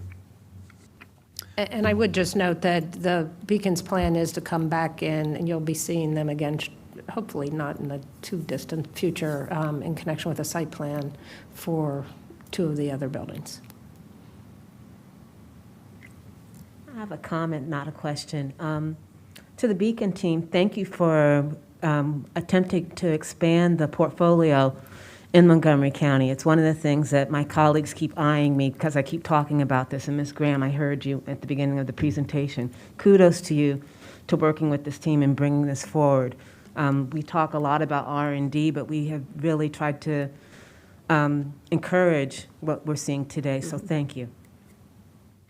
Thank you. The only comment I had is, the 45 days that you mentioned is relevant. I think we need to start tracking our performance. I think that's helpful. I also think it's helpful to maybe even announce or even put in the form of a press release the kind of approvals we're doing for projects like this, so people can understand that we're getting things done well below what we're actually putting out as a standard. So this is a great job, and thanks so much, and we look forward to more investment. I forwarded an article to at least some of the upper management that now, by some ranks, and methodology always varies, but there was a recent report that came out that said life sciences and biotech rankings, Montgomery County, suburban Maryland, is how they refer to it as, is number 2 in the country, dethroning San Francisco for that spot, which I found was interesting. And they really did talk about the talent pool, the overall resources. It was a broader kind of view. So I think as word starts to get out that we are amazing, and we know that already being here, and also we have other assets that contribute to it. We'll have more investment, and so that was a little plug for our applicants as well, just in case you didn't see that report. Thank you. Yes, thank you for investing in this community. All right, with that, could we get a motion on the preliminary plan amendment? I'll make a motion to approve with Second. staff. All in favor? Aye. Aye. Opposed? That is approved. And the site plan amendment? Move for approval. Second. All in favor? Aye. Aye. Opposed? That does it. Thank you. See you soon.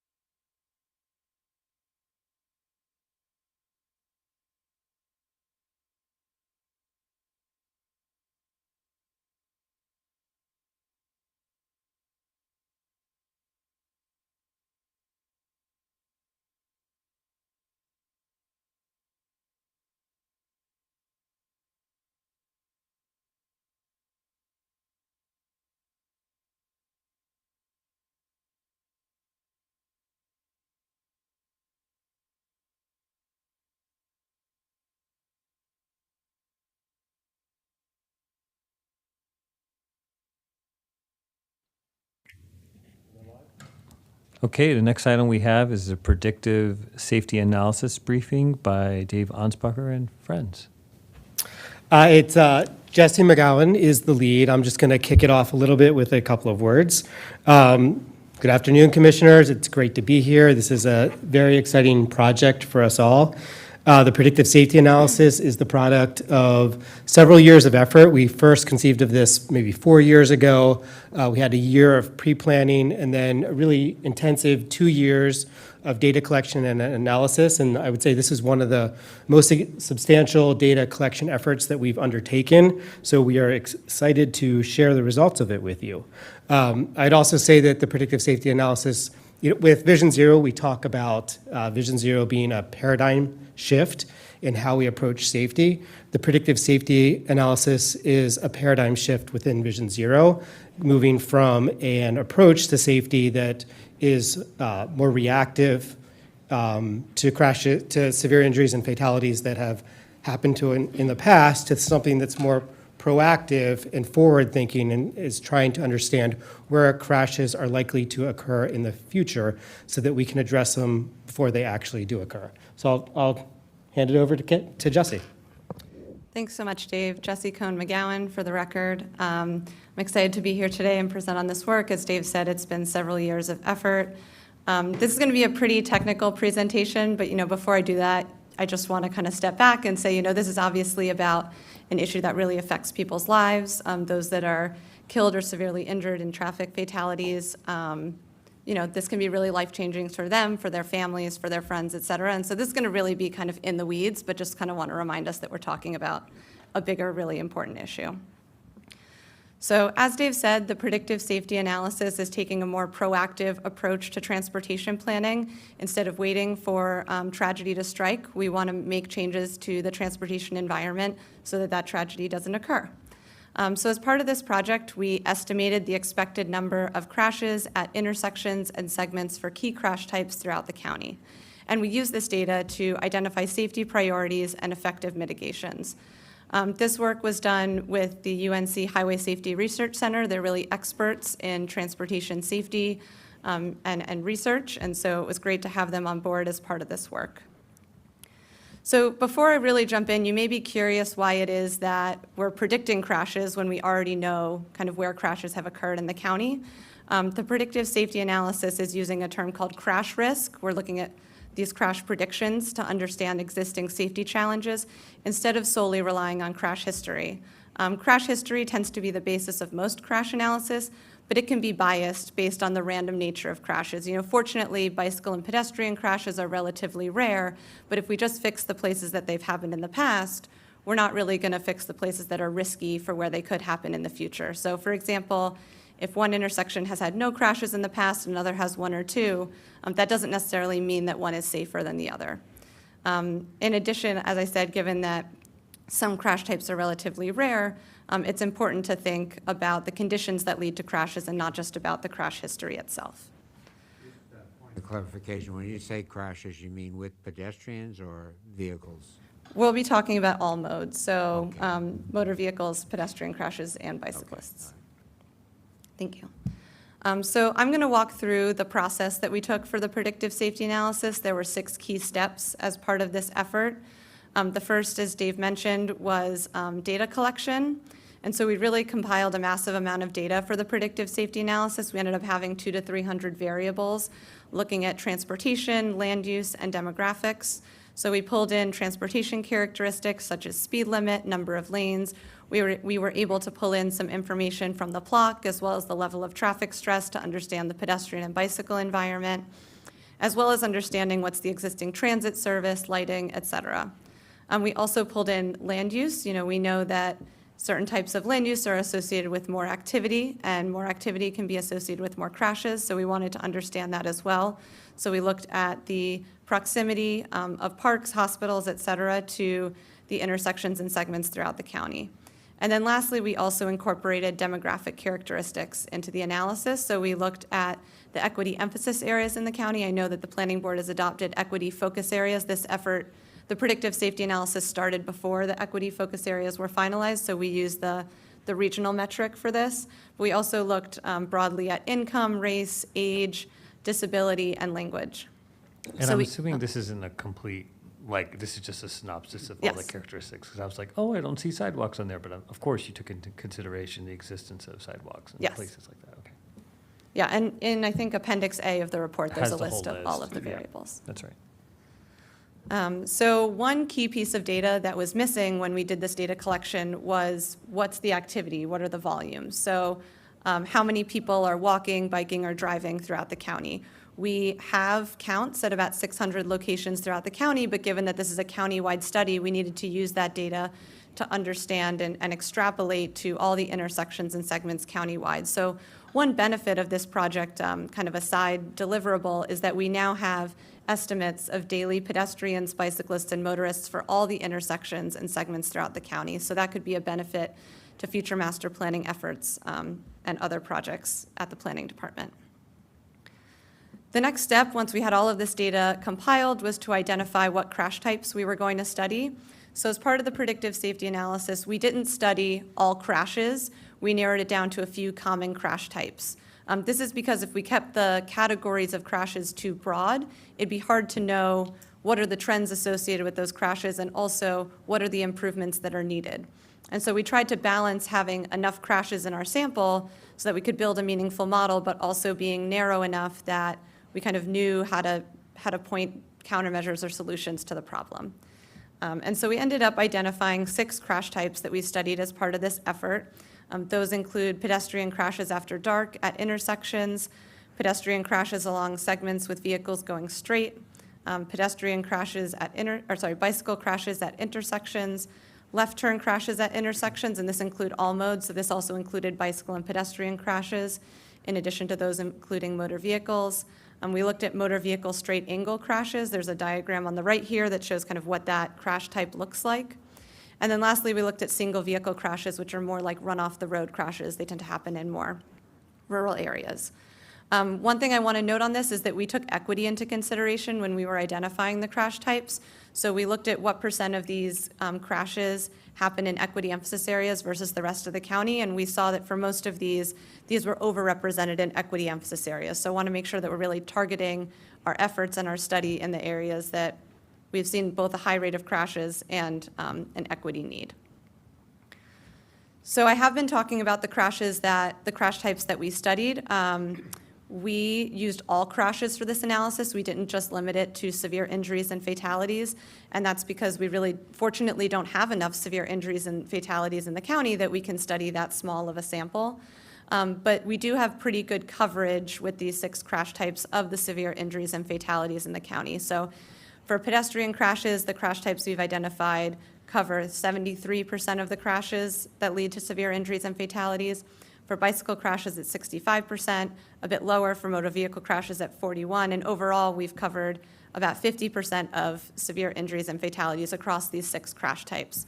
And I also just want to note that this is pretty consistent with other Vision Zero approaches. So for example, the high injury network that's been developed by the county executive's office covers a similar percent of severe injuries and fatalities in the county.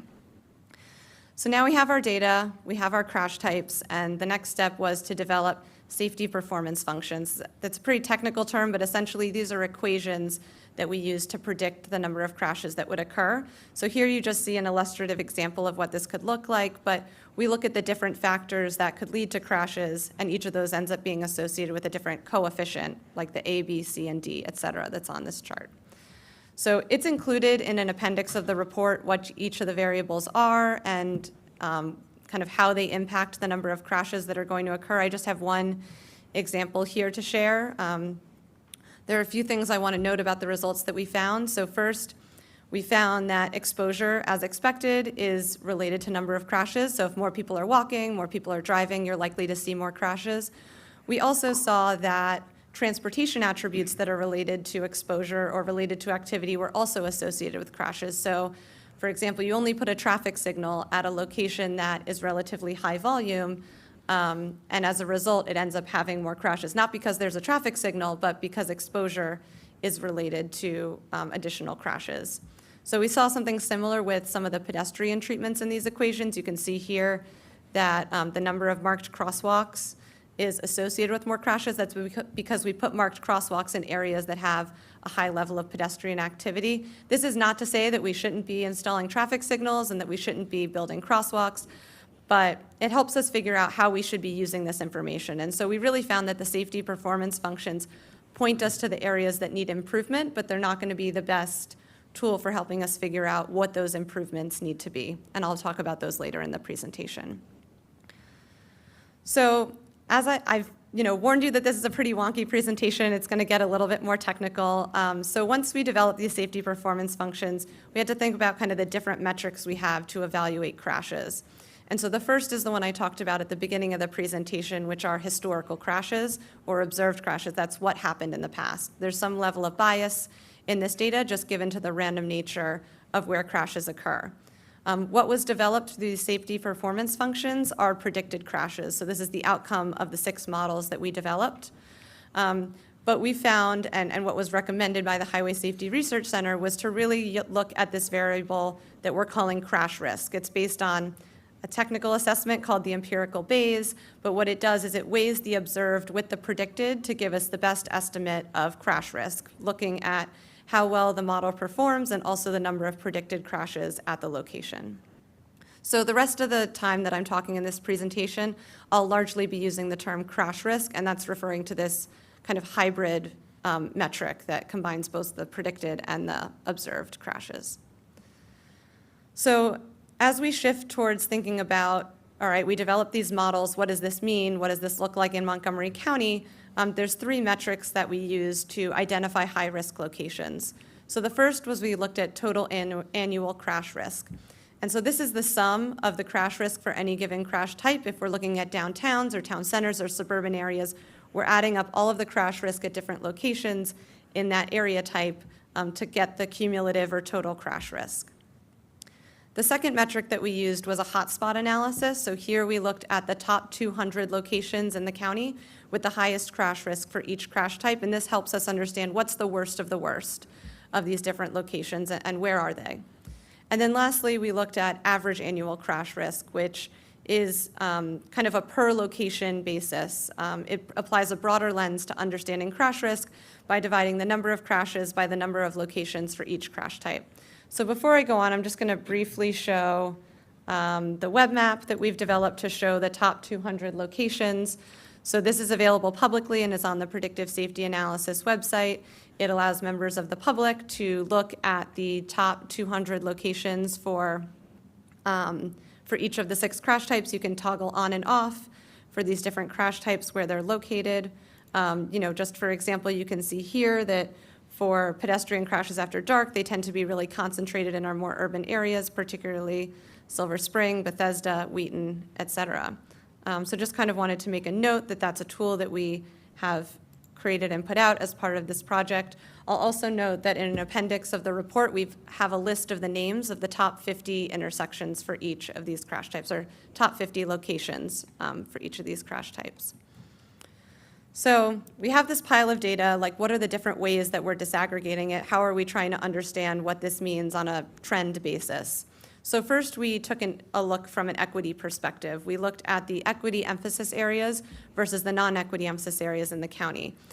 So on this top section of the chart, you can see that the majority of the county is outside of equity emphasis areas. And so as you'd expect, if you add up all the crash risk at all the intersections and segments outside of the equity areas, we're going to see that that's where most of the crash risk lies. However, when we shift to the middle section and we look at the hotspot analysis, we see that for the pedestrian crash types, there's a disparity already starting to show through. For example, we see here that for pedestrian crashes after dark, over half of the top 200 locations are in equity emphasis areas, even though equity emphasis areas only make up about 20% of the county. And we see that for the pedestrian crashes on segments as well, where 133 of the 200 locations are within equity areas.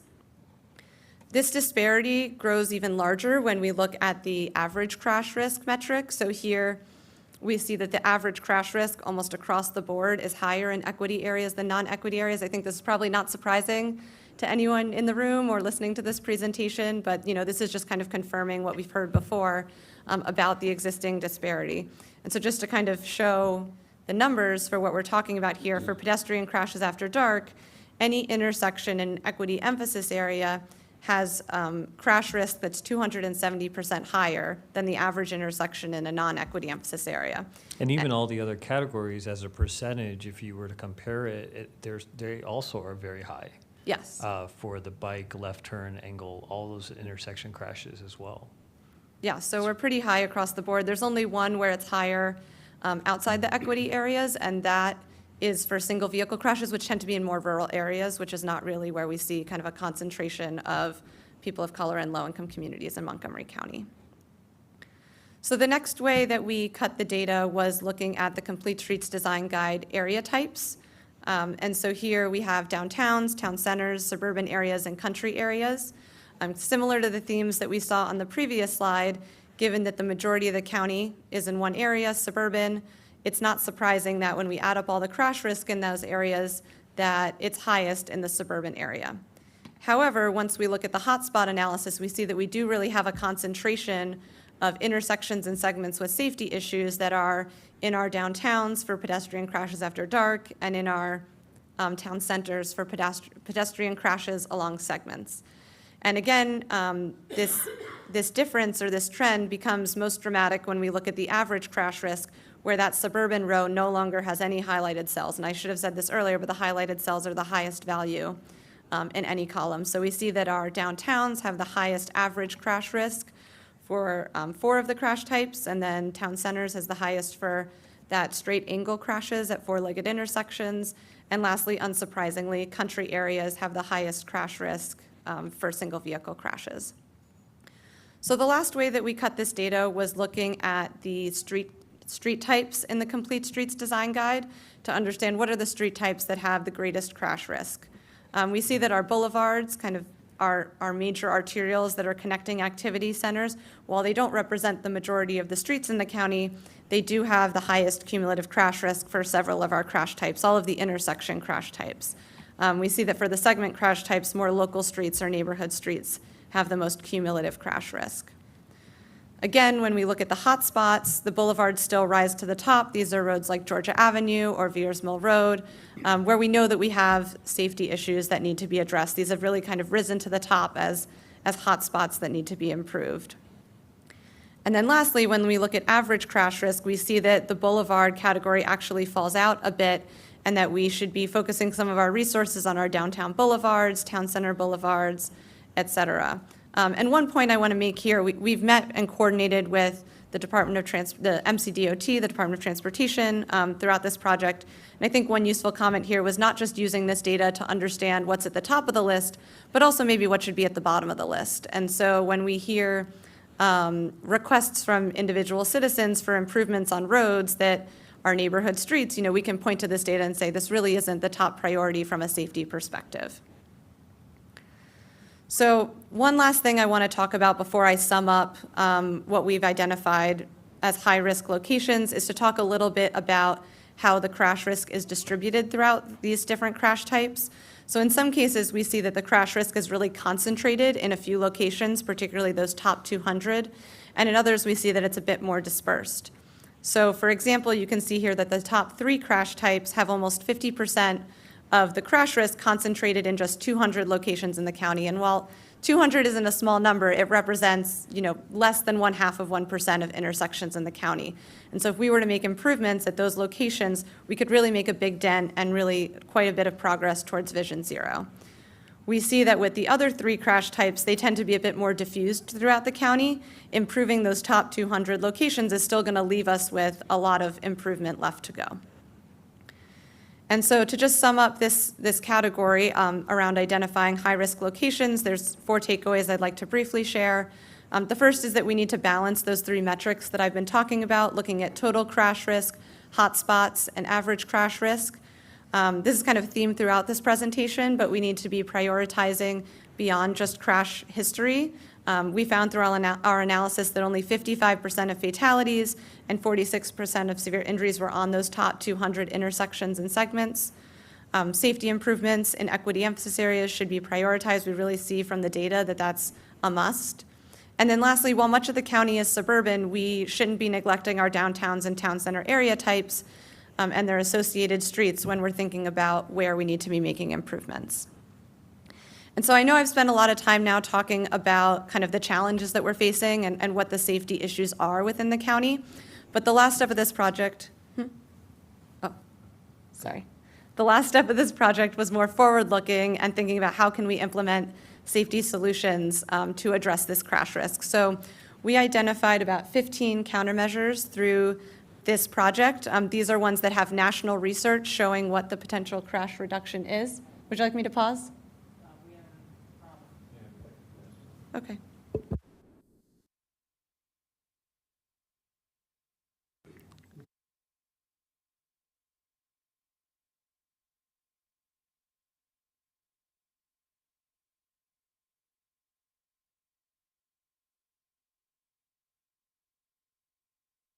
Test.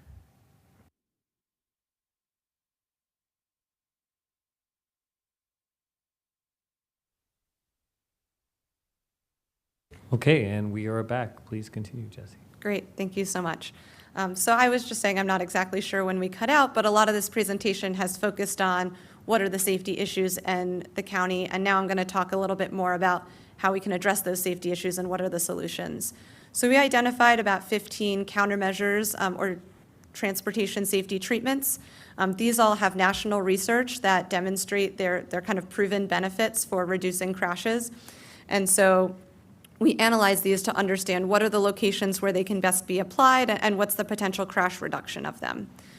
So as part of this project, we developed some dynamic Excel tools that evaluate different countermeasure scenarios using the following 4 metrics. We looked at the potential crash reduction.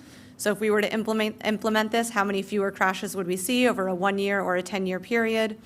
We looked at potential crash reduction per location. So if we were to do this at 10, 20, or 50 intersections, what would be that crash reduction per location?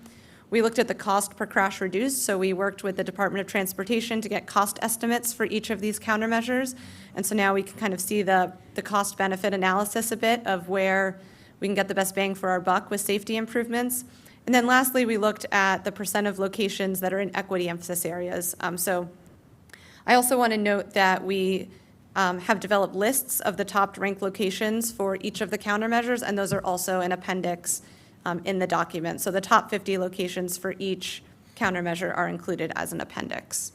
And so I just want to walk through a few examples of what this Excel tool does. The first is that it can help decision makers and planners and engineers identify which countermeasures to implement. So for example, say that there is a funding program that has $350,000 and they're looking to see the best way that they can reduce crashes, reduce angle crashes specifically. So we identified 3 potential safety solutions. One is increasing the all-red clearance time. This is the amount of time that a signalized intersection where all of the vehicles have a red light at the same time. The other option is implementing an all-way stop at an intersection that currently only has a side street stop. And the last is implementing a traffic signal. Because the cost of signal timing changes is so low relative to these other treatments, you could do this at 116 locations with your $350,000. With the always stop, that's a bit more expensive than a signal timing change, but you could still do that at about 70 locations with your $350,000. And lastly, for traffic signals, there's just one location, given the cost of a traffic signal, that you could implement that given the fund of money that we're using in this scenario. So what we see here is we can look at the benefits of these different treatments. So we see that the predicted crash reduction is kind of far and away the highest for increased all-red clearance, probably because we can do this at so many locations, so that benefit is really spread across a lot of locations. However, I do want to note that when we look at the crash reduction per location, it's highest at the location that we implement the traffic signal. So we're thinking about trade-offs, right? If our goal is we're focused on one intersection, how do we make that one intersection better? Maybe a traffic signal is the right solution, but if we're taking a more systemic look at the county and saying, really, what's the best bang for our buck, we may say that increasing the all-red clearance time is a better option. And you can see that also through the cost per crash reduced, where it's really just going to take about $150,000 for each crash reduced by the signal timing change versus about $7,000 for crashes reduced by the new traffic signal. Lastly, we looked at the number of locations in equity emphasis areas. And so here, given that a lot of equity emphasis areas tend to be in those top 200 as we saw on the previous slides, we see that if we fix these 116 locations, of those, 47% would be in equity emphasis areas, 21% of the locations for all-way stop, and then it just so happens that the worst ranked location for where we would implement a traffic signal is not in an equity emphasis area. We looked at a second example as well. So in addition to identifying which countermeasure you want to implement, we also looked at how many locations you could improve. So here, say we're looking at improving lighting at signalized intersections. The planning department in partnership with DOT recently won a grant through MWCOG to update the lighting standards, specifically thinking about lighting for pedestrians. And so this is something they can keep in mind for that project. But here we looked at, say, what if you were to improve lighting at 20, 40, or 60 intersections throughout the county? Of course, if you do more locations, the cost is going to go up, but we'll also see that the benefit increases.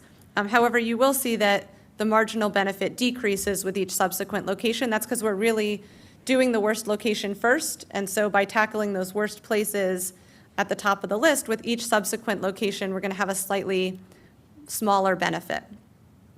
Here we see again that quite a few of the locations in the top 20, 40, and 60 locations are in equity emphasis areas. Quite a large percent are in equity emphasis areas. And so as I start to wrap up, I think that we've really collected a lot of data throughout this project. We've really learned a lot about transportation safety in the county, and the predictive safety analysis is really a first step in implementing a more proactive approach to safety. This can be used to apply a data-driven approach when we think about our recommendations in master plans, when we think about mitigation for impacts through development review, when we think about project prioritization, if that's the capital budget, or level of effort projects in the capital budget. So we really see that this can be a new way to be prioritizing and thinking about transportation safety in the county. I kind of just listed a bunch of those items that are in the bullets, but we see that this can really inform a variety of different ways that we work. And so just before I close, I'm going to talk a little bit about how this links to the broader Vision Zero work program. So in 2020, Dave put together and shared with the planning board a work program for Vision Zero that had all of the actions that are listed here on this slide. Through the predictive safety analysis, we've directly completed 5 of those items that are highlighted in green. So we've developed this volumes data set. We've collected new volumes. We've estimated volumes countywide. Sorry, I think that was a little repetitive, but we've done a lot of different tasks that were set out in this Vision Zero work program. And I also want to acknowledge all of the ones that are highlighted in blue here. These are items that we see that can be addressed or updated through the findings of this project. So as we think about resources for the community, when we think about educating the community about Vision Zero, when we think about how we integrate Vision Zero into master plans and development review, the results of the predictive safety analysis can really inform that.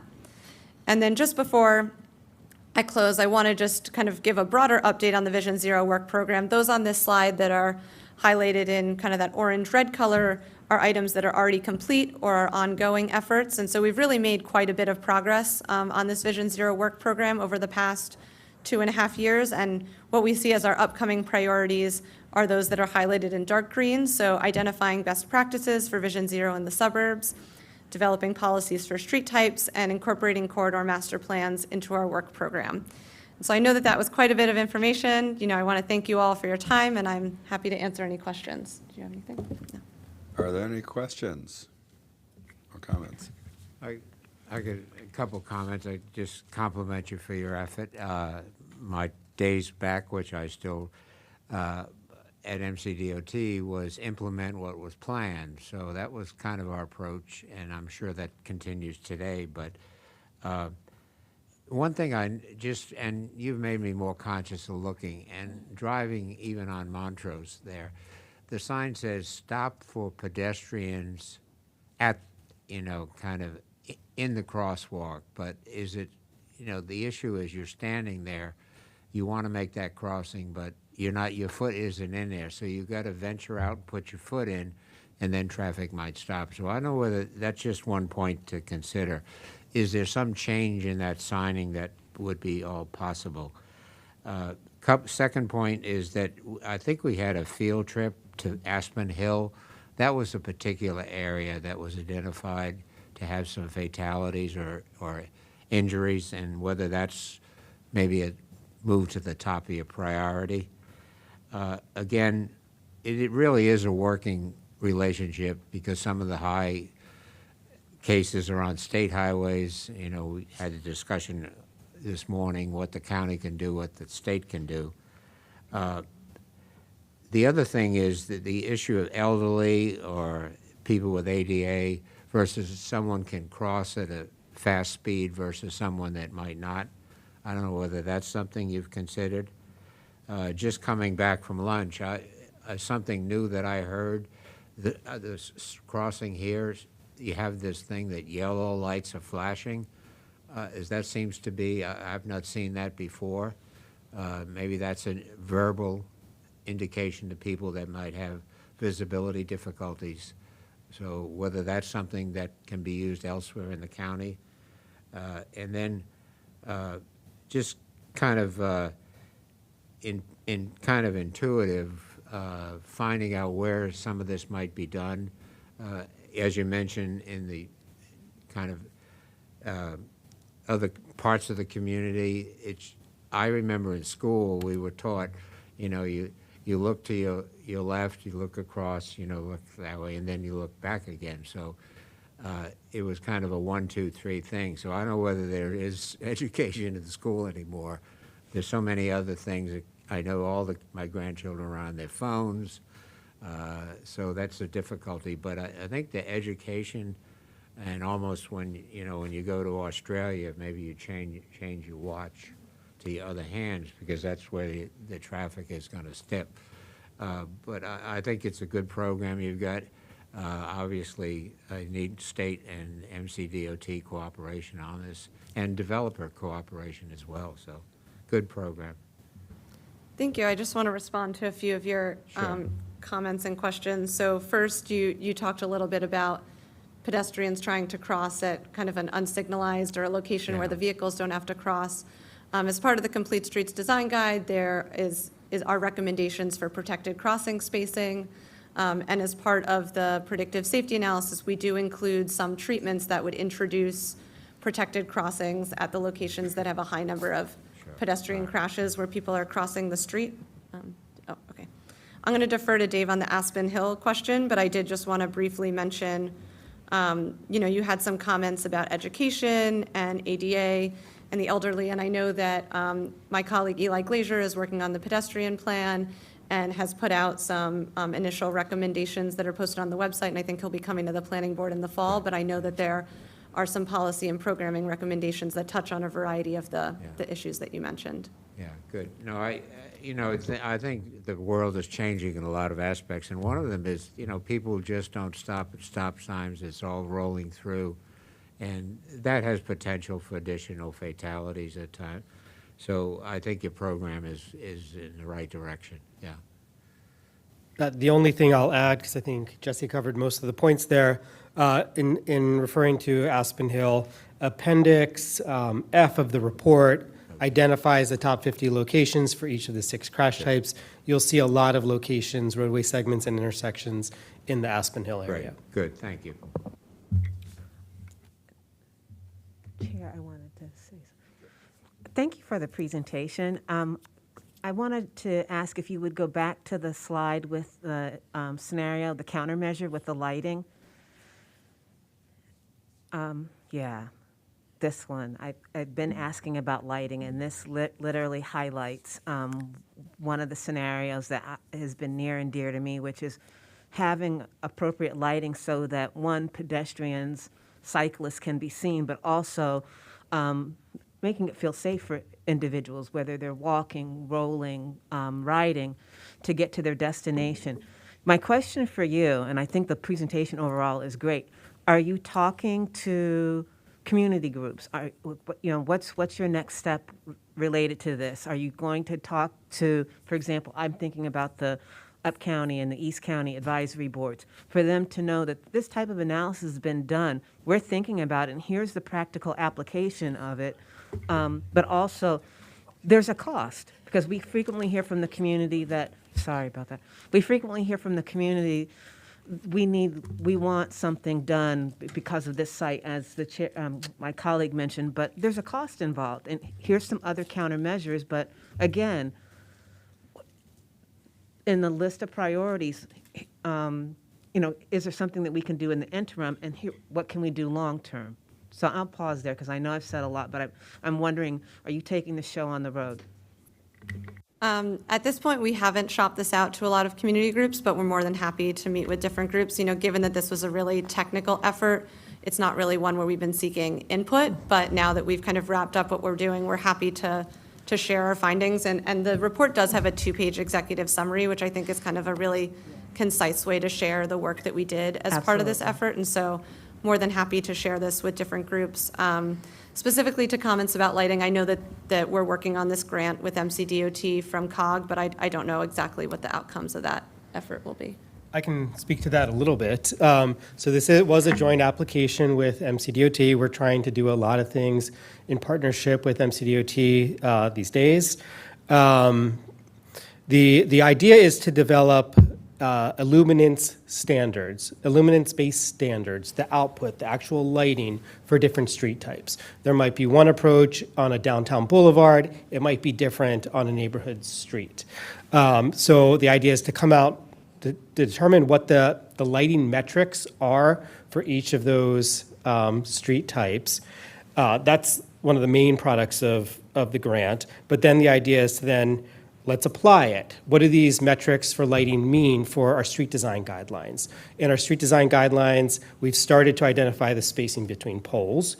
That's one thing that's important. You also need to look at what the fixture's like, what the luminaire's like, how high it is. All these things come together to ensure that we have, appropriate illuminance. So this grant will provide that first step, and what the actual illuminance is, we'll then need to apply it to different areas of the county. If I could, too, this is Jason Sartori, Chief of Countywide Planning, for the record. In response to Commissioner Patterson's question, too, I like the idea of us bringing some of this out to the community. In particular, there are so many things that we've been doing over the last few years that are so interrelated, all coming back to Vision Zero. And there are a number of things that we could go and speak to community groups all throughout the county about how they can better advocate. So one of the things we did previously was the Vision Zero Community Toolkit, which offers community members information about tools and things that are available to them that they could be potentially advocating for in their neighborhoods. Some of the stuff that we identify through this could be helpful. We can maybe distill it down to like the big takeaways, but then also what we have coming up with the pedestrian master plan. We'll be going out into the community. We're seeking community feedback now, and so there'll be good opportunities around that. The Complete Streets Design Guide, all of these things are so interrelated that I think there's a plenty of information that we could be sharing with community, all that, together. And Ms. McGowan, I heard you. I know you called it wonky.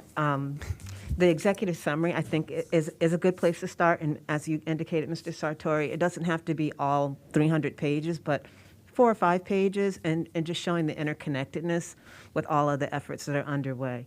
There was something else I was going to think of. It'll come to me, but it had to do with presenting this. I know, if you'll advance 2 slides, you were talking about identifying best practices for Vision Zero in the suburbs. Is that it's listed as an upcoming priority, but what does upcoming mean? In the next 6 months, next year, next 18 months? We don't have this scheduled on our work program yet. I think a lot of the staff in sort of starting to think about how we approach corridor master plans. This is a big topic of interest because obviously our corridors like University Boulevard, Veers Mill Road, or Georgia Avenue are some of the locations where we have the highest crash risks. So we are actively thinking through that right now, but it is not a specific work program item yet. Okay, thank you. And the last comment, sorry, Commissioner. My colleague mentioned this earlier, but I'd be curious to hear about how much feedback you got or input you will be getting from the Commission on People with Disabilities regarding the countermeasures that you're suggesting here. So we did not coordinate directly with them on this project, but we'd be happy to share the results and see what feedback they have. Let me ask one other point. Again, I know developers don't like to add projects, but would you have a defined target improvement that is made available to the people reviewing development plans? And obviously, could be a cost sharing on that, something that they would think it was important for their people going to their site to make that improvement. Would you make that, if there's something critical, would you make that available to the people reviewing plans? We are absolutely going to make all of this available. And there's obviously a detailed report here, but we also have a lot of data behind the scenes that will be available But to the reviewers. and, if someone's building a place with 300 apartments or something, they would want their people protected. And if you've identified that as a potential accident site, they say, well, yeah, let us just throw that in, whatever the improvement might be. So whether that's a consideration. And we do think that the growth and infrastructure policy, the LATR guidelines, already provides a lot of tools for addressing this through the pedestrian adequacy and the bicycle adequacy tests Good. in Thank you. particular. I just had a couple of quick comments, and I'll reiterate what Commissioner Patterson was saying. I do think it's important to put this presentation and all the work that you're doing with the community, and we have a member of the community here, Christy Daphnis, who's an advocate for these kind of issues. But one of the things I've noticed, and as much as I like data-driven, analysis, and this is really powerful, it's, it could have some blind spots, no pun intended. There could be a qualitative element, especially when we talk about prioritization, where, the data may not always reflect how dangerous. Sometimes it's just a matter of luck. Luckily, nothing has happened in this stretch. But to your point and what you've talked about, the predictive element of what you're doing, you're preventing something from occurring. The idea is we're not going to wait until we have a fatality. So that's why I think that community engagement is so important. But one of the things that kind of, got me thinking was so much of what we do is, looking at Montgomery County and our funding sources. But I think the biggest issue we have when it comes to getting things done is the state of Maryland and SHA. How do we incorporate this into their framework for funding to have them prioritize our corridors that are so unsafe? In many cases, probably the most dangerous intersections in the entire state of Maryland. Yet, for a variety of reasons, mostly politically in recent times, and hopefully that will change in the future, we just haven't gotten that level of investment. So I would encourage you to think about how this could fit into the larger state understanding of what needs to be improved in Montgomery County, because I always feel like there's a disconnect. And if we could somehow or another integrate this into what they're doing and say, hey, look, these are the top projects, whether it's their SHA roadshow that they do, whatever it is, how can we prioritize SHA projects within this framework? I think would be helpful. And this also provides a really interesting justification when it comes to telling them that these are our problem areas, and whereas you may not have studied them with this level of detail, we have, and this is our work product. So I think what you guys have done is truly transformational work. That's very impressive, and I think anyone can track, the accidents and crashes, but to predict and have a framework that does that is pretty impressive. So I just want to thank you for your work. Great, thank you. I just want to briefly add that we've coordinated a little bit with the state on the data collection piece at the beginning of the project, but we also presented earlier this week to the Transportation Planning Board's Bicycle and Pedestrian Subcommittee, and through that, someone from SHA has reached out to us to do a webinar in October as part of their Walktober, so it does seem like we're kind of making some inroads over there. Great. Yeah, I'm sure they're interested because this is groundbreaking work, so great job. And I just want to reiterate a point that Jesse made earlier. While fortunately, there are not a a lot of pedestrian and bicycle and motor vehicle fatalities and severe injuries, certainly too many, but not a lot. There is a degree of randomness in where those occur. Where there is not randomness is the types of locations.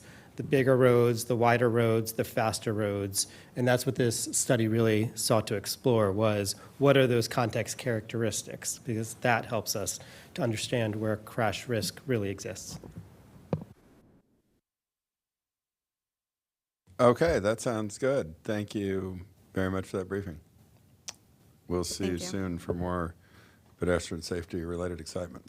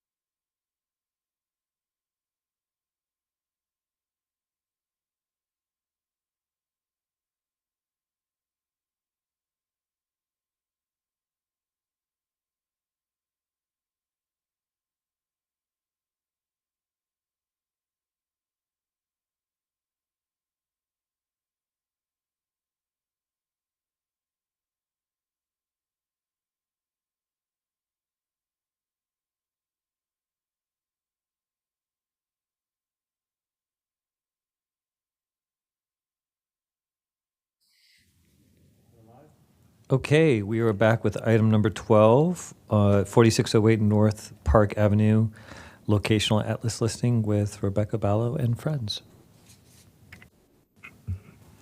Good afternoon. I'm Rebecca Ballo, Historic Preservation Supervisor for the record, and Casey Roan, our Cultural Resources Planner 2, will be presenting this item.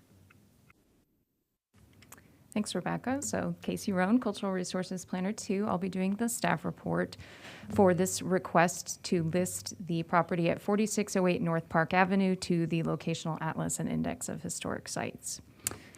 So in the presentation, I will review the Locational Atlas listing process, provide a brief site description, historic context, and architectural description in the context of our designation criteria, review the Historic Preservation Commission's hearing that was held on this matter on June 22nd, and end with a staff recommendation.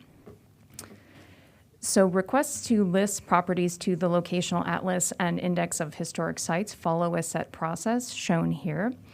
On February 2nd, our office received a written request from the Village of Friendship Heights to consider the house at 4608 North Park Avenue for listing to the Locational Atlas.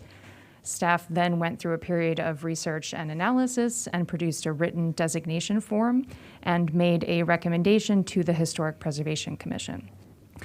On June 22nd, the Historic Preservation Commission held a work session and public hearing at which they found this property fails to meet the county's historic designation criteria, and they made a recommendation to the Planning Board that the site should not be listed to the Locational Atlas. After receiving a recommendation from the Historic Preservation Commission, the Planning Board holds a work session and public hearing to make the final decision on Locational Atlas listings, which is the goal of this item today. Requests to list sites to the Locational Atlas are determined on the basis of the designation criteria outlined in Section 24A3 of the Montgomery County Code, which provides two sets of criteria, one for historical and cultural significance and one for architectural and design significance.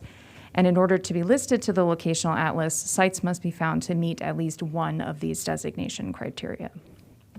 We'll now move on to look at the property, beginning with the site. 4608 North Park Avenue sits within the Village of Friendship Heights, approximately a third of a mile from Montgomery County's border with the District of Columbia. The building sits in its original location and retains most of its original quarter-acre parcel footprint, though a significant portion of this has since been paved. And the zoning for this property is CR3. The surrounding area retains only a few of the early 20th century homes which were once predominant here. This area was extensively redeveloped by the 1970s with high-rise condominium, apartment, and commercial buildings. The Piles House at 4608 North Park Avenue was built by Joseph Piles, a local carpenter, in 1906 as his residence. This was shortly after the initial platting of the subdivision of Friendship Heights. Though only the house remains today, this property at one time included a hen house, fruit trees, a well, and a detached garage. These elements were very characteristic of the early 20th century development of Friendship Heights, which was characterized by single-family homes on large lots with detached garages and small outbuildings supporting kitchen gardens and domestic livestock. Though the Piles House does date to the period of Friendship Heights' emergence as a streetcar suburb, the features which tied this property and the surrounding neighborhood to the streetcar era context are no longer evident here. Architecturally, this is a simple two-story frame building that has seen alterations to both the form and design. A series of additions to the rear of the dwelling expanded its footprint beyond its original rectangular plan. And alterations to the frieze and the porch detailing removed original design elements and erased what original style this home once had. Staff concluded that the property failed to meet designation criteria for architectural or design significance. In addition to looking at the building and the site, we also used a variety of sources to research the social history here in an attempt to understand the influence of Joseph, his wife Bertha Piles, and their family on the village of Friendship Heights.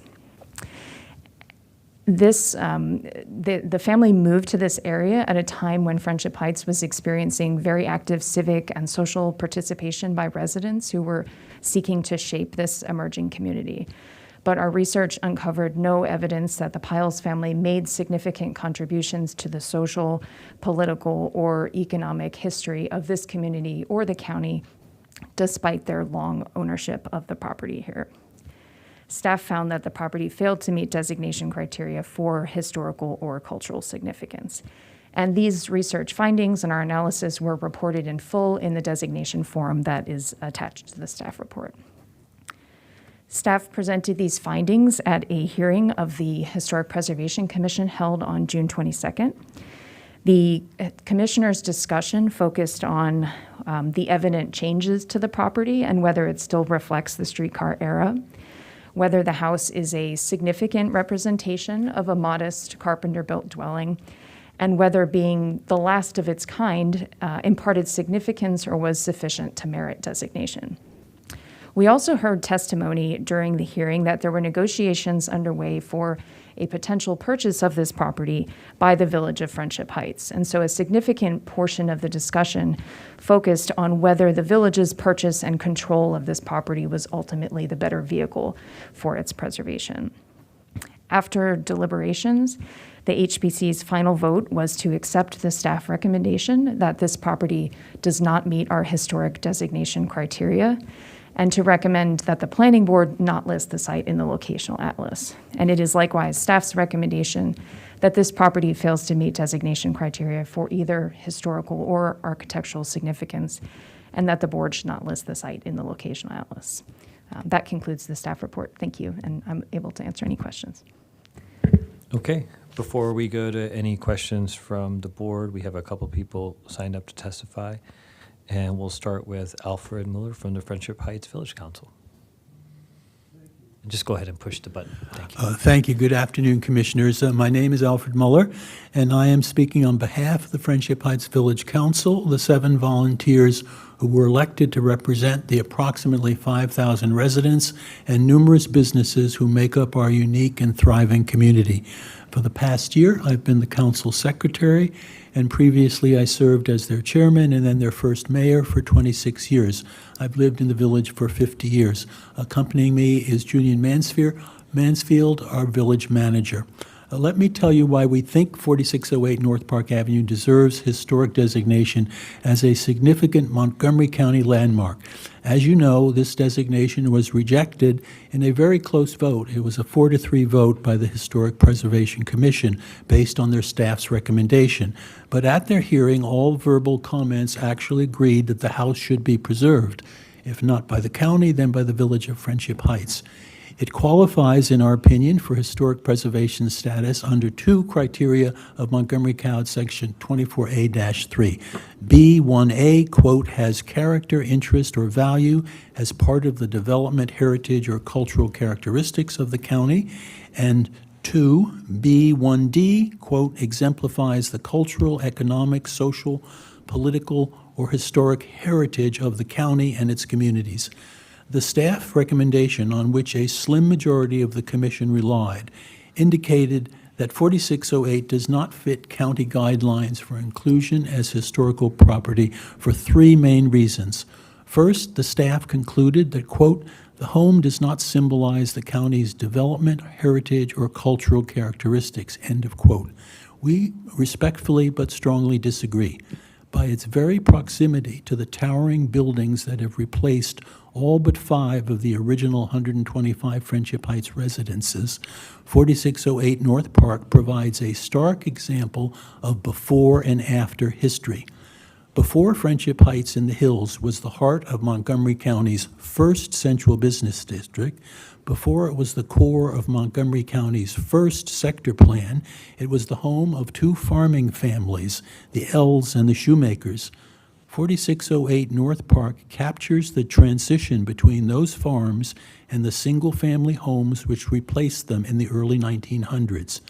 The little house is the last and oldest survivor of this, quote, lost neighborhood, end of quote, as aptly described by 3 of the 7 Historic Preservation Commissioners. A community characterized by wells, windmills, chicken coops, pet goats, fruit trees, and boardwalks, lost except for the surviving little house. As our application for historic designation aptly summarized, quote, "The changes that took place at Friendship Heights in the 1960s transformed the subdivision into a vibrant new community that embraced the wealth and power of participating business, but one that was radically different from its original character," end of quote, and that of rural Montgomery County, I would add. It is clearly shown by the stark contrast between the 116-year-old house and its neighboring high-rises. It is the last remnant of that county heritage and deserves to be preserved as a memory and tribute to the lost community. Secondly, the staff mistakenly concludes that, quote, "The home has not been recognized as a familiar visual feature of Friendship Heights," end of quote. But this is simply not so. Our 7-day shuttle bus route takes villagers and visitors around the community and to grocery stores in the metro every day, twice an hour, 15 hours a day, and passes the little house every time. It is very visual and very familiar to most village residents. Finally, the staff bemoans the fact that the little house was, quote, "not associated with a historically significant figure," end of quote. And unlike the surviving Edwards house at 4607 Willard Avenue, did not have any, quote, "significantly underrepresented theme of women's history," end of quote. Here again, we must respectfully disagree. 4608 North Park Avenue was built in 1906 by a 24-year-old working man. I think very few of us today could imagine building a house at 24 years old, and it's surviving for 116 years. He did that as a present to his new bride. It was lovingly restored in 1975 by a businesswoman, Joan Estrada, who was justly proud of the fact that she had one of the first women-owned carpet businesses, and by her efforts reminded future residents of their community's roots. Mr. Piles and Mrs. Estrada were not members of a wealthy elite, like those who developed neighboring Chevy Chase, which had, according to staff and our report, quote, "restrictions forbidding the sale or rental to blacks and Jews," end of quote. Mr. Piles and Mrs. Estrada helped build a community which grew and prospered and eventually became what one newspaper termed a jewel of Montgomery County. As stated long ago by an American president, "The history of a nation is the history of its villages writ large," end of quote. Friendship Heights is a good example of this quotation.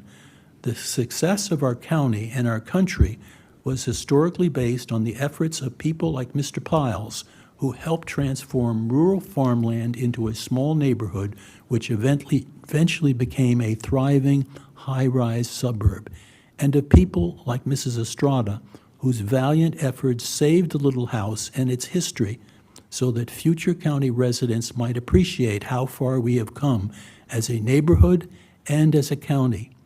They are significant figures in the eyes of history, and so is 4608 North Park Avenue, which qualifies for historic preservation under the criterion that it exemplifies the historic heritage of the county and its communities, end of quote. And I'm ready to answer any questions, Commissioners. Thank you so much. I think next we have Bob Harris, who's representing Julie O'Hara, Dan Estrada, and Andy Adams. Good afternoon. For the record, I'm Bob Harris. I'll try to be brief. I am representing the owners of the property, and they oppose uncategorically any historic designation. They and I agree with the staff's analysis. Staff did a very exhaustive analysis of this. The HPC agreed with that analysis that it does not meet the criteria. As an aside, we engaged an historic preservation expert to review it, and she concluded the same thing. She is on the line here, but I don't think she needs to speak today. I think it's significant that each time the listing of potential historic properties in this area has been reviewed, this site has been excluded. That involves first the original atlas, then the 1974 sector plan, the 1990 BCC master plan, and most recently the 1998 Friendship Heights sector plan. In fact, each of those plans included this site as a potential redevelopment site, similar to what has happened on other properties surrounding it. The owner has relied on that and on the zoning and had been planning to have this property be part of a redevelopment project there. After filing the request, interestingly, the village approached the owners to indicate that the village would like to purchase the property. That was a very strange sequence of events to me, but I like to work with people. And the owners and I agreed, well, okay, it may not be the highest price that we would get, but let's sell it to them. If it's that important to them, we can sell it to them rather than putting it into development. And they have a handshake deal, I guess I would call it, in terms of doing that, but they have not gotten a formal contract offer from the village yet. So it is still the possibility, certainly, that it would not go to them, but the owners are totally willing to do that if the village follows through on the substance of the offer they've made. We do not want this historic designation process to influence that. In fact, it would be very circumspect were that to happen in the middle of a deal like this, where the potential purchaser suggests to designate something historic. So, and then obviously, as I think staff indicated, assuming the village does complete the transaction, they can preserve it as long as they wish, and that would be a win-win. The owner is not deprived of property, and the village gets to preserve it. I keep in mind that the historic designation process is a very sharp instrument, if you will. In doing so, we're essentially taking away somebody's otherwise pre-existing property rights, the ability to use their property under the existing zoning. The historic preservation serves a valuable purpose, but it also has a sharp edge to it. And I do not think this is a situation where that sharp edge should be wielded, and we totally agree with both the staff and the Historic Preservation Commission. Thank you very much. Thank you so much for your comments. Any comments from the board members? Any opinions that you'd like to share? Yeah, I just have a question. In terms of the owners, do they plan to tear it down and redevelop it, or they have no plans? They are not developers. They had a deal with a developer that wanted to include it in an assemblage of other properties there. I don't know what the nature of their development plans were, but that deal does not exist anymore. Yeah, I have not seen the site, but just based on this diagram, the curved staff, is that a curved building that exists? Is that an apartment building? Yes, that is the adjacent apartment building at 4620 North Park Avenue.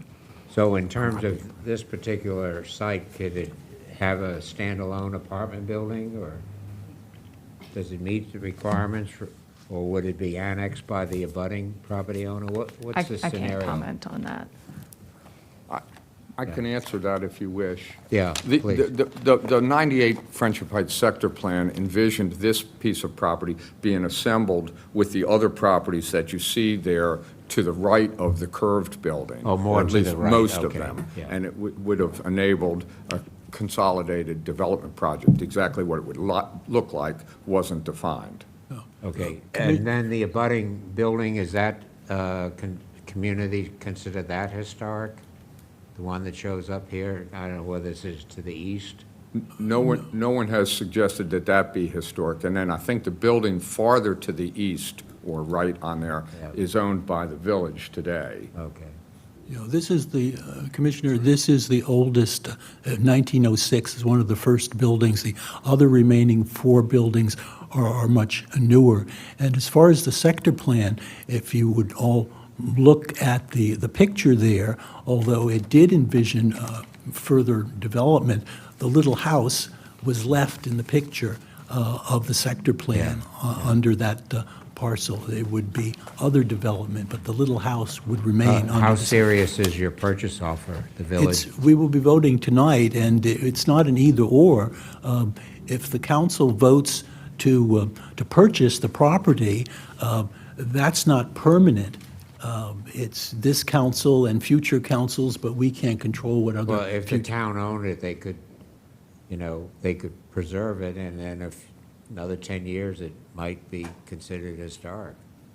Well, It but could the be other. designated historic, and given that city, you have some influence, you probably could get the historic designation. Yeah, but the alternative is that if it's designated historic, it would remain beyond the current council. The current council, though, would give a sizable amount of money. Yeah, but I don't know whether there's an interplay between what if it is designated, you could say, hey, it's a lower price than what you might offer, and I think that's the play. We're offering, we will be offering tonight a sizable price, Commissioner.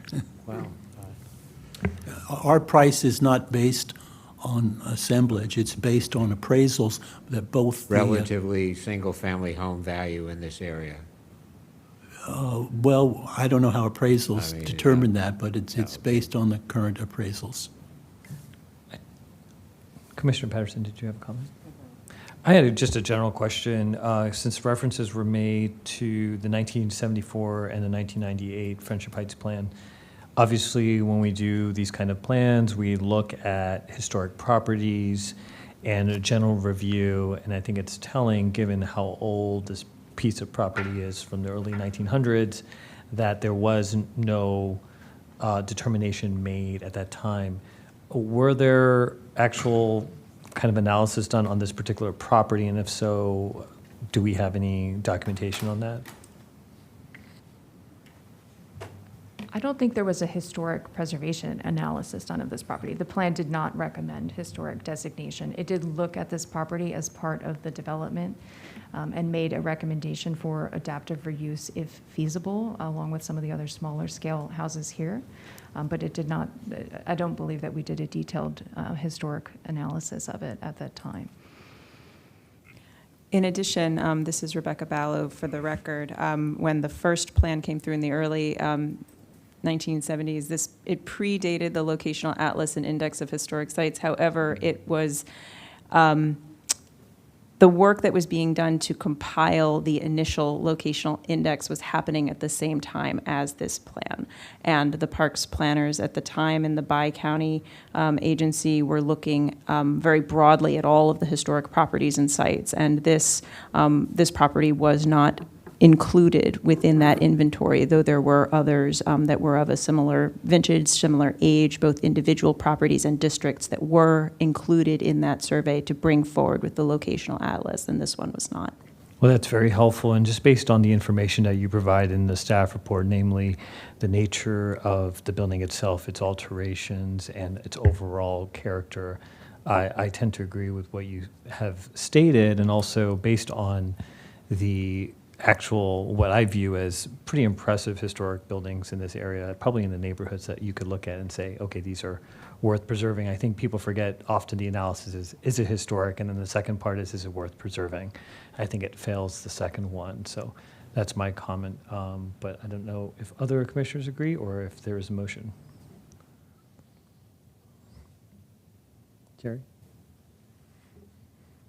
Jerry, did you have an opinion on the matter? I have mixed feelings about it.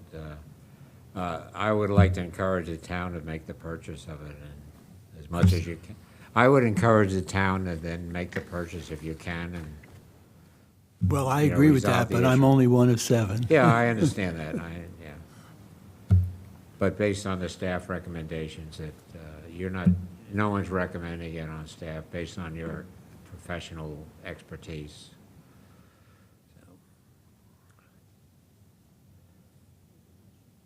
Does somebody want to make a motion? I'll make a motion that we follow the staff's recommendation that 4608 North Park Avenue not to be added to the locational atlas and index of historic sites. Is there a second? You can second. Can you? You can't? All right, I'll second. All in favor? Aye. Aye. Aye. Yeah. Okay. Ayes have it. Thank you. Thank you very much, folks.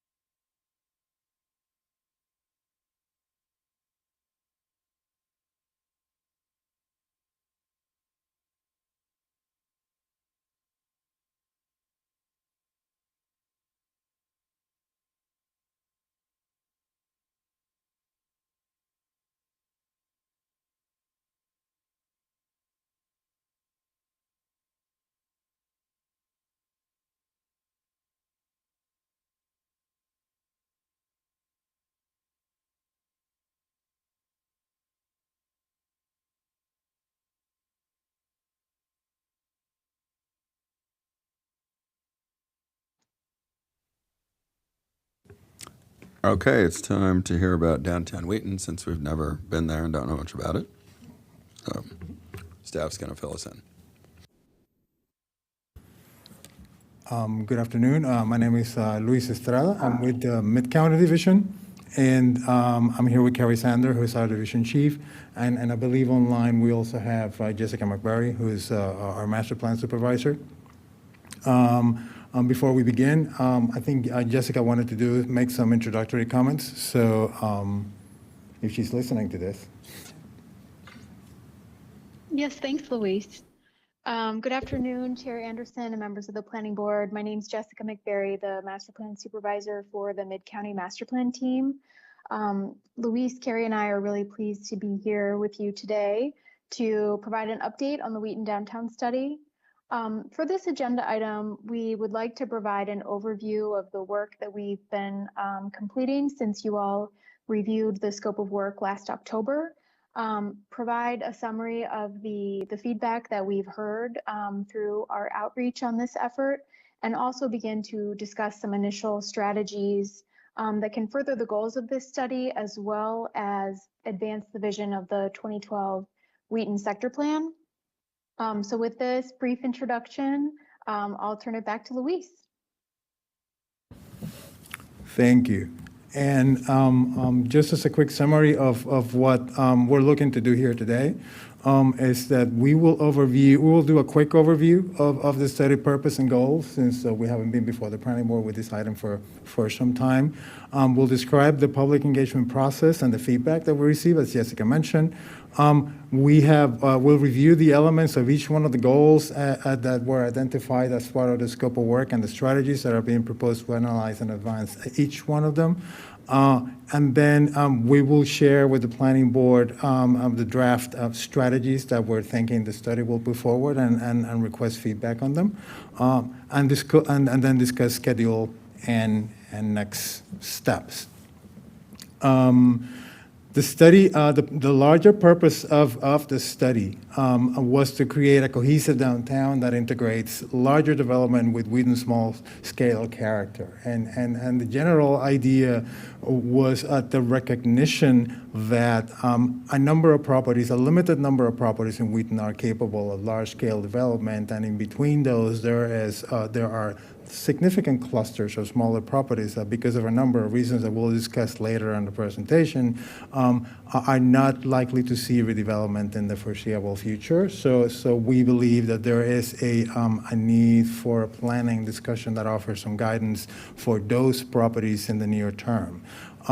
With that, the study's purpose is to further Wheaton as a complete community that is characterized by a mixture of uses, while still promoting the area as a center of activity that is attractive for infill development, that leverages existing amenities and the accessibility that it has to Metro and a number of amenities. We identified, as part of our scope of work, 4 general goals, and we'll go into more detail into each one of them. We plan to evaluate development progress since the sector plan was approved in 2012. We are still pushing for promoting the idea of complete communities in Wheaton. We want to improve multimodal safety, and then we want to provide a finer grained urban design vision that is a bit more targeted to the realities of the area for Wheaton. As part of an outreach process, we have spent a fair amount of time talking to various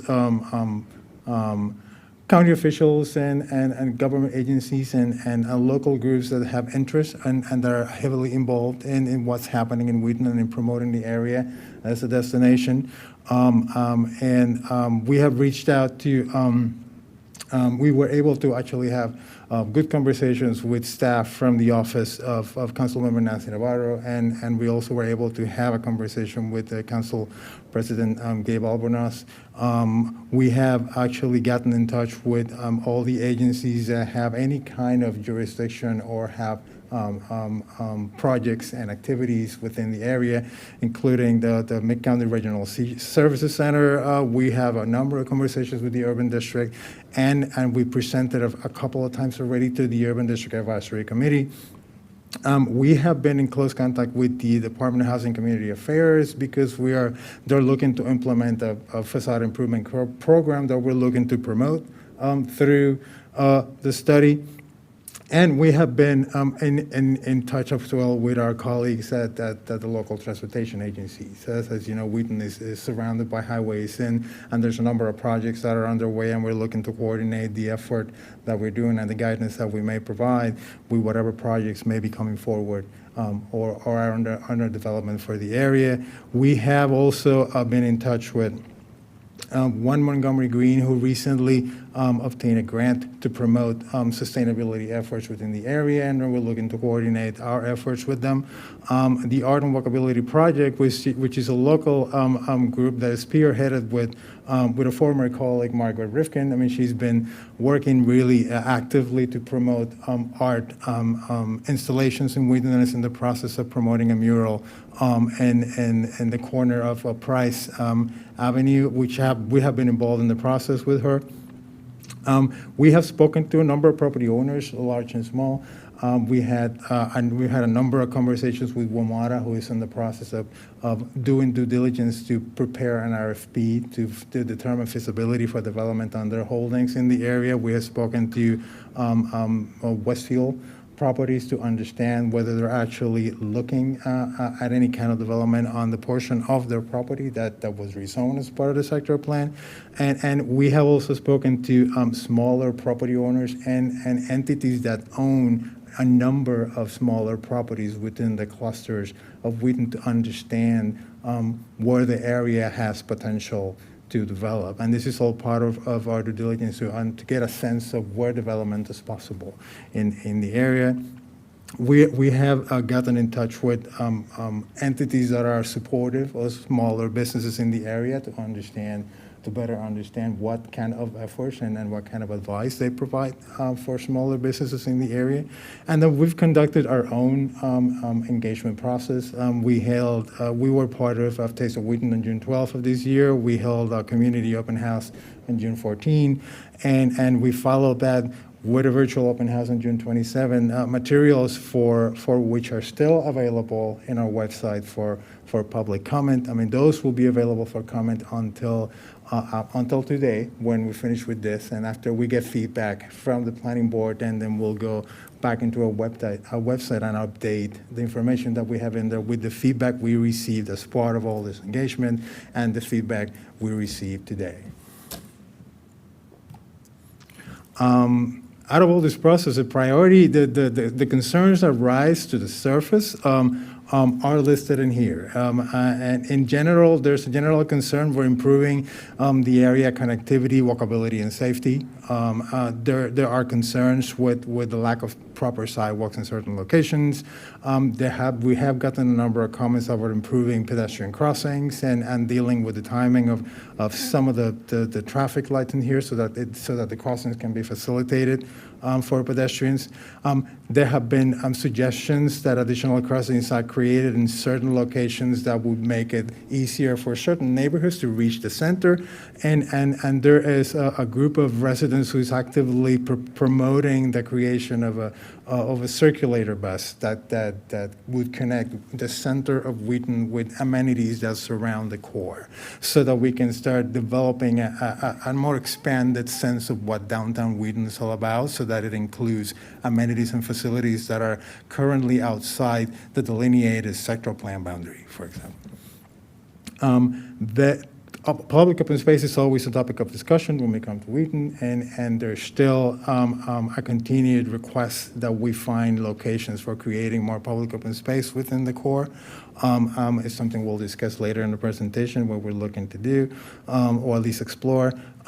There is a concern with funding that is available for the Arts and Entertainment District and for the Urban District, and whether or not they actually have adequate funding to do the jobs that they're supposed to do, to sponsor the area as an art destination, and to actually maintain the area the way they're supposed to. And as part of that, there have been suggestions about exploring placemaking initiatives in Wheaton, much like what we're doing in other CBDs in the county. There has been a suggestion of creating a mural program in the tails of the effort that the Autumn Walkability Project's effort is doing. And there has been a suggestion that in order to promote actual development in the area, we first have to promote the area as a destination and create activities and events that promote that.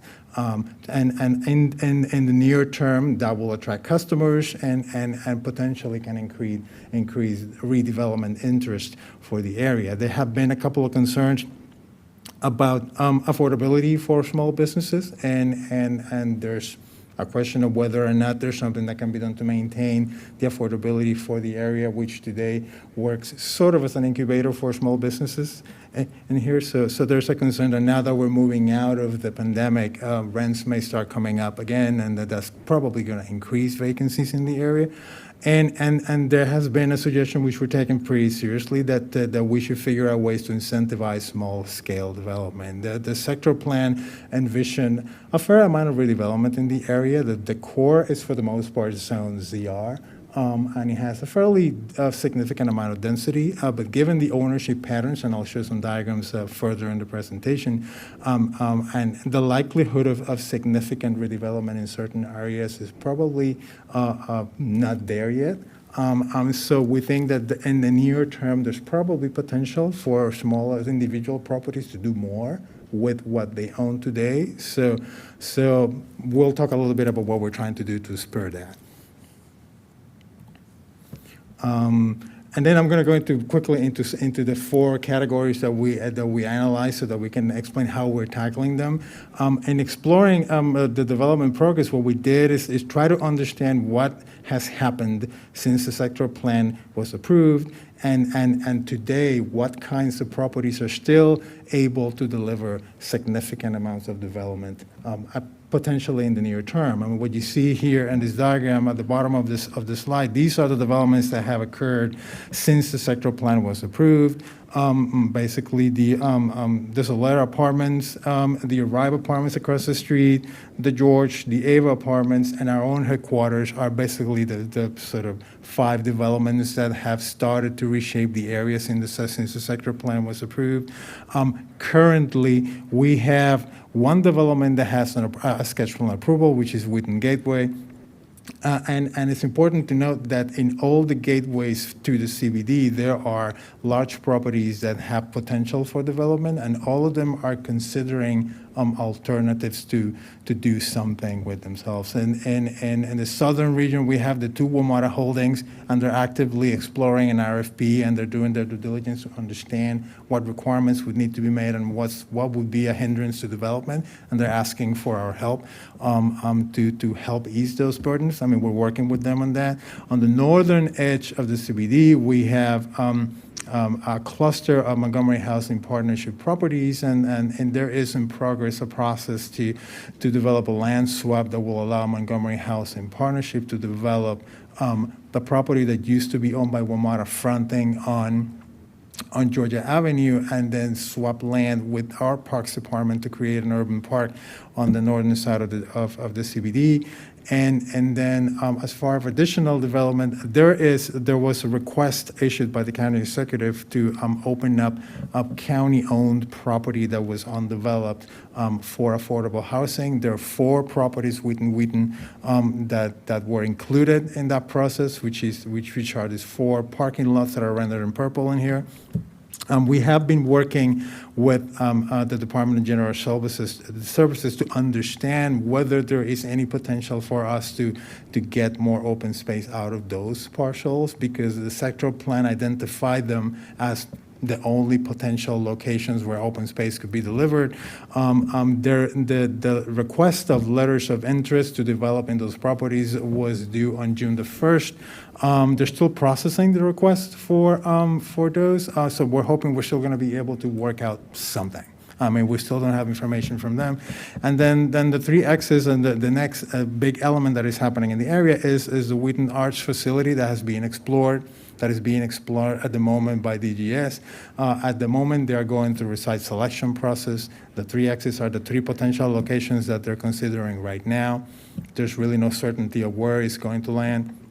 But that's the process that they're in right now. And those are basically the construction projects that potentially could happen in the near term within the area. Now, and those, all of them are on the periphery of the center of Wheaton. Now, the center of Wheaton is a different kind of conversation. What we did is that we went into the clusters that are populated with smaller properties, and we tried to understand what the ownership patterns were so that we can identify whether there's actual potential in there for assembly or something like that. And what we're finding is that the ownership patterns are incredibly fractured. I mean, there's a multitude of owners in there. There's locations where you have properties that have one owner may have 2 properties that are joining one another, but those are few and far in between. And then in addition to that, there are groups, there are real estate groups that also own a number of properties within the area, which have clusters of properties that are spread out throughout those blocks, which further complicates the development pattern in the area. What this is telling us is that the focus that we're trying to do with this study are trying to identify incentives for individual small property development in Wheaton is probably a good thing to do in the near term, because the prospects of assembly or larger scale development within the more village scale part of the Wheaton CBD are probably not likely. And we think that the guidance that the study can provide in that regard could be beneficial in the near term for those properties. That takes us to the complete communities discussion and the focus that we're looking to have in those clusters. And the priorities for this discussion is basically to further the urban district as a complete community and provide guidance that will support all those small businesses. What we have discussed with the community so far is that we do understand, and we believe that Wheaton still today is a complete community. There are a number of services in here. There are residential, and there's people who live here and basically conduct their lives in here and within a very small geographic area. But we think that if the smaller buildings were to explore the notions of mixed-use development at a smaller scale, we could further that. We could take that idea even further. And to that effect, what we have done is that we have engaged a market analysis consultant that is looking at those clusters of properties and trying to find out where there may be potential for small-scale mixed-use development. And what they're also going to be doing for us is trying to get develop case studies from other jurisdictions that have actually put in place incentives for that type of development to happen, to see if any of those incentives could actually work in this area to spur that kind of development in locations like this. The other thing that we're doing in conjunction to that is that we have engaged an architectural consultant that has experience working in the Wheaton area and who also has experience working with the Department of Housing and Community Affairs doing facade improvement implementation to develop case studies once properties are identified as part of the market analysis process, so that we can start illustrating what potential hurdles small property owners will have to go through if they wanted to do any kind of development individually in their properties, and to see if there's something the study can recommend to ease those burdens. So those two things are happening in conjunction right now. We're also looking through those exercises to promote the Department of Housing and Community Affairs Facade Improvement Program. We are looking to develop design guidance to identify the type of elements that program can support, and to collaborate with the HCA in putting together a design guide that will be helpful to implement that program. And then we're also going to be working with the Arts and Entertainment District to promote events. Particularly, we are scheduled to talk to them in a couple of weeks about starting to define the makings of a placemaking program in Wheaton that can start delineating efforts, that can start bringing the districts together, which is one of the big issues that we've heard in the area. Connectivity is another one of the big issues that we're talking about. And what we've heard the most is about connections between districts in Wheaton and connections between the center of Wheaton and neighborhoods and amenities outside from the center. There's a sense that there's a very limited notion of what Wheaton is if you limit yourself to the delineated boundary of the sectoral plan. There's communities outside that want to reach the center, and today they have issues getting to the middle, and there are amenities that are nearby, like Wheaton Regional is an amenity that keeps becoming a part of the conversation, and there's a suggestion that there should be an easy way to connect from the core of Wheaton to facilities like the public library and Wheaton Regional. As part of the outreach process that we did, the community suggested a number of pathways that they believe exist today, that they could be improved to facilitate those connections. And then we're going to be working with our transportation agencies to identify which ones are the most improvable so that we can actually make recommendations for those. Another thing that we're working on to update, to improve pedestrian life in Wheaton is to update the Wheaton streetscape standards. Wheaton has had a streetscape standards guide in place since the early 2000s, and that's what's guided the construction of most of the sidewalks in the area till today. There is a belief that there's a need for something fresher and more up to date. And what we did is that we're using this as an opportunity to update this standard and integrate a lot of the planning efforts regarding pedestrian safety and multimodal efficiency that we have done and the county had done over the past few years after the sector plan was approved, and incorporate them into the streetscape standards update. We're also working with the Complete Streets Guide that we developed, and we're looking to develop sections reflecting the new recommendations in the context of the Complete Streets Guide that we developed ourselves so that we can bring Wheaton up to speed with everything that has happened in the past 10 years. And these are examples of the work that our consultants, we engaged a consultant to put together the update to the streetscape standards.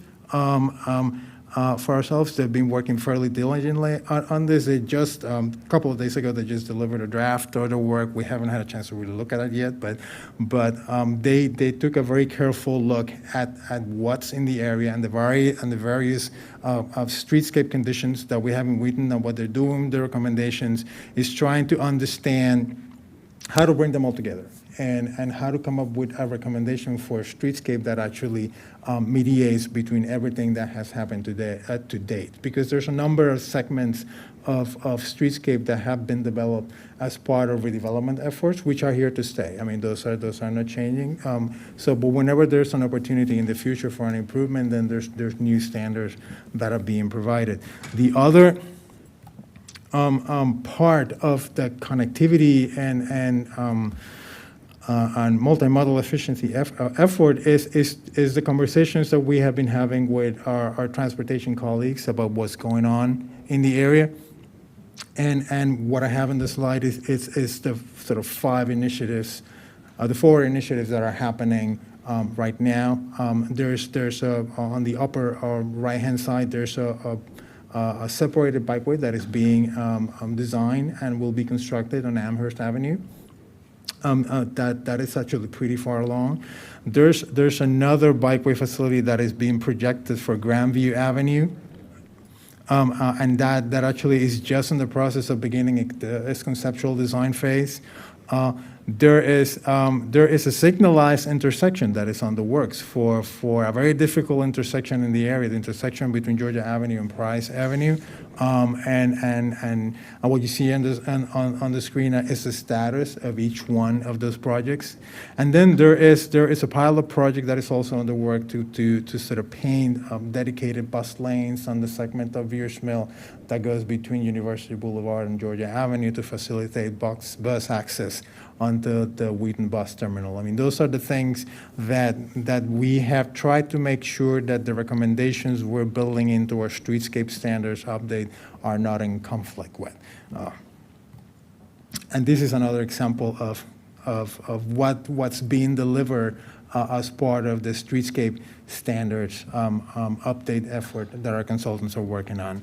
As part of that, they're also going to be including recommendations for placemaking opportunities. And we will be discussing this with the Regional Services Center staff so that we can identify where efforts can be sponsored following the completion of the study.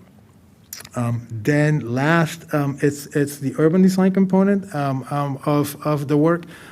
There's two main components to that effort. We have discussed this as something that will provide finer grain guidance for what could happen in the area. One of the components of this discussion has to be open space.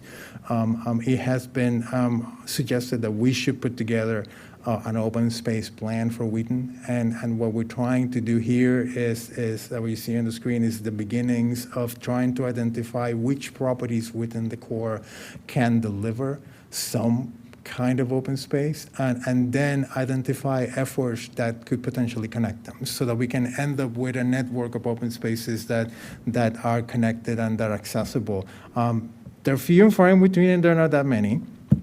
So to date, we have Mayor Friday Plaza, which we delivered as part of this project. We have Veterans Urban Park, which we will be proposing some recommendations to improve it. There is the urban park that potentially will be delivered as part of the joint development between the land exchange between MHP and the Parks Department on the northern part of the district. And then there's the two open spaces that will be delivered by the Wheaton Gateway project. Outside from that, there is the streetery, which exists in Elkin and Price Avenue, which there is an interest in keeping that. Making it a permanent installation. What the study will do is include recommendations of how that over time can become a shared street. In the absence of being able to deliver an actual open space within that district, then making that into a shared street can do double duty. It worst comes to worst. Then the red line that you see here running through the diagram is what we have discussed so far with the community as a potential place-making intervention for the area. And what we would like that intervention to do is to start highlighting a path that could be built on, that could deliver safe connection between districts in Wheaton. That's one of the comments that we've heard repeatedly, that the districts in Wheaton are disconnected, that the highways that separate all the districts are difficult to cross. And to the extent that we can use this effort to actually make a connection between all of them through a pathway that is a safe connection, then we think we'll be achieving something. Then the four red properties these are the four properties that are now being explored as affordable housing development, and we are also hoping that we're going to be able to get some open space out of those. I mean, that's part of the discussion that we're having to date with DGS. And the other aspect of the urban design effort is that we're looking to sort of identify areas that today need immediate improvement, and then have discussions about them as to help define potential CIP projects that would improve them. One of them is the frontage of Georgia Avenue, the west side of Georgia Avenue between Reedy Drive and Ennals, which is probably for pedestrians one of the most dangerous spots today. We've had discussions with the urban district, and they really want to be able to do something about that, and they're looking at us for guidance. So we're hoping that the guidance that we provide for them will facilitate their process in being able to acquire funds to make improvements. We want to provide guidance for what could potentially happen with the street if it were to become a shared street. And we want to make some suggestions about how you could improve Veterans Urban Park while still being respectful of the monument that is there today. And these are some slides that we have put together just to illustrate those three areas and explain existing conditions and the difficulty pedestrians have today in moving through those areas and potential solutions to not necessarily change the land use, but improve the area for pedestrians and still allow certain uses that are needed today, like parking for the businesses that are there. And to remain in place. And then about the street, we wanted to include two types of guidance in here. We wanted to include something that was more of an interim kind of solution that would be easy to implement and fairly cost effective. But then on the long term, we think it's important to have the discussion about the potential of this as a shared street. And we are looking to include guidance about that. And Veterans Park, it's an interesting area. I mean, we think that there is a great deal of opportunity to introduce additional passive recreation in the area. I mean, I think more seating is needed. There's some seating that has been added in there that is not the best kind, but we think that doing definitely permanent interventions that take advantage of the grade and the slopes in the area, you can do something that will be beneficial for the surrounding community, and we're looking to sponsor to include that. Now, all of that is leading us. We've been building up a few draft strategies, which is what we are looking for feedback on, and then I'm just going to go through them just so that you can understand what our thinking is today. The first thing is to create a CIP for sidewalk improvements and other grounding overhead utilities in areas where pedestrian safety is critical. And this is coming from the notion that there are areas today where you do have, and some business owners have actually told us this, we want to improve traffic flow to our businesses, but people walking in narrow sidewalks often keep running into these light poles that are in the middle of the sidewalk. So is there something that can be done? And they have also asked, is there a way to get sidewalk improvements before we get any redevelopment? Typically, we get those kinds of those improvements with redevelopment efforts. That's how we get them. So in the areas where redevelopment may not be likely, is there the potential to create a CAP to address those issues? That's where that strategy comes from. The second one is designating a property at a key location as a receiver of open space requirements from adjacent development. And what that has to do with, that's part of the conversation we were having with DGS about those properties that were opened up for affordable housing. They're small enough that a couple of them are probably not going to have to deliver any open space because they're below the threshold that you're required to do that. But the ones that do, if they deliver open space at the locations where there are, the open space will be minimal. It will be like a marginal amount of open space. So we're thinking that perhaps there's a way to cluster all those slivers of open space in one location so that we can end up with something more significant that will be usable and programmable. And that's where that is coming from. Then the next, transform Viers Mill Road between University Boulevard and Georgia Avenue to create opportunities for public open space, enhance walkability, and improve the operations at the Wheaton Bus Terminal. That is part of the conversation that we have been having with WMATA. When we had they've tried to sort of explain the issue, the elements that they see as hurdles for development. One of them is parking. They're having issues with parking, and they think that the parking requirement is just significant and it's going to hinder development. And they're having issues with open space and delivering open space above a platform that will need to be built in case you want to maintain the bus operations. So we're trying to work with DOT to figure out how to work that. And then as part of our conversations with DOT, which we had another one just last week, they suggested that Perhaps the thing that needs to be explored in order to make development feasible at that location is how to improve the bus terminal operation, which, if everything goes the way it's planned, it will be the terminus for a number of fairly important bus routes. And there is no clarity, at least from their perspective, whether the way the facility works today and the way the buses come in and how many buses are there will be sufficient to receive all that bus service. So they're thinking that improving the functionality of that bus terminal may include revisiting how that segment of Veers Mill works. So part of the discussion that we're looking to have is who actually conducts that exploration and how do we move forward if a strategy like this were to be explored. They also suggested that WMATA has been trying to see if there's ways to reduce their parking requirements so that they can make the development more feasible. And our colleagues at DOT have suggested that perhaps triggers can be created that are tied up to public transportation delivery that can start reducing that requirement over time once those improvements are in place. So they suggested that we looked at ways of creating those triggers. So I don't know if you want me to stop at this point and you have any comments on this, because I'm going pretty quickly through this. I want to make sure that I have many thoughts. That is sinking. I want to give everybody else a chance. I'm actually pretty close to the end, so I mean I could sort of wrap it up and then come back. I think we to all this. have so many comments, so. What was that? I think we all have so many comments, so you might as well just finish up and then we can Okay. all provide So them. I mean that's where I am. I mean that was kind of my last slide. So yes. Comments, questions, now's the time.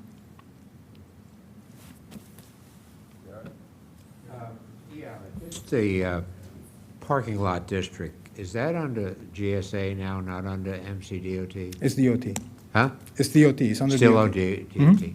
In terms of that question, the back lot here, I know we have a beautiful mural there, but in terms of this area, the lot to the north, you have that some planned, a potential development there, still exposing the mural though, keeping the mural?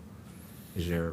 Well, there was a sketch plan that was approved for that location for residential development that didn't move forward. Move forward. And I understand that is one of the locations that they're exploring as a potential location for the Wheaton Arts Facility, cultural arts facility.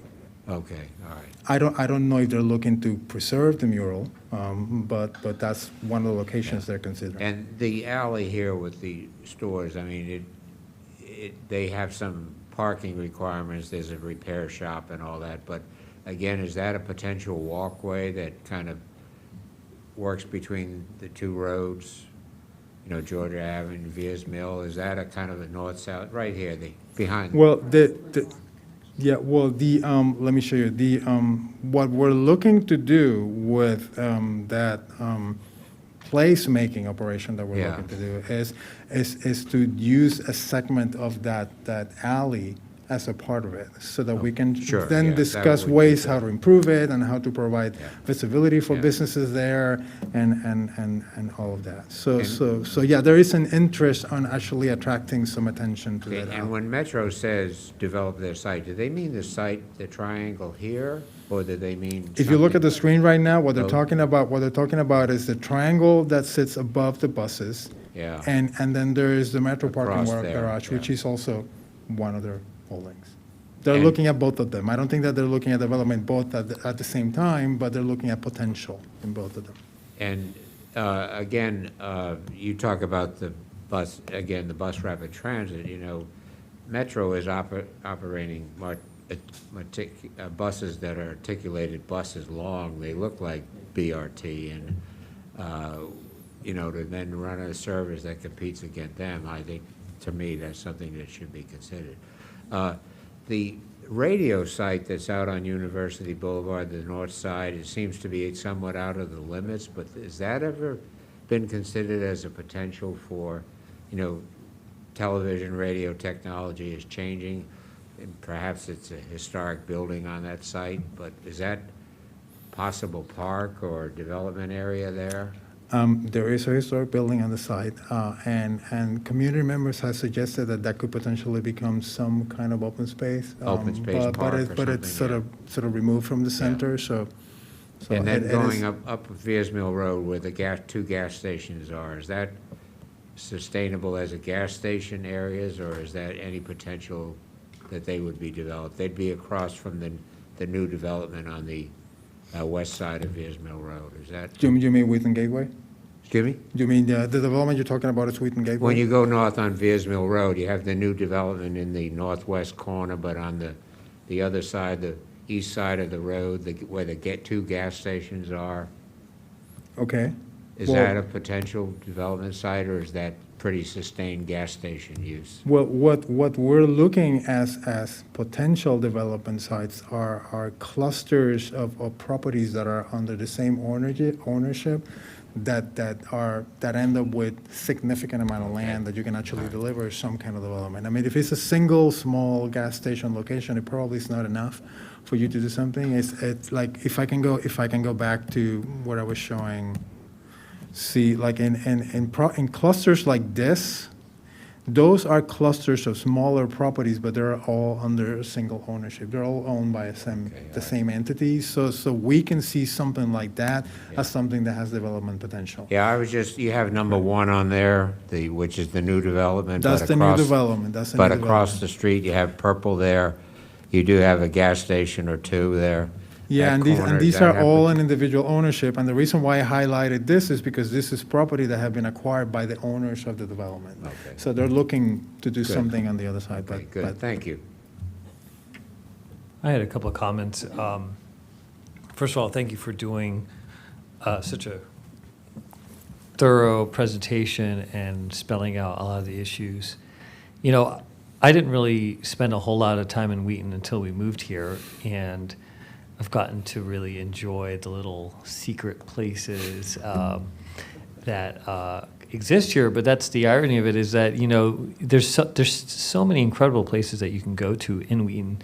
You just have to find them. And I think that's really the story of Wheaton, is that when it was developed and how it was developed, and you know, the history of Wheaton is fascinating, because it's actually directly connected to downtown Silver Spring in terms of how the movement of retail occurred. And the first open space mall at the time, if I'm not mistaken, was the largest retail center in the DMV area, and then eventually became a traditional mall. And then downtown Silver Spring didn't have as much shopping anymore, and people started coming here. But I think the story of Wheaton, and it also kind of captures what you were showing, is still very much auto-based. And what I'd like to do, especially if there was support from the board and the staff, is that I'd really like us to start thinking about how we can change that feeling. Because with I refer to it as some form of a detrimental reliance on the automobile, because it's a vicious cycle. You know, when you just showed the depiction of a potential CIP project in front of this little shopping strip, you did include cars. But what if you didn't? What if you didn't have any cars? What if you just had a truly walkable Main Street with, you know, facades and buildings that are many of these buildings are well beyond their shelf life, right? Preserving some of these older buildings is not helpful. How can we really look at Wheaton in terms of, when we talk about complete communities, or are they going to survive the next 30, 40, 50 years? What is that going to look like? And I feel like this study is still a little bit struggling between this tension between suburban, urban kind of ideas. And I'm wondering if we can just be a little bit bold in how we're viewing downtown Wheaton. Can we really make an effort to eliminate the vehicle? Because that's really what's causing us tension here. I mean, if you look at the times when Wheaton is the most vibrant, it's when we shut down the streets. When we shut down this street here and we have a festival, that's when all of a sudden Wheaton starts to feel like a place. And so I'd like to explore that. I mean, in a perfect world, I'd love to just shut down Veers Mill Road and reroute the buses. And I know we can't do that right now, but we should at least start thinking about how we're going to create a downtown that's vibrant, that really serves people in a way where they're excited to be here. And they are. I mean, I'm not trying to take that away. There are people that love it here, but it could be better. And I think it's the vehicles that are causing a lot of the problems here. So I think that's just one of the comments that I had, is how can we do that? And I think it needs to be incorporated in everything. And to your point, the WMATA site, I think is going to be really critical, because they do have requirements on replacement of facilities based on, the funding they've had in the past and how they can move forward. And of course, Westfield is a huge part of this equation. What are they going to do with them all? What are they going to do with all those acres and acres of parking? But that's what I think we really need to start moving in that direction of how can we just make these places so much more pedestrian friendly. We had a small streetery over there. It's isolated. It's great. But, if you could have larger sections that are more in the core section, all of a sudden you're going to see what happened in Bethesda during COVID. All of a sudden people are walking through areas that were once dominated by vehicles.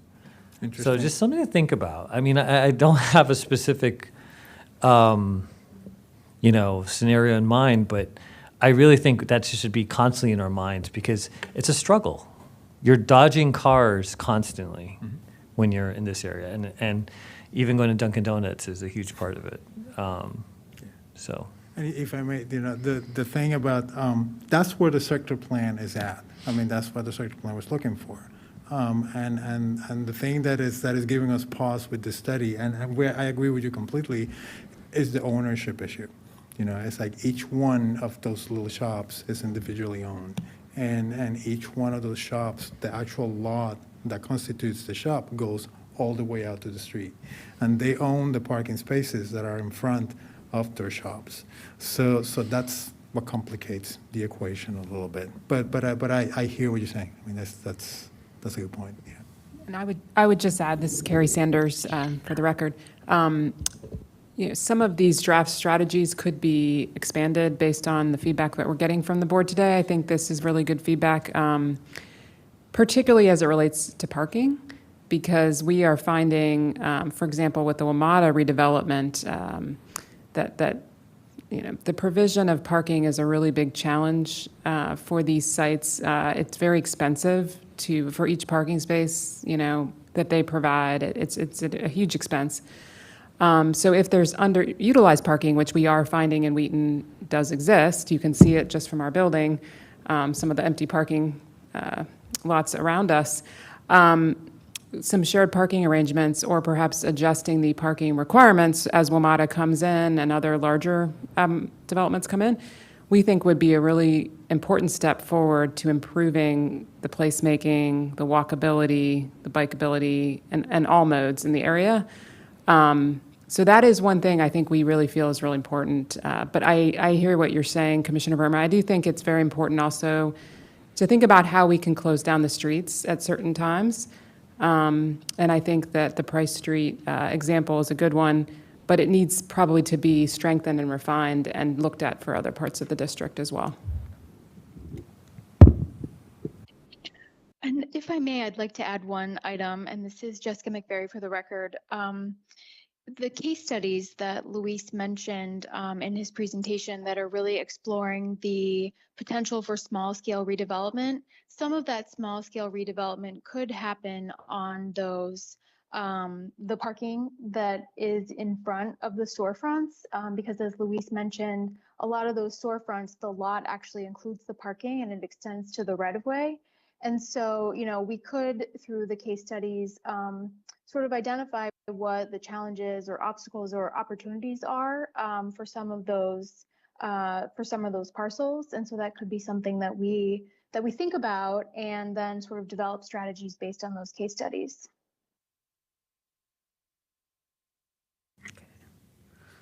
Mr. Estrada, you delivered a lot. I, at one point, was going to ask you if you were taking questions, and then you said, it's my last slide. This study, as presented, is both expansive and I think the term that you used, tension, I hadn't thought about it like that. I literally, when I looked at it, my first question was, where do you want to start first? Because everything that you listed is a priority to some segment of this community, whether it's the small businesses, whether it's those who are traversing from their residence to get to Metro, or they're taking some other form of public transportation. I guess one is when I look at this list of draft strategies, of course, I see the first one and I think, yes. Then I look at number 3 and I think, yes. So my question to you is, what is realistic in terms of implementing, taking this study forward? What's realistic when I see create a CIP for sidewalk improvement? I kind of cringe. We had a very lengthy discussion earlier today regarding undergrounding of overhead utilities and what funding options are. Interestingly enough, one of the funding options when I did a little bit of research was a community block development grant. And if that is something that we're going to explore, I would ask you to look at more than just creating a CIP for the undergrounding and for the sidewalk improvements. We know that one of the challenges with sidewalks, especially around here, given the age of the community, is that the utilities, that was what was available in whatever time period that the overhead utility was put in place. So I'll pause there because I want to hear from you. What do you think is the priority? Because I heard at least 6 different opportunities. See, the thing about the utilities, I'm glad that you mentioned that, is that we have been, I'm talking internally about strategies that other planning efforts have pursued, like for example, creating a funding mechanism that delivers improvement for areas that are not within redevelopment sections of a particular CBD, and those strategies have been explored in other CBDs. The question here is, and this is why we pause, is will there be enough development to populate a fund like that?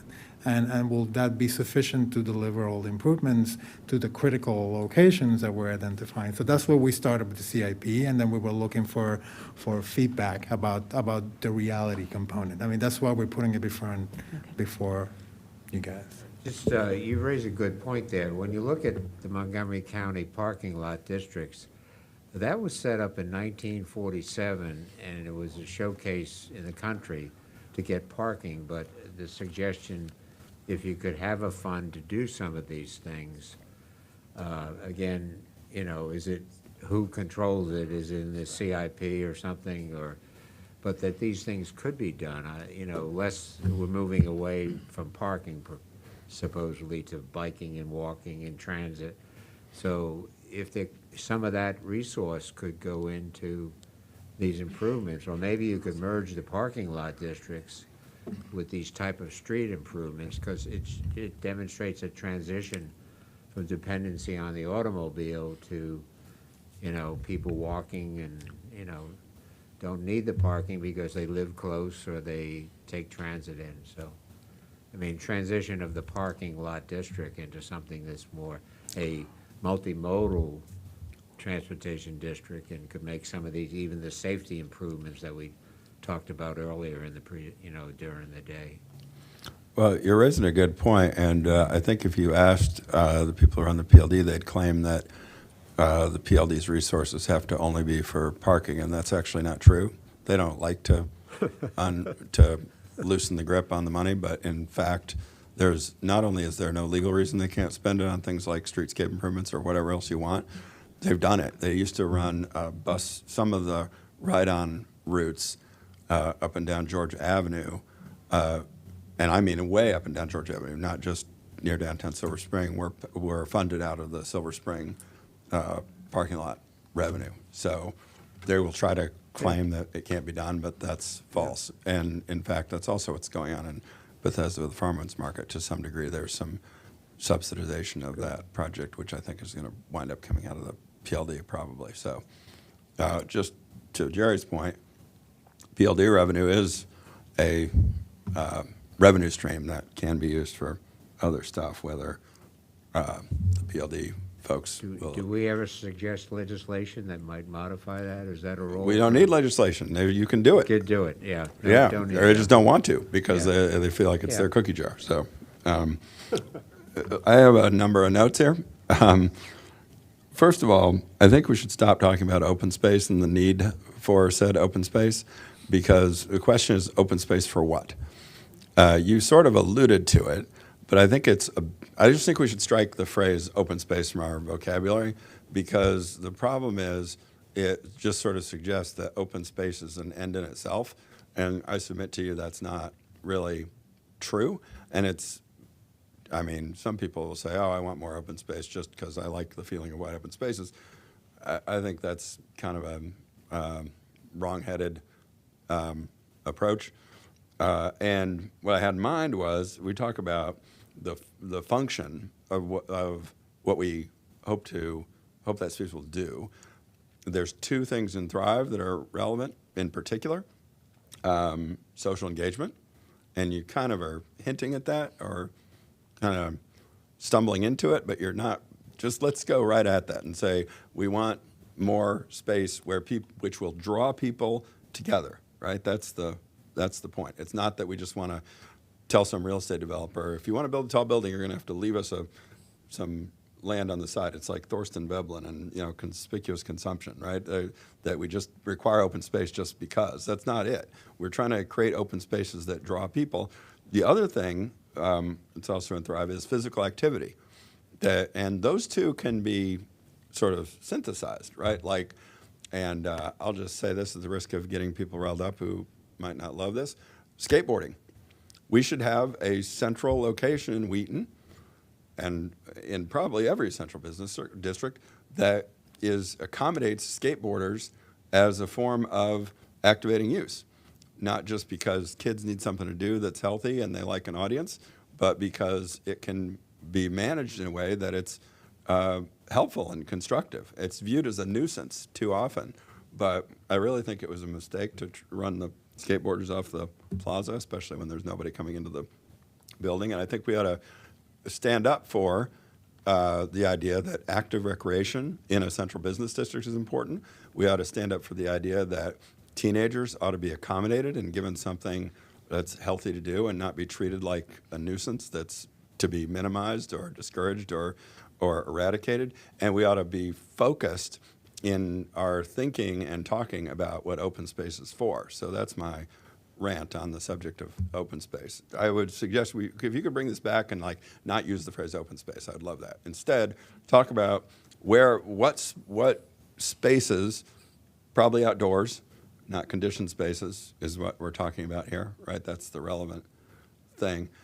What kinds of spaces we're looking for? What do we want it to do? You want activity spaces. Yeah, and bringing people together and giving them a place to get in some physical activity can be harmonized a lot of times. It's not that we got to find space for one over here and space for other. Hopefully, we bring those two things together to the maximum extent possible.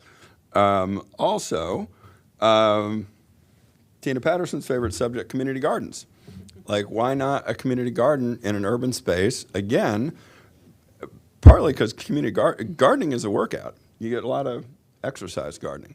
And also partly because community gardens bring people together. It gives people a reason to occupy the same physical space together and engage with each other as well as their plants, right? So skateboarding, community gardens, those are functions.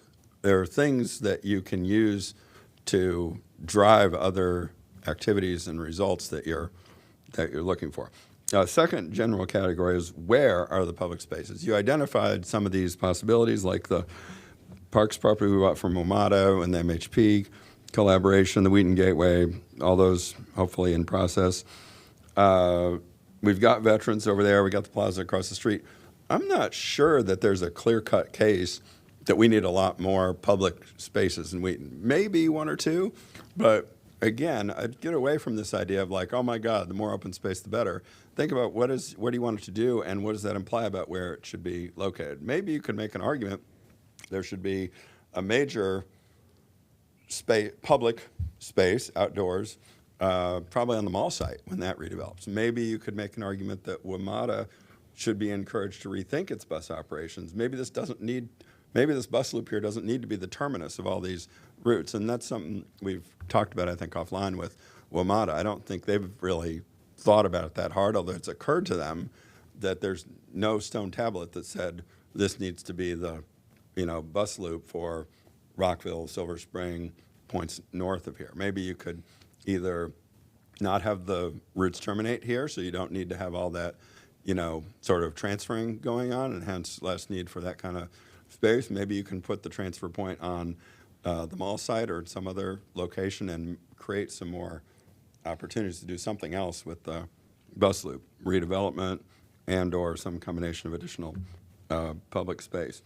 The last set of things, and this sort of also is something that's kind of implicit in what I think your presentation, what a lot of people talk about Wheaton, is this assumption that, oh my God, we can't encourage any redevelopment because then the relatively cheap retail space goes away and we displace a lot of tenants that can't afford to pay the rent. Well, I'd submit to you there's issues in Wheaton with landlords who are not necessarily, I don't want to point the finger at anybody in particular in public, but it's not as though Wheaton is like a paradise for small independent retailers right now.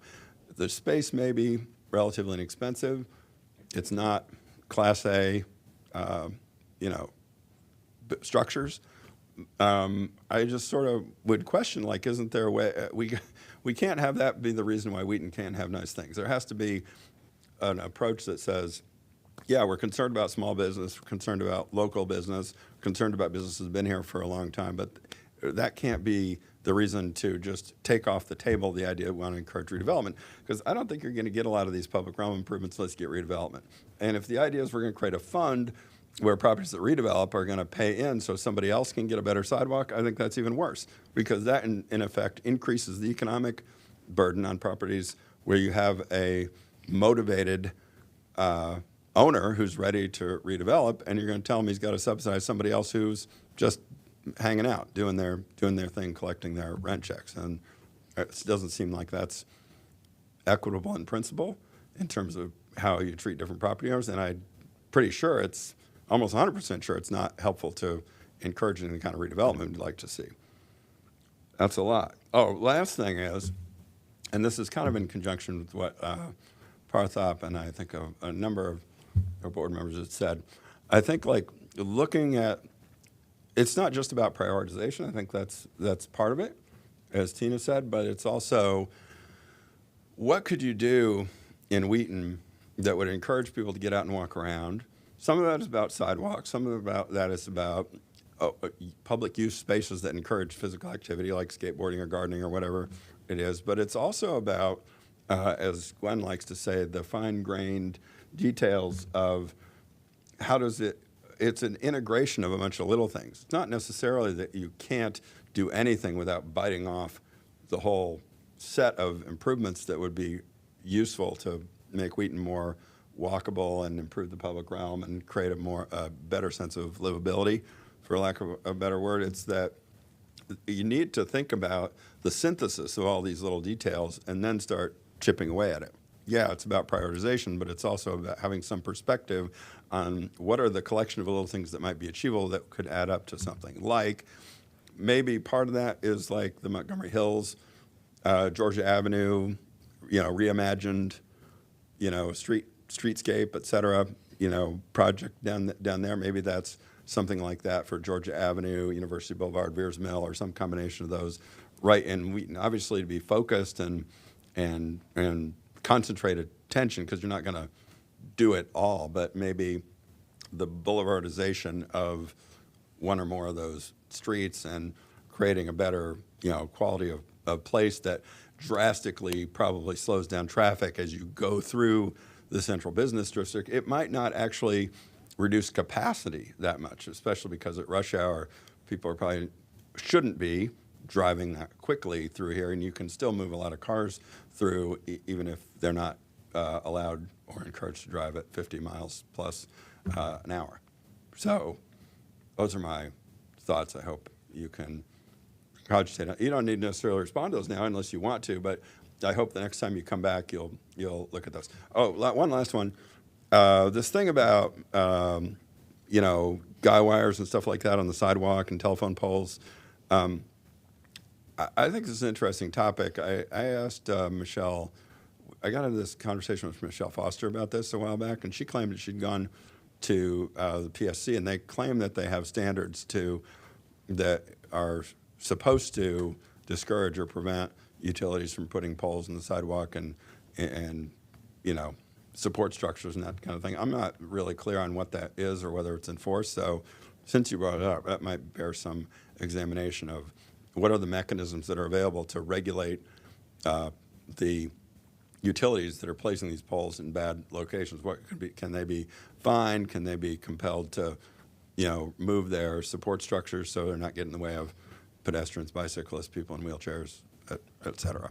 I don't know the answer to that question, but that seems to bear maybe a afternoon's worth of research if you had the time. No, that's all very helpful. I mean, all I can say at this point is that, we'll look at all this stuff and we'll figure out how to integrate it. I mean, I think you make a really good point out of finding what are the potential uses for the spaces before, claiming the space without understanding what it's going to be used for, because then that can give you hints as to where to go looking for space, and that's actually very helpful. Yeah, just a little more analytical precision. What are we really talking about? It's because open space sounds nice, but it's just kind of like, okay, this vague idea, if we create some space, maybe it could be programmed and that'd be nice. Well, yes, but some specificity in what that might look like, at least by way of illustration, I think would be good. I was just going to say, this is a really helpful session for us to get your feedback, particularly as we, look to start developing some action items to bring to you this fall. I think what I've heard is from Commissioner Patterson, coming up with a prioritized list of action items would be very helpful.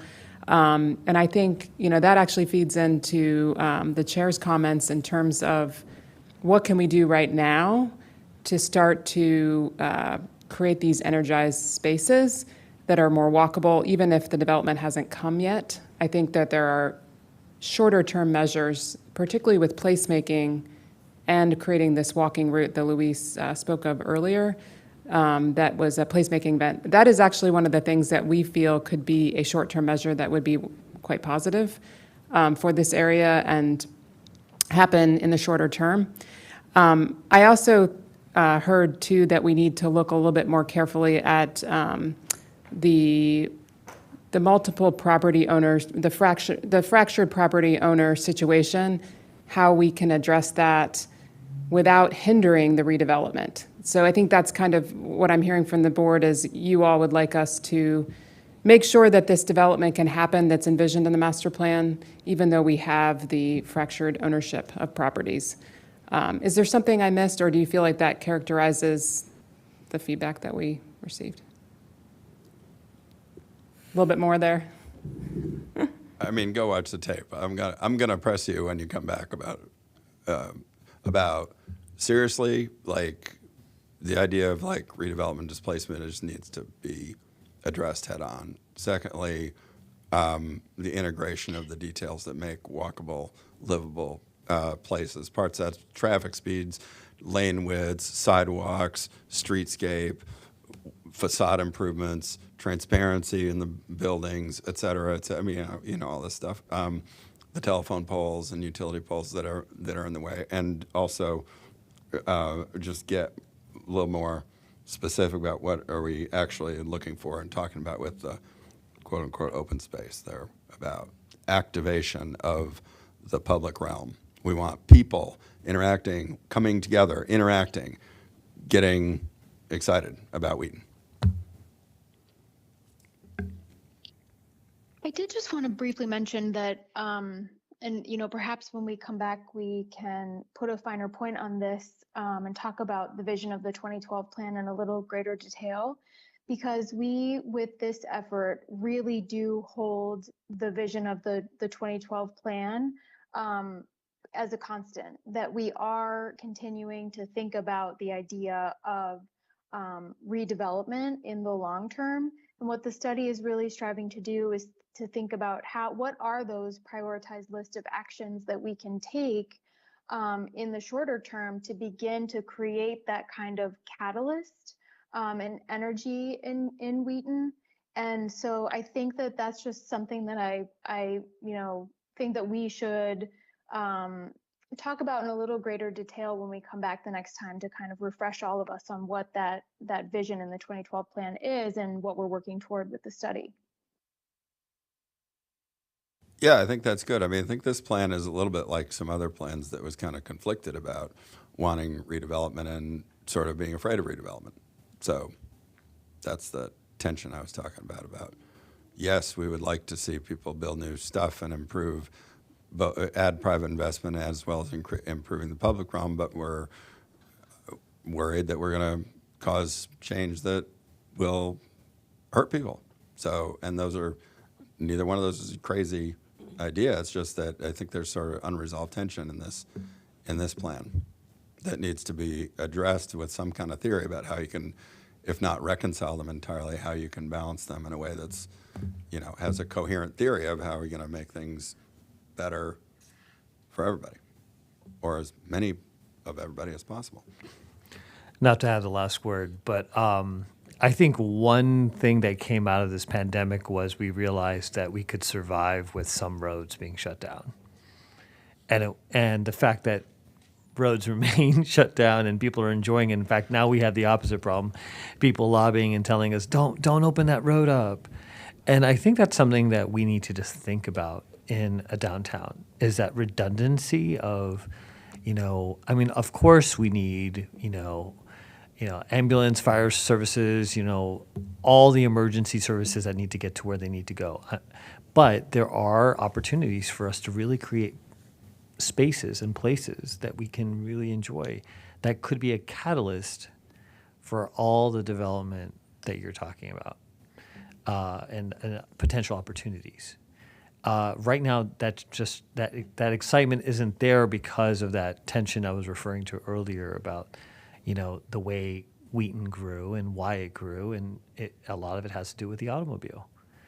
And the other downtowns like Silver Spring and Bethesda have an advantage in that sense. I mean, they have their challenges, but they have distinct downtown sections that aren't dominated by the vehicle. So it's something to think about when you're putting this together.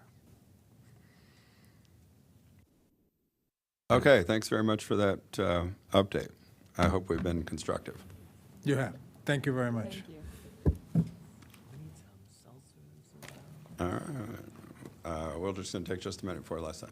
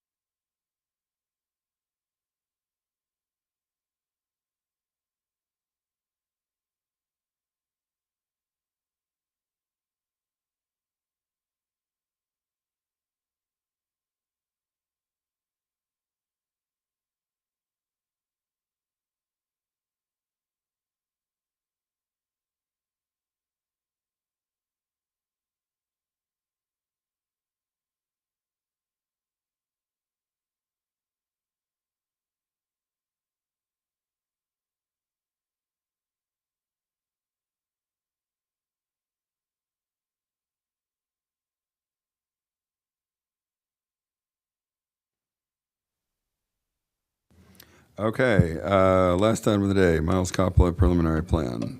And Mary Jo Kister is here to staff it. Good afternoon, Mary Jo Kister with the Up-County Planning Division. With me today is Patrick Butler, Sandra Pereira, and Chris Van Alstyne, all of the Up-County Planning Division. And we are presenting the Miles Coppola preliminary plan. Staff is recommending approval of preliminary plan 120220010 with conditions for 159 lots for 336 dwelling units, including 15% MPDUs. There's a number of community benefits that this plan will provide, including approximately 80% rural open space, 60 acres of protected forest on the property, 336 dwelling units, including 15% MPDUs, the construction of an interim bypass, Clarksburg bypass road connection, bicycle improvements on Clarksburg Road and on the interim Clarksburg bypass, and an expansion of the pedestrian connectivity to neighboring properties through sidewalks and natural surface trails. To orient you on this graphic, the property is outlined in the heavy dark dashed line. It's located southwest of the intersection of Clarksburg Road along here and Frederick Road, and north of I-270. The Ashford Woods subdivision, which you may recall was approved not that long ago, and that is located just northwest of the property.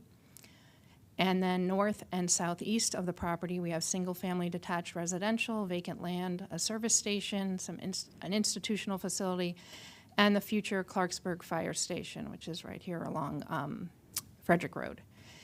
And southwest of the property, as I mentioned, is I-270, and on the other side of I-270 is the Montgomery County Correctional Facility, as well as county-owned parkland. And then directly east of the property up here along 355 is the Clarksburg Historic District. The property is comprised of 4 parcels that are outlined on this graphic, and it includes 98.35 acres of land.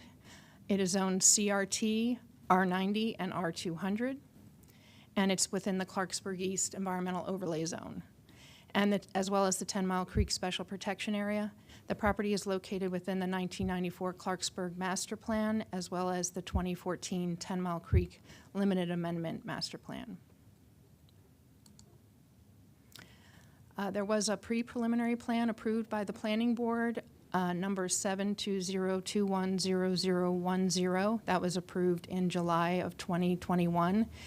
And the purpose of that was to discuss 2 optional alignments for the Clarksburg, Maryland 3255 bypass to connect from Clarksburg Road through this property out to Frederick Road.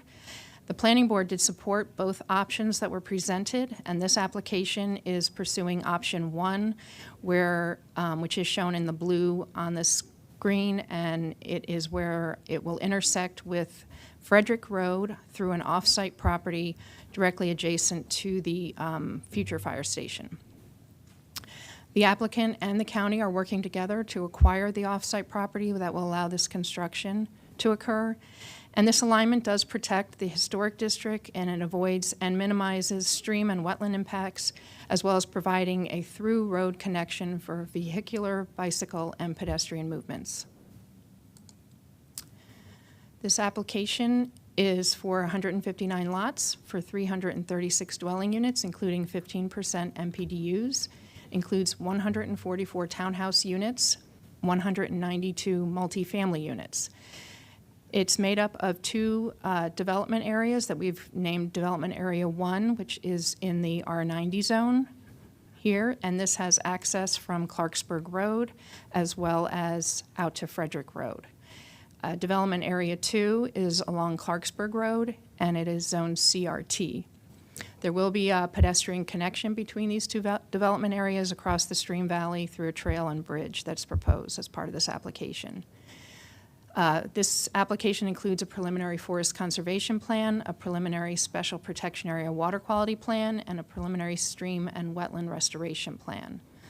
There are a few waivers or modifications requested as part of this application, which include minimum centerline radius for private streets A and D, the use of curb and gutter rather than open section, and the internal roads are to be private. The proposal also includes 80% rural open space, which is highlighted in the dark green on this slide, and 2% open space for recreation and amenities within the building envelope, and that's the areas represented by the light green on this graphic.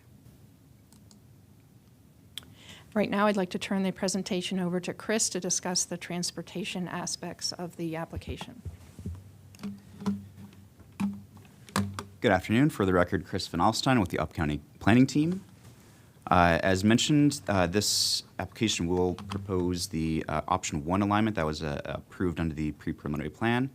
This will connect from the existing Clarksburg Road to 355. This alignment is in conformance with the 2014 10 Mile Creek Plan. The bypass will be constructed essentially in 2 portions. The portion in blue is going to be constructed as part of the phases A and B. The portion in red will be completed in the phase C. As mentioned, that is going to be across the what we call the vacant parcel. This is not in control by the applicant. This is being acquired by DOT. Once that's acquired, the applicant can pursue to construct this connection. There are a couple of triggers to make sure that happens. That is, for the most part, early on, just essentially proof of work, as you see on screen. If that connection is not made, the important thing to remember is that the application will be limited to 100 dwelling units in Development Area 1. That's the large area of the community on screen. There will be 6 new access points to serve the community. The thing to note is at present, none of them pass signal warrants. None of the 6 will have signals as conditioned currently. However, intersection 1, that's the one that will intersect with Frederick Road and the proposed bypass. As part of Phase C, there will be an additional signal warrant analysis to determine if the signal is in fact needed there. Intersections 2 and 3 will serve the Development Area 1. Intersection 4 is reconfiguring existing Clarksburg Road to serve the bypass. And intersection 5 and 6 will serve Development Area 2. As I'll explain in detail a little bit later, there's a little bit more work to do on intersection 6. So that would be intersection 6 is essentially at the point of our condition to extend what's called Private Street A to existing Gateway Center Drive. We believe that this is a logical connection point at an existing intersection on a significant road. At present, as proposed by the applicant, there's only one single point of vehicular access to this portion of the application. That's Development Area 2 for 88 units. So placing an additional access point down here as a logical connection point would provide, importantly, additional bike and pedestrian access to the south. Just keep in mind that would be Stringtown Road, Clarksburg Road, crossing 270. That's the Clarksburg Premium Outlets and Cabin Branch community, as well as just better integration with the community in line with our overall overarching goal of creating connected, complete communities. The internal street network will all be private streets. As you can see on screen, the overarching design of the community is a compact form. And in support of that, the streets have been minimized in width and pavement. That will, of course, reduce the impervious impact of these roads, reduce impervious surface. There are a couple waivers and modifications in support of these streets, particularly as mentioned that they will be private streets. Additionally, there are several points where the curvature is not in line with our typical standard. So that's a couple of these tighter bends will have a reduced centerline radius, as well as overall for the site, the use of curb and gutters. Curb and gutters as opposed to open section that, again, by using curb and gutters, you have a reduced overall cross-section of the road. Staff supports these requests. There are some significant frontage improvements for the application, as you see on screen. Perhaps the most notable is the inclusion of a shared use path that will continue from Frederick Road south through the application along existing Clarksburg Road, and that will continue all the way out to Stringtown Road. So you will have a continuous connection for bikes and pedestrians from north to south, and that will integrate with our future CIP planned projects on Frederick Road, as well as existing bike and pedestrian infrastructure on Stringtown Road. Zooming in a bit, this is focusing on that 11-foot wide shared use path on the interim bypass. As noted, this section through the vacant parcel that will be completed in Phase C, assuming the acquisition of that vacant parcel. Another thing to note, since this is an interim design for this bypass, there won't be a sidewalk on the top side through this phase of the application. That will be constructed as part of the final alignment of this road. On Frederick Road itself, we will be the application will be constructing sidewalk as well as a bikeable shoulder. That's both along the property frontage as well as that limited frontage of that vacant parcel. On Clarksburg Road, again, that's the continuation of that 11-foot wide shared use path that will continue on Old Clarksburg Road, cross to the opposite side further south, and include a small spur to connect to Stringtown Road. That will also include a striped bike lane on the road, so it'll be both a shared use path and a bike lane. One thing to note is that the shared use path is on the opposite side from what the master plan recommends. However, there are some significant environmental features on the opposite side of the road. You can see on screen, in particular, the grade. In addition, since all the development is occurring on this side of the road, and we don't envision any future development on the opposite side of the road, this makes a more logical sense to serve existing and planned communities. On Redgrave Place, in lieu of sidewalk on the applicant's frontage, we are requesting and have conditioned that the applicant construct a 11-foot wide shared use path along the frontage of Clarksburg Elementary School. This will be constructed in coordination with Montgomery County Public Schools. Staff supports the applicant's request to have sidewalk on only one side on portions of the property. This is for the most part along units that are front-loaded, as well as select units that are adjacent to rural open space. This is in line with the master plan request to design narrow streets with limited sidewalks. This side of the road, particularly for the front-loaded units, was decided that side of the road without the impact of driveways would be a safer and more comfortable place to place the sidewalk. This application will also produce a fairly extensive trail network on site that will integrate to the north with the Ashford Woods community, which was recently approved. This is on screen in yellow. It will continue from Ashford Woods in the north down to Clarksburg Road in the south. This will be in support, and I'll show you on this screen, in support of a larger vision to connect these communities to Little Bennett Regional Park in the north, to Black Hill Regional Park in the south. So this on screen is several recent applications, including this one, Miles Coppola, Ashford Woods, which was fairly recent, as well as Village at Cabin Branch. The only portion that's not natural surface trail is this existing sidewalk. So that's running along primarily Stringtown Road, Clarksburg Road, major highways, as well as pathways through the Clarksburg Premium Outlets. This application was reviewed under the prior 2016 SSP and 2017 LATR. This was allowed and grandfathered in the 2020 Growth and Infrastructure Policy. The application will generate 207 a.m. and 239 p.m. peak hour trips. All intersections that were studied in the traffic study performed adequately according to CLV and HCM analysis. One thing to note that while the 355 and Clarksburg Road intersection exceeds HCM, it does not, it will not exceed our CLV threshold. And as conditioned, local transportation will be safe for public use. For public schools, the test was conducted under the new growth and infrastructure policy.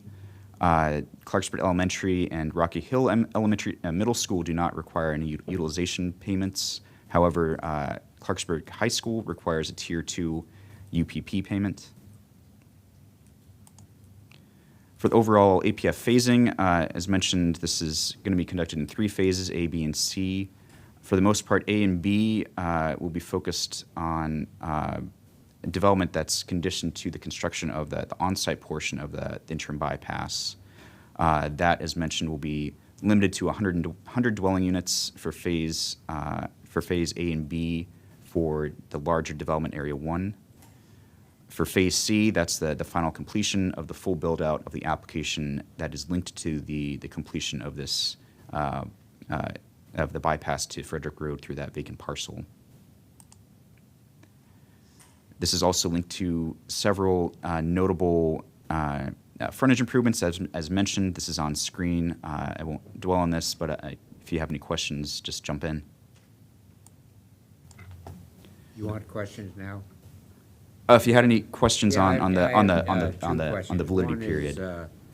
is, tractor trailers going to be allowed on this 355 bypass? So it will be a public road. This is intended to, of course, convey all public vehicles. But I just visualize tractor trailers going past that community and wonder whether maybe there would be some truck restriction. I know you want to take traffic out of the historic district, you'll pull automobile traffic, but do you still want tractor trailers going through this site? That the vision here was actually to do exactly that, to take most traffic off of 355 and serve as an actual bypass of the Clarksburg Center. I think you kind of may be creating a noise situation, and then that looks pretty narrow, and then making that turn. Just that's my transportation background. And the other thing, where the 2 roads come out to the, towards the school, are these students going to be bused to the high school, or can they cross that road? Is there any provisions for crosswalks? At the school, unfortunately, there's not much existing sidewalk infrastructure there. But I mean, what would be the northwest corner of the school is right across from the street coming out of the smaller development. And would students want to cross over there to go walk to school rather than wait for a bus? Yeah, there is some very difficult topography to place any additional infrastructure on the opposite side of the school. So what we're seeing here is really what we can fit in with the existing environmental features. The school is on an elevated level? It's actually up on a significant hill from the rest of the community. I just visualize any people move in there with high school students, they will walk across to make that corner. So it's an elementary school, and you really have to visualize the topography here. Okay. There is essentially a very deep Valley. valley Elementary school. between Okay, the sorry. elementary school and Clarksburg Road. You really can't easily get from Clarksburg Road over to the elementary school because of the change in topography. I can understand that, but again, I would just maybe consider a tractor-trailer restriction or a certain size of trucks through that, but that's just my suggestion.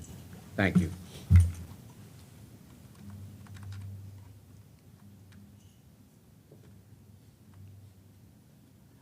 And then finally, the plan validity period is a pretty standard alignment, which doesn't even begin until 3 years. So there's plenty of time to plat these lots. I believe it kicks us back to Mary Jo. Thank you, Chris. I'd want to discuss the environmental aspects of the application. As I mentioned, this is in the 10 Mile Creek Special Protection Area, and the 10 Mile Creek Master Plan has some specific recommendations for environmental protection, and they've been recently incorporated into our updated environmental guidelines. Some of those include expanded buffers for our streams and springs and seeps, as well as protecting ephemeral streams, interior forest. The master plan requires restoration of streams and wetlands that have been affected by past land use, and has an open space requirement of 80% and impervious surface limit of 15%. A natural resource inventory forest stand delineation was approved in April of 2021. The property includes rolling topography with rock outcrops, agricultural fields, and forest. There are 3 main tributaries to the main stem of 10 Mile Creek that traverse through this property. The first one enters through under Frederick Road, and as soon as it enters the property, it expands into a large wetland area with streams and seeps and springs. And as it continues down, it becomes more channelized and flows off-site and continues down adjacent to the property line and ultimately under I-270. We have a second stream that originates on the east side of Clarksburg Road, and it also flows under Clarksburg Road, and there's a number of wetlands associated with that stream valley as well. And then finally, a third stream that enters under Clarksburg Road south of Gateway Center Drive, and it meets up with another stream and also exits under I-270. The existing forest is approximately 73 acres. There's approximately 4 acres of wetlands and 45.8 acres of environmental buffer. The property includes, in addition to the forest, 225 trees that are greater than 24 inches in diameter, ephemeral, intermittent, and perennial streams, wetlands, floodplain, and steep slopes. A preliminary forest conservation plan was included with the application, and it is proposing to retain 55.87 acres of forest and conservation easement, as shown in the dark green on this graphic. Remove 18.07 acres of forest, which is shown in sort of the orange or tan color. And there will be approximately 4 acres of reforestation within the stream buffers, and that's in the light green pattern on this slide. And all in all, there will be approximately 60 acres of forest protected with the application, which is approximately 61% of the property. There's a tree variance request associated with this forest conservation plan, and it includes the removal of 11 trees greater than 30 inches in diameter. They're shown in red on the graphic, and 4 trees that will be impacted but retained, and those are shown in green. One of the trees to be removed is outside of the forest clearing calculations, and we have additional mitigation for that tree removal. So 3 additional 3-inch caliper trees will be planted on the property. The preliminary special protection area water quality plan is required for this. The special protection area is outlined in the dark pink on this slide. And then north of I-270 is the Clarksburg East Overlay Zone, which is where this property is located. The Montgomery County Department of Permitting Services and Department of Environmental Protection have approved their portion of the water quality plan, which includes stormwater management and sediment and erosion control. And the planning board responsibilities are forest conservation, which we have discussed already, environmental buffer protection.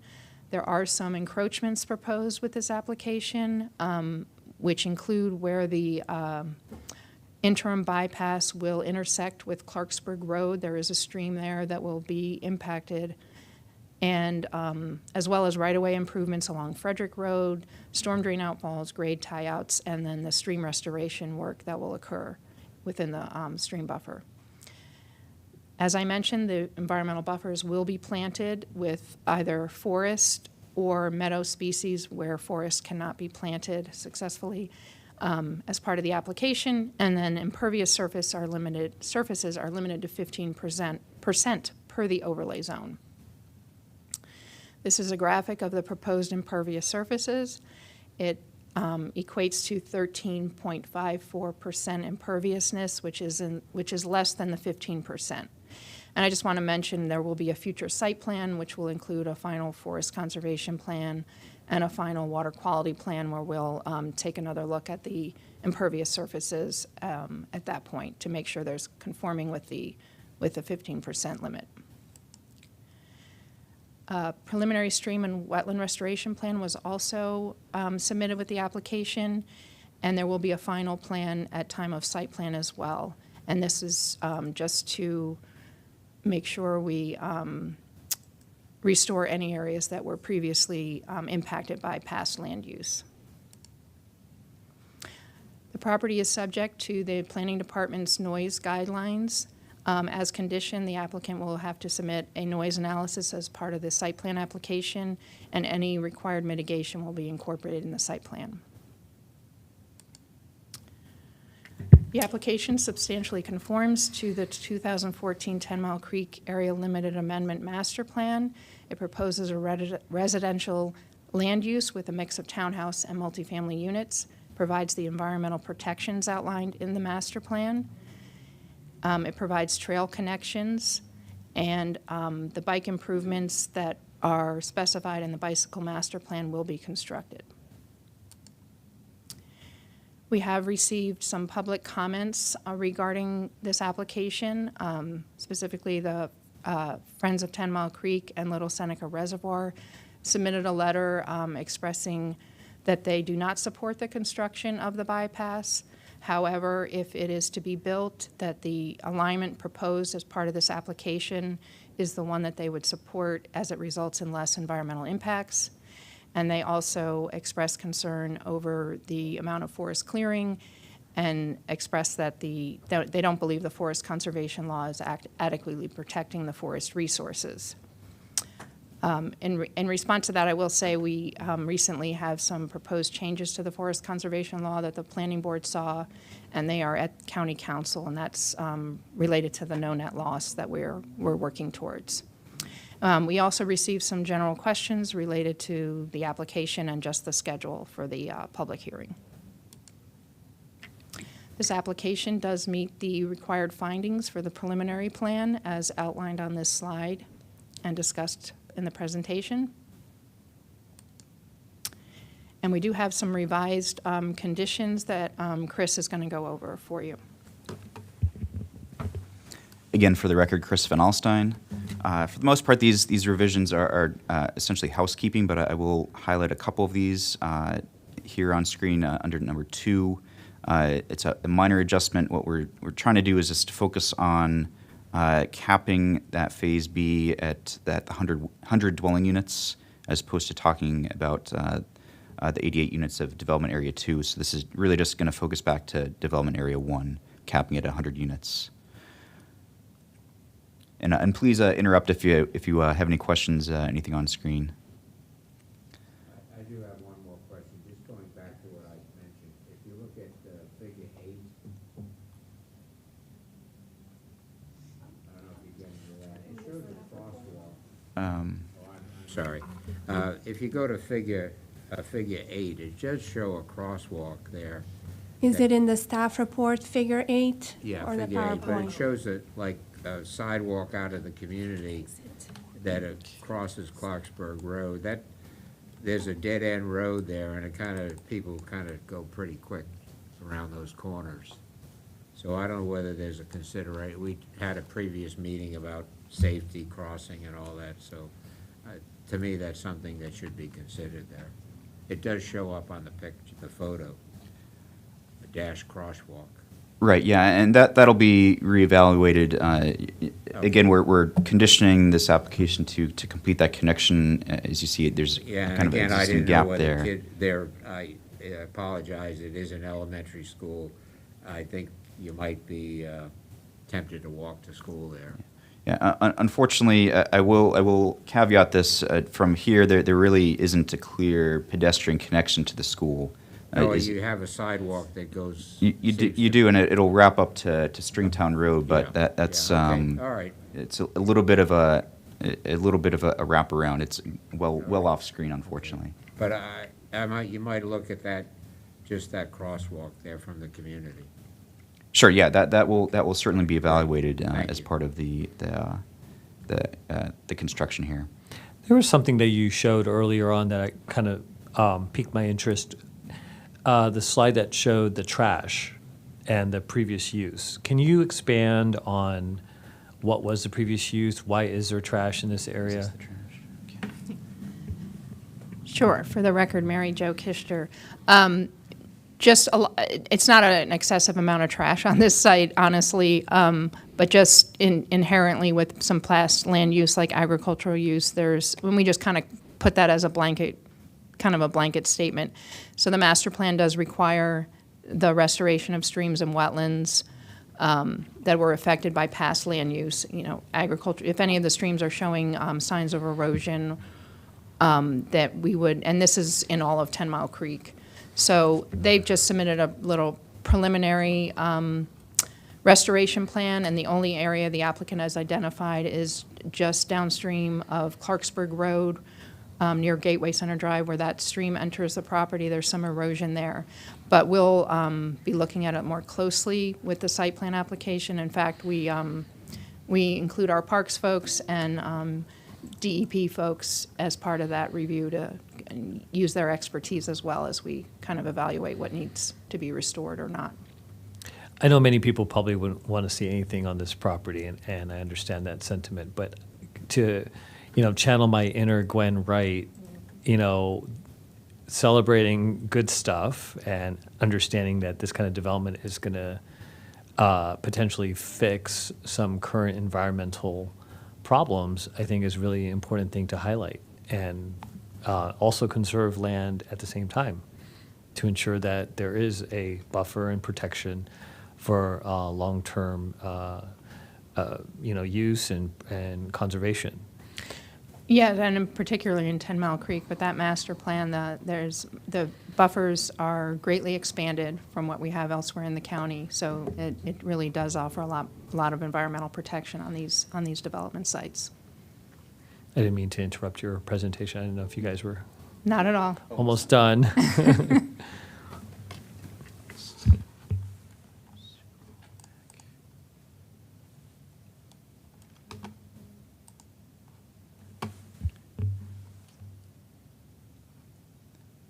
Again, these ones on screen are, for the most part, housekeeping. If you have any questions, just let me know. Otherwise, I'll continue on.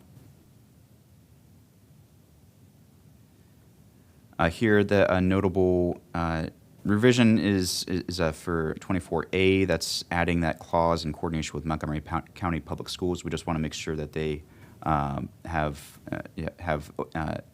some coordination with the placement of that shared use path on the property. For B, that's really, again, focusing on exactly what we want, which is a connection to Clarksburg Road as opposed to necessarily the intersection. We really want to refocus is on the connection itself. For item D, that's changing it from a separated bike lane, which is one specific item, to what the master plan explicitly says is a striped bike facility. For 26, for the most part, these are just, again, housekeeping, making sure that we're changing verbs and pronouns and whatnot.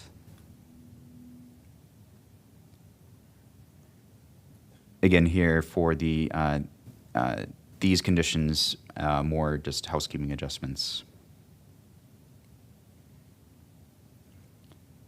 One notable correction to the staff report is for attachment 2, that was the incorrect version of the preliminary plan. We apologize for that. Everything that you see in the staff report itself is from the most up-to-date preliminary plan. So what you've seen and reviewed is, in fact, the current version. It's just that attachment is the wrong version. And I'll kick it back to you.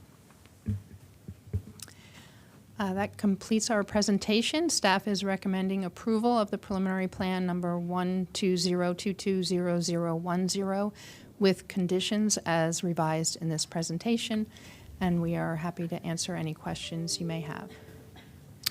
Mr. Harris.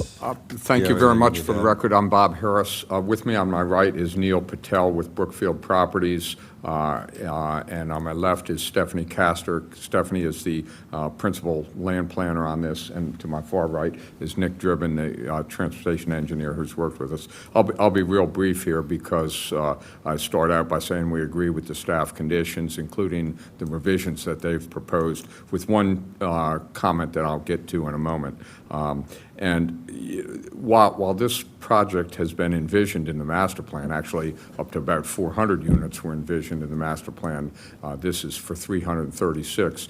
It's been a lot of work to get to this point. It's a big piece of property with environmental issues, a lot of transportation demands on it, and a lot of other things that we had to work through with a whole group of people. A number of them are on the phone today, and I want to thank them for giving up their evening to join, at least virtually, and your own staff spent a lot of time on it as well. We worked through those issues and came to a point where the overall objectives are satisfied, the requirements are met, and we've got a plan that will bring some needed housing to the area. So we're very pleased with that.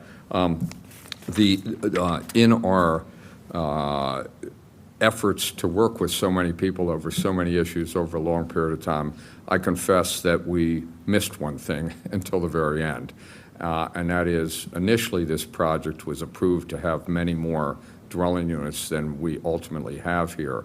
As we worked through the issues, the environmental issues, the requirements for road dedication, the restrictions on forest conservation, et cetera, the project shrunk in size in terms of the number of units. Originally, we had proposed a number of units that required the optional method under MPDU development that entailed providing 15% MPDUs than the normal 12.5%. We failed to pay attention, and I'll take the blame for that, for the shrinkage in the number of units and the fact that with the reduced number of units going from about 400 to about 336, or to exactly 336, we don't need the bonus density under the MPDU optional method, and therefore we are proposing 12.5% that meets the requirements. I know that Summer Cross from DHCA is on the phone. I've spoken with her. I've spoken with your staff as well, and I think people understand that. And so we're asking that both conditions 1 and condition number, I think it's 40, be modified to reflect 12.5% MPDUs, which is the requirement, not 15%. We're still going to be providing 42 MPDUs. In addition to that, we're going to be providing what I'll call missing middle housing, because we've got a number of triplexes that are not just MPDUs, but we've got market rate triplexes that is a unit type that doesn't exist up there now, and it provides more affordability for, again, the missing middle income beyond what else we're doing. So we're asking that those two conditions be modified to reflect 12.5%, but otherwise we agree completely with the staff recommendations and the conditions, and we're happy to answer any questions. Questions or comments from the board? And does staff have anything to say about those conditions? I'd just say that we have received the late request. We did confirm that the proposal will be under standard method development and thus would not require the additional density. So if you're inclined, we can modify that condition. Okay, sounds good. Anything else anyone has? Maybe a motion. I'll make a motion. Jerry says you make a motion to approve the project as recommended by staff with the last comments made by the applicant. And I think there's a forest conservation plan too. Yeah, do forest conservation first, if you don't mind. Okay. Make a motion on the forest conservation first. I'll second. All in favor? Aye. Aye. Opposed? That's approved. And then the preliminary plan? Preliminary plan with the adjusted statement made by the applicant and agreed to by the staff. And I'll second. All in favor? Aye. Opposed? That is approved. Thanks very much, and we're adjourned. Thank you very much, and again, thank you to all the staff and the other people who worked on it so long. Appreciate it.